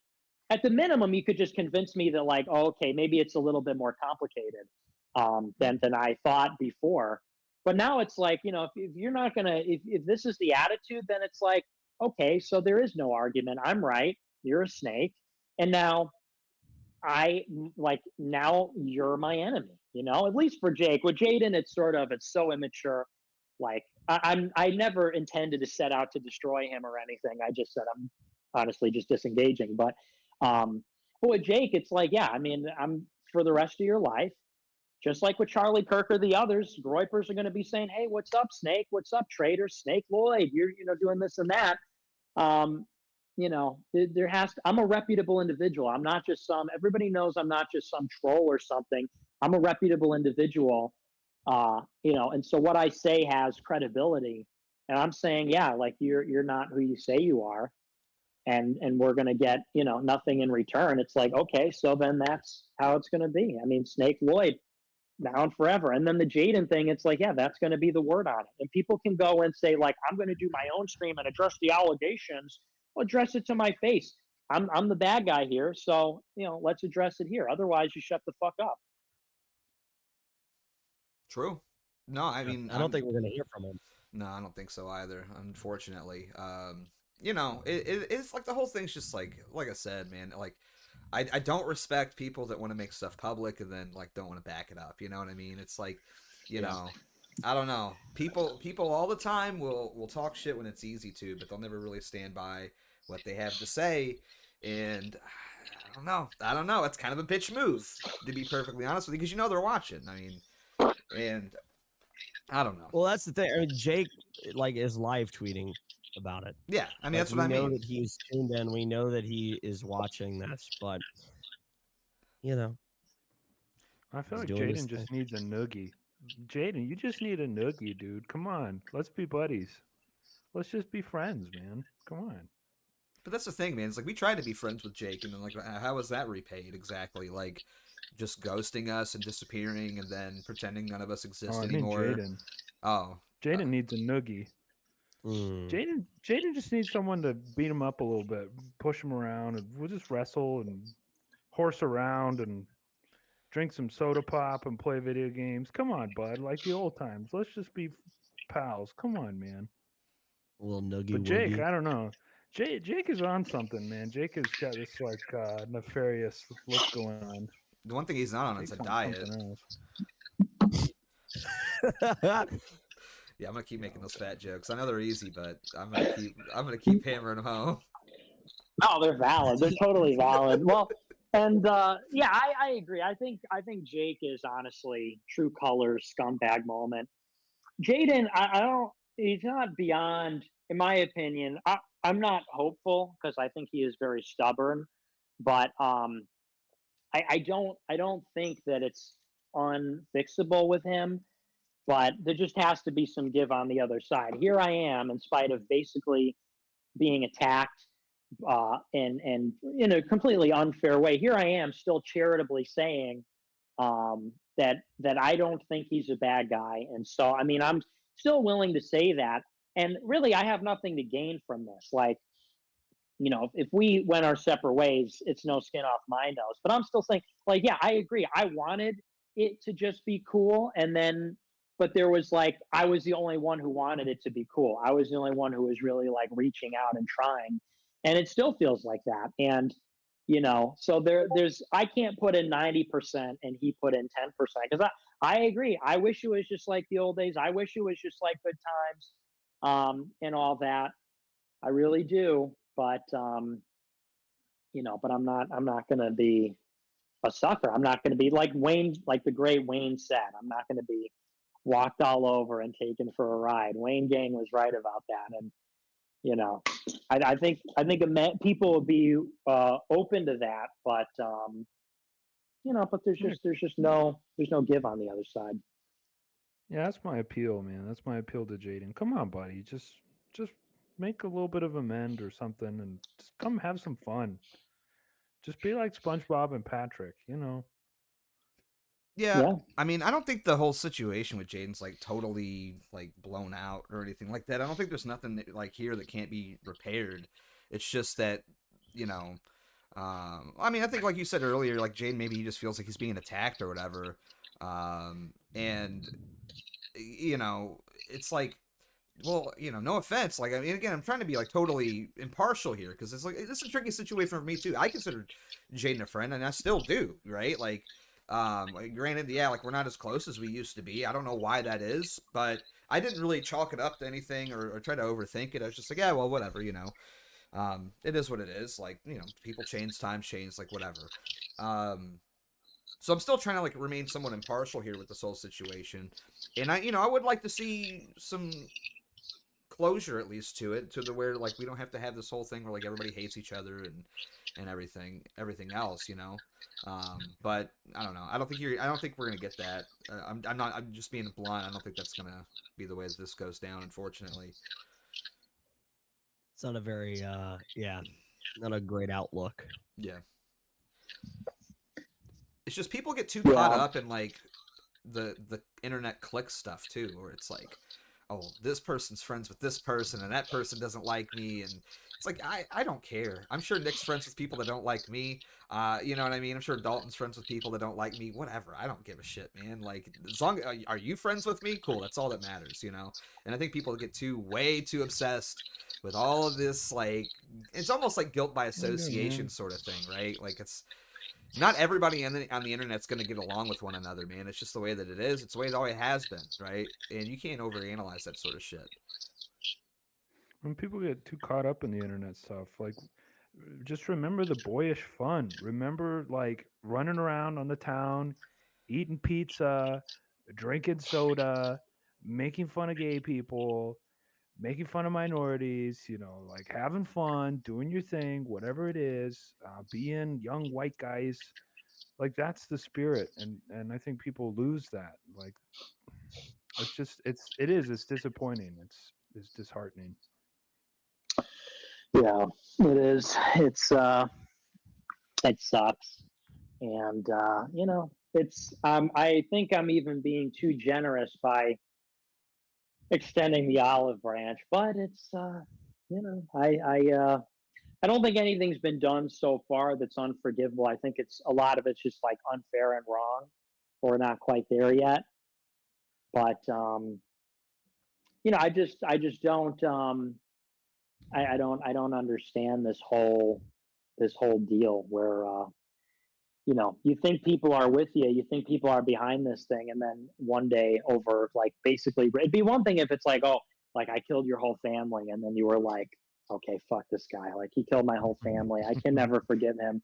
But it's like, what's even really the beef here? And whatever. I mean, but let's not. But I don't want that to detract from the fact that it does need to be corrected. I mean, it's just, it's so ungrateful. It's so wrong. I've done so much for this guy, and this is the thanks I get. After years, I put you on, nothing but nice to you, bring you along for everything. The best experiences of the past few years, between Groiper War and AFPAC and White Boy Summer and January 6th and all this stuff, I put you on. And, like, this is how I'm treated. I basically just get, like, like I'm just some asshole. It just isn't right. And there's almost no reason. Again, it's like, what could possibly surmount all that I've done? You've been the beneficiary of so much. How dare you? You've been such the beneficiary. And what has been done that you feel justified? You're being attacked. You feel like a victim. Fuck you. If that's being attacked, if that's being a victim, man, oh man, what a nice life that is. You know what me being attacked is? Look anywhere on the internet in the past week. Look at the government. Look at U.S. Congress. Oh, the Harris Walker. Fuck you. Not Harris Walker. You. Yeah, take that, Harris. Yeah, not him, but, like, well, the Glipers are saying this. You've benefited. I've done nothing. Me, my family, nothing but nice, nothing but, and and sold out for, like, this band of misfits. You should see some of the Jaden gang that are out there dissing me right now. Like, oh, those are your new friends. Like, Ultros? Yeah, there's your new buddy, Jaden. You and I both know that's your new pal, right? Like, so, like, what's going on is just, it's so crazy. It's so not rational. And basically, it's just like, how dare you? How dare you? I just can't get past that. You do so much for somebody, and it's like, they only remember the negative. Oh, well, he said this one time, he did that one time, or whatever the fuck it is. Oh, like, Harris Walker did this. How can you sit there and take with both hands and be a part of this and do nothing but complain, and then turn it around, like, and then do this kind of shit? Oh, thanks for everything, by the way. I'm resigning from the foundation. So wrong. And I think an apology is in place. I think an apology to me, an apology to the community. I think that is where it would start. But but the whole thing, like, because it's always a back and forth. It's always, well, here's my take, this and this. It's like, what's the take where you turn your back on me and try to embarrass me after everything that I've done? What's the thing that justifies that? It isn't there. Spoiler alert, we all know it's not there. And that's the bottom line, and we could go into it. I mean, so much. Anyway, I'm rambling at this point, but it's like, I've gone out of my way more for him than anybody else, and I think everybody knows that, to my detriment. And Well, Nick, I just don't think it's an argument thing. I don't think it can be articulated. I think it's an emotional thing. Yeah. And I think it has to do with bonding or a lack of bonding. I mean, just think it's a lot more personal than any intellectual thing. Yeah. I'd like to chime in here real quick and offer Ultros amnesty over here in Irony Bro Nation. If he's, I'm kidding. No, I mean, but like Ultros has donated to me too, so I'm a Ultros respecter as well. So I just wanted to clarify that. Ultros has never donated to me. Yeah, well, fuck you, dog. I'm gonna say something, and maybe this isn't gonna be popular, but if someone is in, so I'm just kind of putting my thinking cap on here or whatever. If someone's in the position of feeling intimidated, and then Nick, someone who can't be beaten on the arguments and is just like a whirling dervish intellectually, if someone is in the position where they feel hurt, aggrieved, and upset at you, Nick, and intimidated, and you're saying, well, I've given you all this, like, look at all this, just where is the room for the other person to feel like they earned some of it for themselves? If you're saying, look, I handed you all this, I gave you all this, and they're already in this position of defensiveness or whatever, and this is like the way that you're going to broker the conflict, I just don't know where the room is for that person to like be able to give credit to themselves and to say, well, like the man, like give a man his pride. And I'm not saying you're deliberately like denying them that. I'm just saying this tack or this approach, like, look at all this, and to do this to me and to just spit in my face like this. It's like, well, where's the room for the other guy to feel like he earned some of his keep? And if it all was just you, then this is just a conversation between you and yourself. And it's just like, roll over to me or whatever. It's kind of like a demand. And when I put myself in these shoes,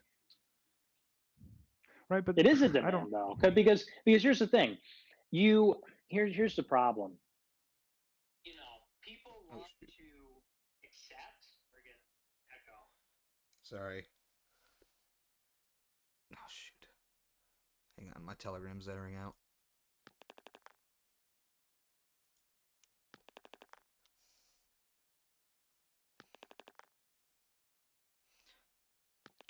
Hang on 1 second. I have to restart Telegram like every 5 seconds. Like, it's so dumb. I accidentally clicked it on my phone by accident in the total boomer moment. And then it was like, oh, okay, you wanted to leave that one, right? And I'm like, no. No, I didn't. What the fuck? All right, let me rejoin here. Plus, I'm just in your shadow and blah, blah, blah. And I always tell them, like, no. I said, you were responsible for TikTok war and you did war. I'm always gassing this guy up. I'm always telling them, don't say that about yourself. You don't give yourself enough credit. You're smarter than you think you are, blah, blah, blah. And the point is just, and I'm not even really making an appeal to him. I'm really making an appeal because at this stage in the game, there's two things happening. There's this beef with Jaden, which is opening up exposure to me. But there's also the situation where when people do this kind of public stuff, it's like an attack on my credibility. Like, you post like I'm withdrawing from the foundation to signal like a downward spiral about me. Like that, it's done to upstage me. And so, partially what I'm saying is I'm defending my reputation and saying, if people are looking at this dispute, it's like, it's to demonstrate that there's just like I'm not the guy that's in the wrong here, because I know whenever one of these things goes on, it turns into this he said, she said. Well, I don't know. This one said a particular grievance. This one said a particular grievance. And the point is, if I'm willing to go so far out of my way, if I've done so much for somebody, don't you think that I'm owed a little bit of charity in terms of, you know, Yeah. he may have his own problem with me. He might have a grievance. I'll get, and everyone is entitled to their perception of this, of a turn of events. I can't tell him how he should feel. I mean, I have my opinion about it, but especially when somebody's gone so far out of their way to lift you up and be a friend and help you. And then the response is like, well, at the first sign of trouble, it's like, okay, well, now I'm like going to spite you and take you out. It's like, where's the give? Where's the give there? And the point is, like, he made it public. People really don't have a right to chime in on the personal beef, whether they're supporting me or him, because people don't know all the facts. And he's not here to defend himself. But Let me ask you this: yeah, was the give always there, or did it leave? Because if you're uh, finding, I'm just sort of like taking a way outsider. I'm putting my way outsider hat on this. If this is a pattern, if you're finding this happening over and over again, is the give just not there from the outset? I would say, yeah, basically. And Okay. it's sort of this pattern where, like, and I don't want to get into the specifics of me and him, because I don't want to unpack the whole thing, but it's part of this pattern of, like, come on, man, like, I think that it's important in a friendship that it's sort of like with faith. Faith is nothing without works. It's like, okay, you love God, okay, well, you should act like it. And I'm not saying I'm God. I'm saying, like, if we're friends and everything, and you're appreciative, like, again, I don't need people to tell me, like, oh, you're great, hey, thank you. I don't. I give freely, and I'm not looking for someone to be like, oh, okay, I'm going to pay back every kindness. But it's like, you just expect consideration in return. You think that, like, as friends, that's sort of been established. And it's like, where's the give on the other end is the problem. I mean, we've got a personal dispute, and it's snowballed into this thing, and it's like, now it's a problem for me. Why should you be making problems for me? I think that it's, again, it's inconsiderate, and I think it's not grateful, and I think it's selfish, and that's really Right. the problem. Right. So you're not picking people like this going forward. What do you mean? Well, if the give wasn't there from the outset, you're saying, well, shouldn't we have some trust? Shouldn't we have some faith? But this Well, keeps but happening.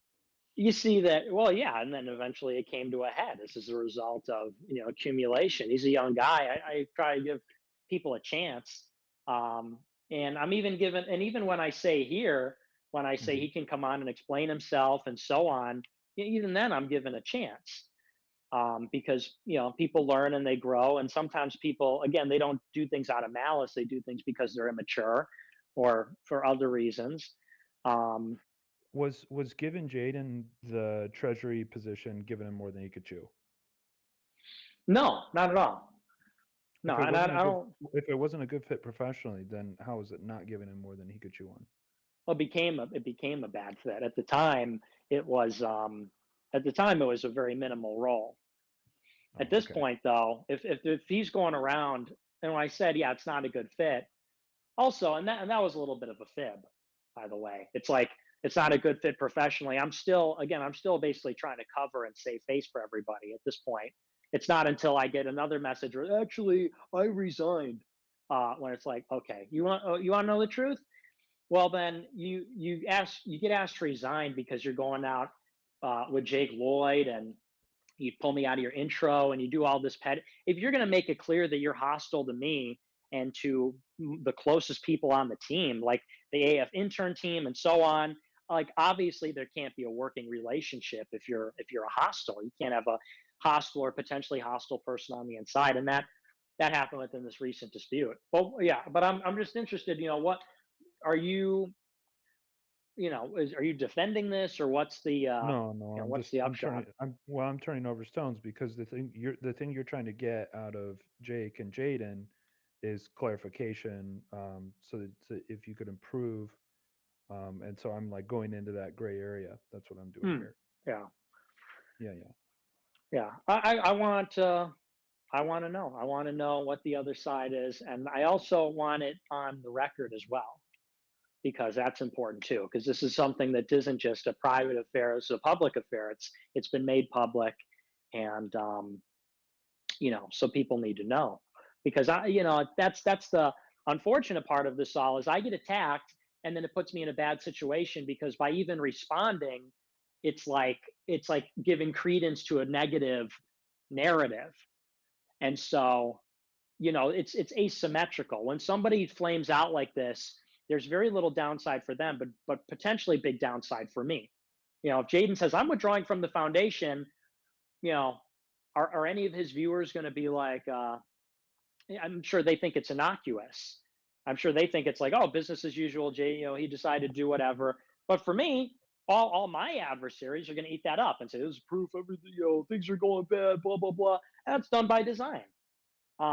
So it also needs to be clarified for the record what all this is about. If it's public, if it's a private affair, that's not a necessary component. But when you go out there and deliberately make it public and you bring the market, you bring the crowd into it, that changes the dynamic, of course. Yeah. Yeah, well, I totally agree with that. I mean, it has to be handled privately. And, the thing is, too, if your relationship, this is something I'm thinking about because I'm sort of like putting these sort of unusual questions to you, but it's like, if you think about it, if the germination of the relationship is in the personal, like that's where you have to keep it. You have to keep it personal and private. You have to de-escalate from the professional back to the personal and keep that private. This public way of trying to broach conflict over the personal is just completely unproductive. And so Yeah, but just like go ahead. well, I was going to say, that's part of the problem is, it's not being handled on the personal level, and Right. there doesn't seem to be any interest on the other side. Before I jumped on the stream, I called Jaden 3 times. He didn't pick up the phone. Right, right. So, it's so if there's comment on it on the public record, we don't pick up the phone. What am I principally concerned with at that point? At that point, it's about, okay, well, now you went out there and made a mess of things. I got to come on the air and say, okay, everybody, this is what's up. And if he Yeah. calls me back, I'll take the call. But we don't know if this is where it ends, because he's a public figure, so he's going to come back and address it, unless he's just going to never stream again, which I doubt. So that's where this is. Well, this is clarifying stuff. I mean, not for you, obviously, but like for people understanding like standards and engagement and like how to handle this stuff.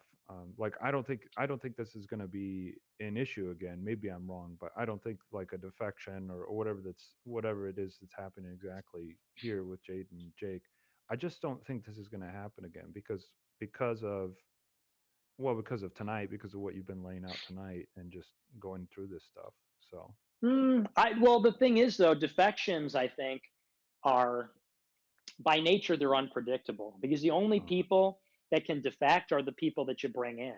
So there's sort of like a paradox there. It's like, you know, and the thing is too is you can't really predict it because people are surprising and it's hard to really know somebody. You can know somebody for a long time and not really know what they're about. Like I've been surprised at who stuck around and who didn't, honestly. um when Patrick did what he did last year, like, would you agree that what Patrick did last year when he flamed out, in my opinion, that was completely uncharacteristic. I think that not everything that he did was uncharacteristic, but when he did that panic stream and aired everything out, that was, in my opinion, like out of his MO. And I'd known the guy for years, and when he did that, I was genuinely surprised. I was like, wow. And same with Jake. Jake never gave me any indication that he would have bailed like he did. I thought he was robust. I thought he was resolute. I thought he had a strong composition. That was I'll the tell you, impression that I got. I haven't been surprised with anything, even with Jaden and this most recent thing with Jaden. Yeah. I'm not saying I have some special knowledge. It's just when I look at who is gravitating towards you now, I am so relieved that the backup is coming and like people are showing up compared to the constellation of 2019, 2020. And I'm glad this is happening. And I'm glad that people are seeing these problems with these people because I think they at least know your standards better. I think you're right. I think I'm wrong in saying that, I can't imagine any defections. I think you're right in saying that people are unpredictable. But I think that these standards are getting laid out really clearly and just organizationally and just I just think in the rules of the way that we treat each other, um, you're going to be a lot better off. And the people that come in are so I don't mean to be too, but like I'm really happy to see Dalton is moving into Florida. Like that white pills me massively, and I would much prefer it be Dalton moving to Florida as opposed to Jake. And Yeah. well, anyway, I don't mean to step on your toes or anything, Nick, when I say that I wasn't surprised, but I just think the cream is still rising to the top, and I actually think this is like the what thing that I've always heard is when people fuck you over and move out of your life, it just clears up room for better people to come in, and I think that's Mm. exactly what's happening. Yeah. I think that's true, and that's like a glass half full way of looking at it. Because on the one hand, it's like, you know, you thought you had a person and then you suddenly don't. But on the other hand, it's like, well, that person was always that person. If they were going to betray you, that was always there. And so now it's not there anymore. So and it's true.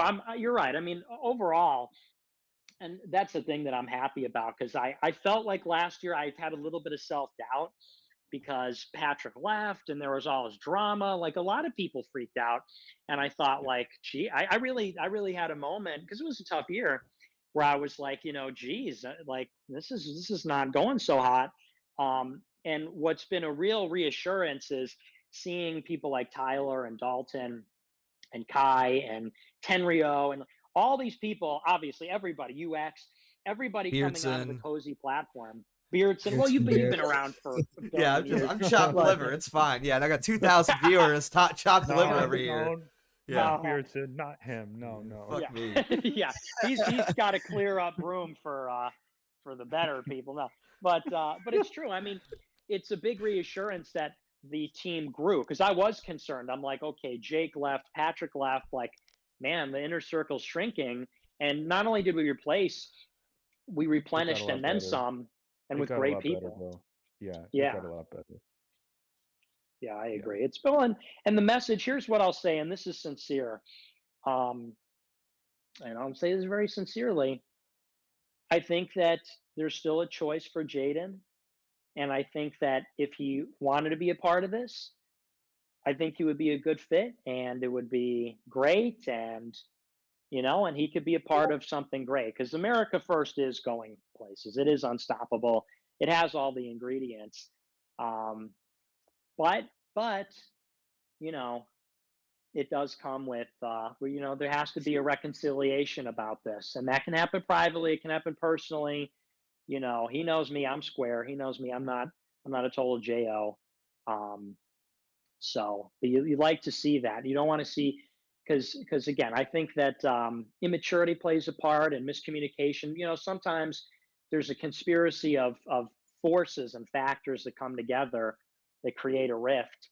Um, or it was legit. It could be that it's a good match and it's a misunderstanding and whatever, or it's not a good fit. But it will sort of sort itself out. I feel like whatever the right thing to happen, whatever is the right thing, that's the thing that's going to happen. And if he doesn't come back, well, it wasn't meant to be. It's there's more to it than what I'm ascribing to it.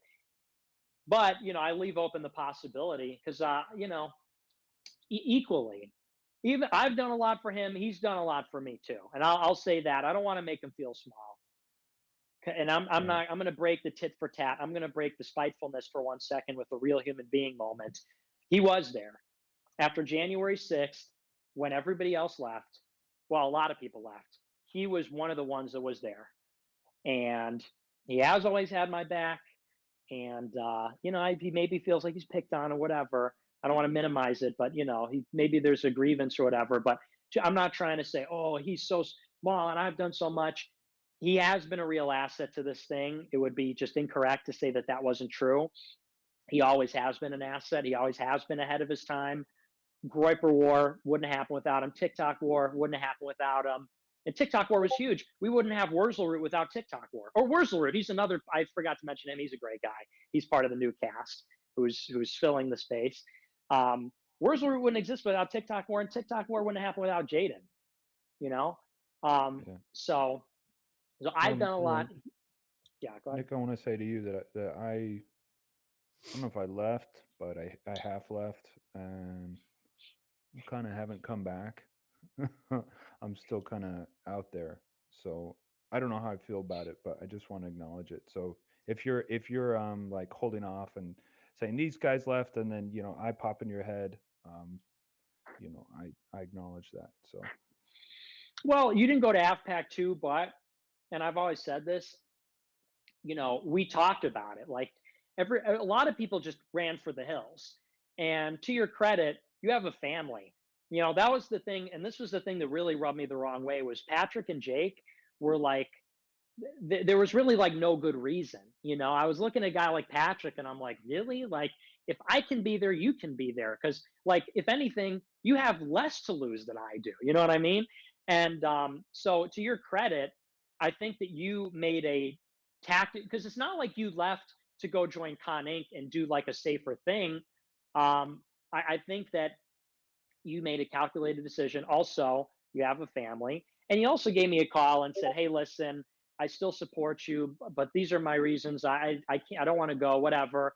And I said, you know what? I said, I'm glad you called. That's fine, whatever. And that's the kind of like that when I talk about like consideration, that's the kind of thing that shows like you care. Like you're not just like hightailing it out of there, every man for him. Like, because that was the thing. It's not like, oh, he didn't go, fuck him. It was like people were like, oh, now it's every man for themselves. And that's what I didn't like. It's like it was a team. Oh, things got bad. Oh, different rules now. Now it's different rules. Before we were all in this together. Oh, danger. Now I'm going to save my skin. And you didn't do that. You gave me a call and said, hey, man, I support you, but I just like got a bad feeling about this, blah, blah, blah, which is like valid about politics in general. Not about AFPAC, but you said like, things are going to get really bad, whatever, which they did, by the way, which they absolutely did. And you were right about that. But you didn't have this like, oh, okay, every man for themselves. And that was the thing that I didn't like because that just showed like, we're ride or die. When I say ride or die, I mean like willing to die, right? Ride or die. Not like, oh, I'm going to do the one simple hack and like save my own skin. It's like, so that's the kind like that's the important thing. And and you didn't stop being our friend either. Like that's the other thing too, right? Like you still like would like talk to us and hang out and everything. Like Jake just ghosted. You know what I mean? Jake literally just stopped talking to everybody. Like it's a, I don't know, totally different thing. I think. yeah, I appreciate it. yeah, well, and the as far as the Jaden thing's concerned, it's like, well, we'll see what happens. People make choices, and only those people can make the choices. And I have my grievance. I just went on and on about. I mean, I'm not a happy camper here. Like I've got a problem, and I've articulated the reasons why it's legit. Why I think I have a right to feel slighted and attacked and so on. And I've said some nasty things, but also, it's never beyond, I don't think, forgiveness. I think that within certain bounds, forgiveness is appropriate. Some people just don't, they're not sorry, or they just have no interest in reconciliation, which is also gonna, thwart that. But I'm gonna leave the door right now. it's closed, or rather, it's we're on the outs. But I'm going to leave the door open, is what I'm saying. We're on the outs. I'm not happy. It's still wrong. It still doesn't make it right. What's happened is just like this whole stream is like this drama stuff. It's honestly, it's a lot of fun. It's a lot of fun to like get on a stream and talk about it. I'm not gonna lie, like, and everybody loves watching it. These people. I love when people are gonna like bitch and moan in the live chat, and like, but they eat up every minute of it. They enjoy every minute of it because it is good content and it's fun. Yep. But that's why we're here, baby. But yeah. So so well, like it's I said, like issues of male friendship. It's the math of male friendships, and people love it because they're starved of it. Yeah, that's true. That's 100% true. And but this is like, it's like, unfortunate we had to go down this road. It's like all this drama, which is just kind of like not really important stuff in terms of like, it's just a bad look when we're all like, he said this, he said that, whatever. Like, it's not like probably a super tactical thing to be doing. And I just regret that we've been forced into this situation. But if there was miscommunication and like bad stuff before, I'll just signal an openness to, whatever. But as it stands, like, I'm not happy. Jake it's like over. He's obviously, his heart has been darkened. His heart has been hardened. His mind has been darkened. His mind has been darkened by Burger King, and his heart has been hardened against us. His arteries have been hardened. Yeah, his heart has been calcified. His heart is full of plaque. So it's quite literally hard. You fat fuck. Yeah, but with Jaden, I don't know. I think there's room. It's honestly, it's unfortunate it had to come to this, and I'm still being gracious here. I honestly, I don't think it's owed. I don't think like that this is like even necessary. But I think what people get wrong about me is that I'm really just a big lover, and I just want everybody to get along and all that. And that's really the ultimate goal. Is I'm not out here trying to like fight everybody and like, have everyone hate each other. I just like to see people get along. I like to have people on the team and have a big group of like-minded people and all that. But you also have to look out for this thing and have to do what's right. So anyway, so that's my take. Yeah. Either way, I'm just glad that it happened tonight on the inaugural episode of the Weekly Sweat here. I mean, I didn't. No kidding. I didn't really intend on like really going into it too much, but it's really funny because I actually asked you earlier in the week, Nick, to come on, and it just like, man, the stars really aligned on that one. So it's true. Yeah. Welcome back, bitch. Weekly Sweat Reloaded, man.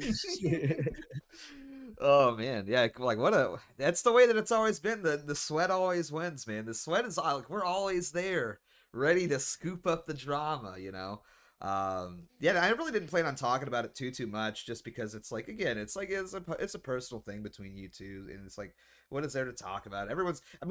I had to talk about it, right? Because like everyone's talking about it, so it'd be like, if you ignore it, it's like almost worse than just talking about it, I think, right? It's one of those situations, so I'd rather just make the money off of it at least. Yeah. No, it's good. It's good content, bro. And it's back, dude. I honestly feel like when this stuff happens, it's actually invigorating, because to me, the worst thing is lethargy. Lethargy is death. And when it's just sort of like, I think the worst thing that would happen is like, you see the alt-right, and it's like, it's the same guys saying the same stuff for 100 years, going nowhere, doing nothing. And it's just like stagnation. And whenever, like, I think that we're on this ascendancy. I think it's very disruptive. Like, things are very chaotic right now. And like, this is the kind of thing that you see in like a vibrant, like thriving movement, is like high tea, fighting, whatever. Like, honestly, because it's like, I mean, I know that sounds dumb. It's like, what, like people quitting thinks it's like that means it's a good movement. It's like, Well, in a sense, kind of, yeah, people coming and going and like shaking things up, weekly sweat back. Whether it's good or bad, it's all content. Whether it's good or bad, it's all energy, it's all dynamic. And you don't see that anywhere else. Where's the dynamism? People don't even care about the feuds. People don't even care about the personalities and other stuff. Um, but in this stuff, and it's almost weird. It's like when Spider-Man's identity is revealed and like Spider-Man's watching himself on TV. It's like we are such a like fixture in politics that there are big shows about our shows. You know what I mean? Like Yeah. now we're at the point where, because you wouldn't have had that before, because before no one cared. But now we're such a fixture. Like that's such a testament to our permanence that there's even like a secondary market built around what we do, what we say, our drama, our personality. So it's like you could go and tune into a large stream, or a relatively large stream, and watch people like I made a joke about a monkey yesterday, and I'm like, I want a pet monkey. That'd be better than a girlfriend. And you have a stream where guys are like, he wants to fuck the monkey. That's hilarious. And it's like, we're on TMZ. There's AFTMZ. Like that's like that's a rival. We've arrived when that shit goes on. Like, and that they could say all they want, like, oh, that's falling apart, whatever. It's like, really? That's why there's like a secondary market thriving off of what I think it would be the opposite. If it was falling off, no one would give a shit. It'd be like, oh, Nick, who? Monkey? Who even cares about this guy? But it's like that's just a testament to the fact that we're in the arena, we're in the fight.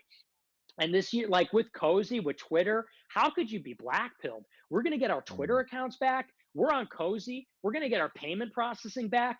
When a Republican gets in the White House, we're going to have people in it no matter who wins. Like, you don't have to look very far to see, like, half pack 3. The stars are aligning, not just for, for the weekly sweat, but Dalton's got a show. Wurzelroot's here. Like, if you don't see the sort of skeleton, the sort of like scaffolding around like a giant, the tallest building in the world, which is America First headquarters, like you're just not paying attention. So I think that the shakeups, all the stuff, the drama, it's all part of it. It's all part of the process. We love the process. Well, and I'll say this too: the alt-right never did shit like this. And that's part of the reason why they failed. They didn't have any sort of gatekeeping. They didn't have any sort of like quality control whenever it came to people that are associated with their thing, right? Like if they would do it, like at most they would do like a couple of tweets, be like, "Oh, this person sucks now," blah blah blah. They never had these sort of like big blow ups where this person leaves. It was always again just sort of like it was always like forum posts and shit, like back alley bullshit. And like I don't know, like yeah, we're a tough crowd to run with sometimes. Get used to it. Tough, sack up or ship out, And the Cozy compound is gonna be so real. Oh yeah, it's gonna be so awesome. Florida, dude. The weekly sweat in studio. The weekly sweat in studio. Let's go. So cool. Yeah, man. And what was I gonna say? I also feel like this kind of stuff shows that we're still legit. As silly as it may seem, as like I know a lot of people, it's gonna be like, man, this really shouldn't be public or whatever. It's like it does show that we're still people. Like I will rue the day when America First is like too cool for like classic internet blood sports. Like that's literally what Turning Point does. That's literally what our adversaries do when they're like, we're going to quietly like fire this person and do this. It's like, I love being in the thing where it's like, oh, you got beef? Fuck it, the baby on the kill street, bitch. Fuck the baby on get on the weekly sweat right now. Like it shows that we haven't, because that's what makes us different is we wear our heart on our sleeves. We're real. There's no pretense. There's no put on. Some people, the on one side, people say, oh, it's unprofessional. It's like unbecoming. On the other side, you could say that like the so-called professionalization, you run a real risk that you lose yourself and you lose the spark. Because there is a scenario, I think, where America First becomes too much like the institutions. It's like, guess what? The institutions are failing. Who shaped the conversation over the past 5 years? Was it the people doing the corporate stuff, or was it the people doing the blood sports on Ethan Ralph? And it's like, Charlie Kirk took our talking points. We didn't take his. So why would we take his model? If he's taking our talking points and our energy is in his organization with, you go to any Turning Point chapter, there's at least half Groypers. Why would we then take their model and their conduct and apply it to ourselves? If our thing is ascendant and energetic and undeniably like the coolest thing happening in the right wing, why would we be conforming to the people that are not all those things? You know what I mean? So, people keep telling me like, oh, this drama stuff's lame or whatever. It's like, I'll wait until the day when it's not fun. I'll wait until the day when it's not. I basically have like just a premise about this kind of stuff.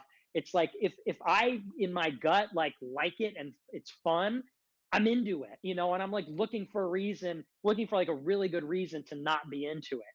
You know what I mean? Like when I think like Russia's awesome, I'm like, yeah, Russia's fucking awesome, and everybody's like, you can't say that. That's like the Homeland Security is gonna make me have to, whatever. It's like I don't care. Like I feel it, I like it.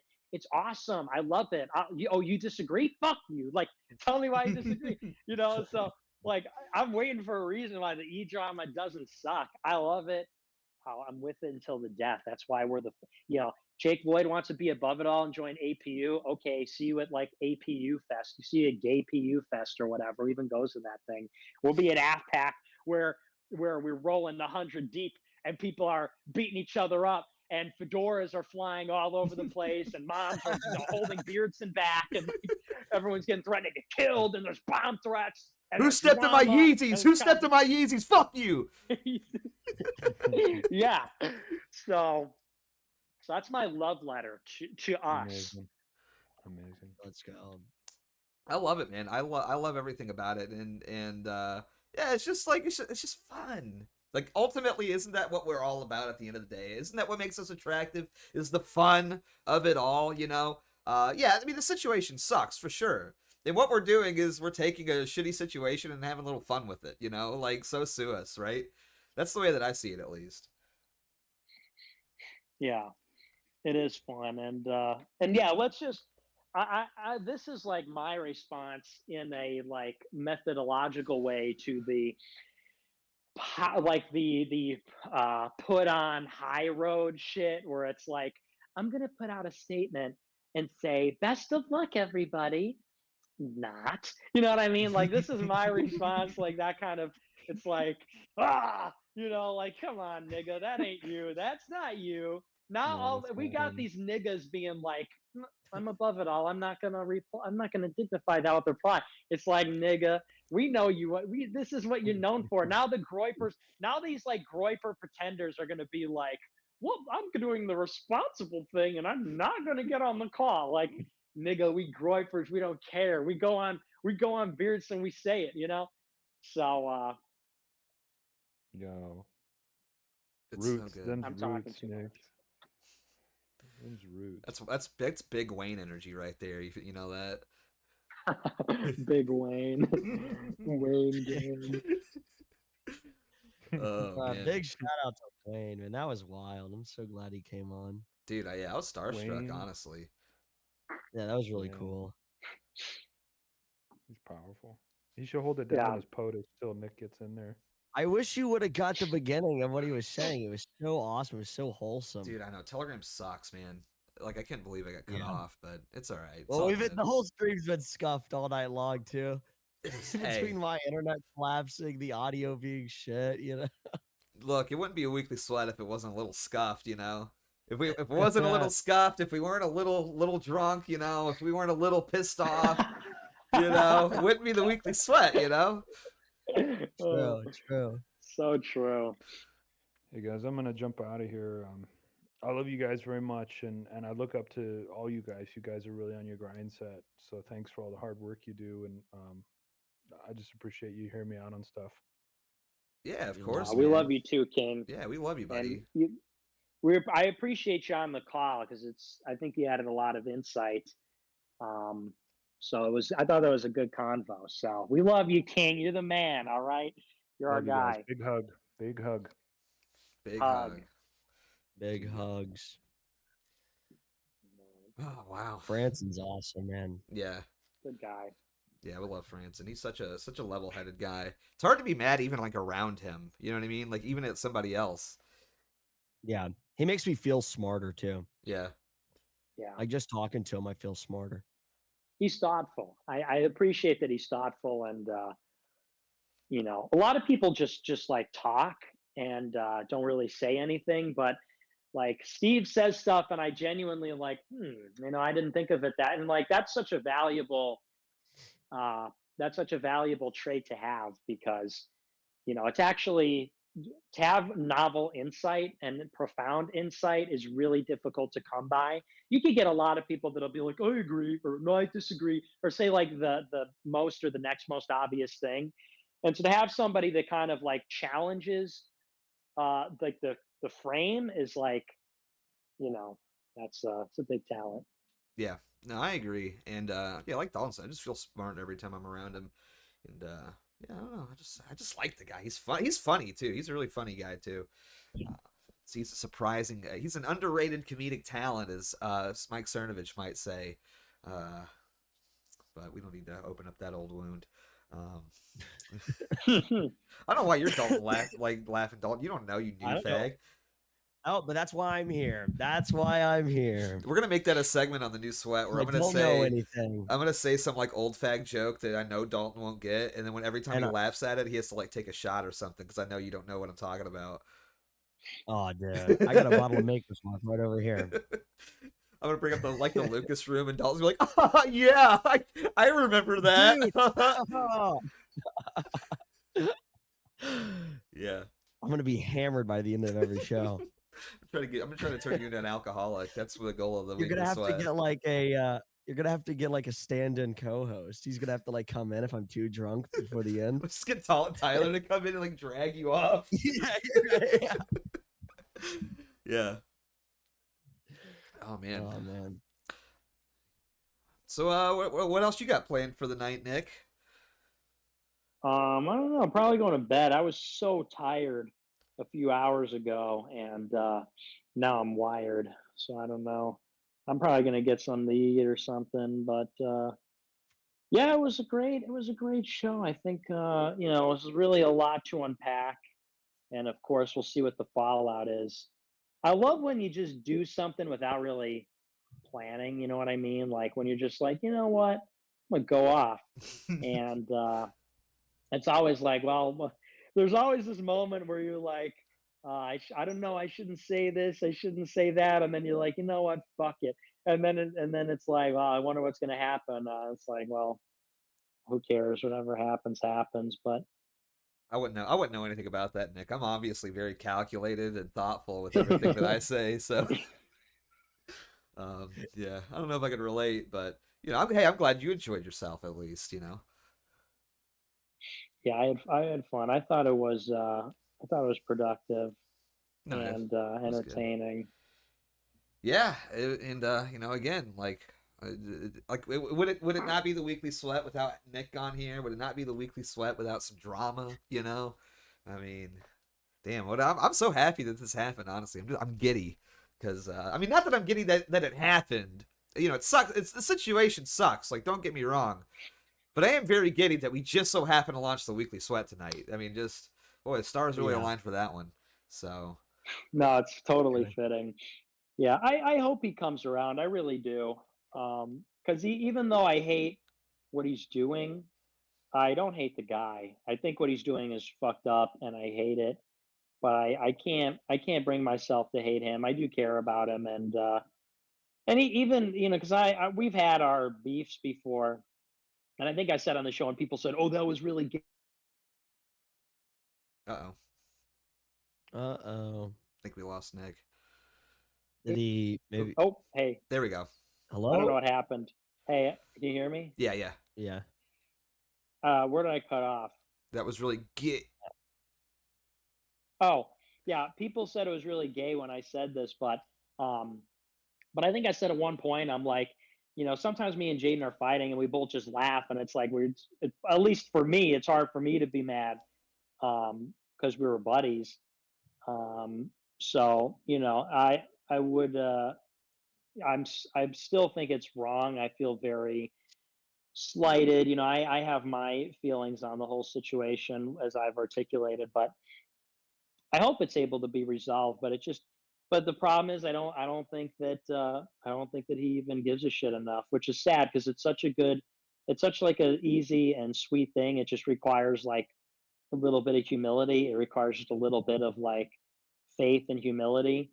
Um, so we'll see. But it's an unfortunate deal. These things do happen. Um, but yeah, like you said, it's a great show. Yeah. We're giddy because we like the show. Yeah, You know, exactly. it has been great, but you still get these faggots in chat who want to come in here. I missed the drama. What happened? Yeah, we'll Holy recap a shit, 4.5 hour stream for you real quick. Yeah. Yeah, no, That's great. Dude, Thanks. Who was that? Poop somebody? Somebody poop cock. it's one of Yeah, your thanks guys. for It's the probably one of great your chat, guys, man. dude. I don't want to hear it. You know what? It probably is. With the name Poop Cock, I believe it. I'm sure he's in the Clod Squad chat. We're about to teach Dalton fuck the fans real quick here on the sweat. He's about to pick up real Yeah. fast. And anime titties, I guess. Yeah, we're getting you on that too. Well, I don't want to keep you too long, Nick. I know you're tired. I'm also getting tired. I want to wrap up, and I got like a ton of super chats to read. So Yeah, I know. It's reached a time where you're kicking me off in a friendly way. I get it. yeah, grabbing the little cane and playing you off. That's what you do. You're like, hey, I understand if you got to go. It's like I was just getting comfortable, but I mean, hey, if you want to stay, I'll keep going. I gotta piss. I mean, Nick can co-host real quick while I go and piss. Well, I mean, somebody's got to. You've been fucking quiet 90% of the stream, nigga. All right. Then I'll be right back. Shut the fuck up, dude. I'll be right back. I mean, to be fair, I haven't really been talking that much either, but Yeah, sorry, I've been hogging the floor. That's all right. I'm a ball hog. Look, you're the kind of hog that I like, unlike Jake Lloyd. You know what I mean? You hog the floor, he hogs the buffet table. No, I had to get one more fat joke in, you know. No, he deserves it. He fucking deserves it. How could he do that? That was his real betrayal, was becoming fat. How could you do that to us? You get fat like that, you bastard. So true, honestly. All right, well, I'll go. You wanted me to go. All right, I'm out. Oh, now you're making me sad now. No, we're cool. Yeah, I'm going off on you next. Oh yeah, on my show. Wow. Next weekly sweat, you're gonna go off on me. You're on the shit. One of these days, the bell will toll for thee. Oh, don't say that. It won't happen. You and I are going to be BFFs forever. That's true. I don't see us not being friends ever. I don't either. I mean, 5 years running. I mean, I think we're doing pretty good so far. I think they say if you're friends for 7 years, you'll be friends forever, something like that. Yeah, I mean, I probably won't even live that long, to be honest. So that's true. Yeah, with all your reckless behavior lately, you're smoking cigarettes indoors. You're a fire hazard, old man. I'm gonna fall asleep and catch my flannel on fire with my cigarette as it falls out of my mouth or something. Just burn up. Yeah, yeah. But all right, King. Well, hey, great show. We're so excited for the weekly sweat to be back. We love the weekly sweat. We love Beardson. Appreciate you having my back, King. Yeah, absolutely, man. Thanks for coming on. Thanks for promoting it too. You promoted it earlier. Don't think I didn't notice that, and it really meant a lot to me. So thanks, man. Yeah, buddy. All right. Well, good night. See you later. All right. See you, buddy. Have a good night, man. All right, so Nick is gone. So honestly, I'm just gonna end it off here because, I didn't expect to be here for like 5 hours. It was like unplanned stream. So yeah, I appreciate everybody who watched. Obviously, 07s to all of you, and I'll be back tomorrow. I'll see you guys in the next stream.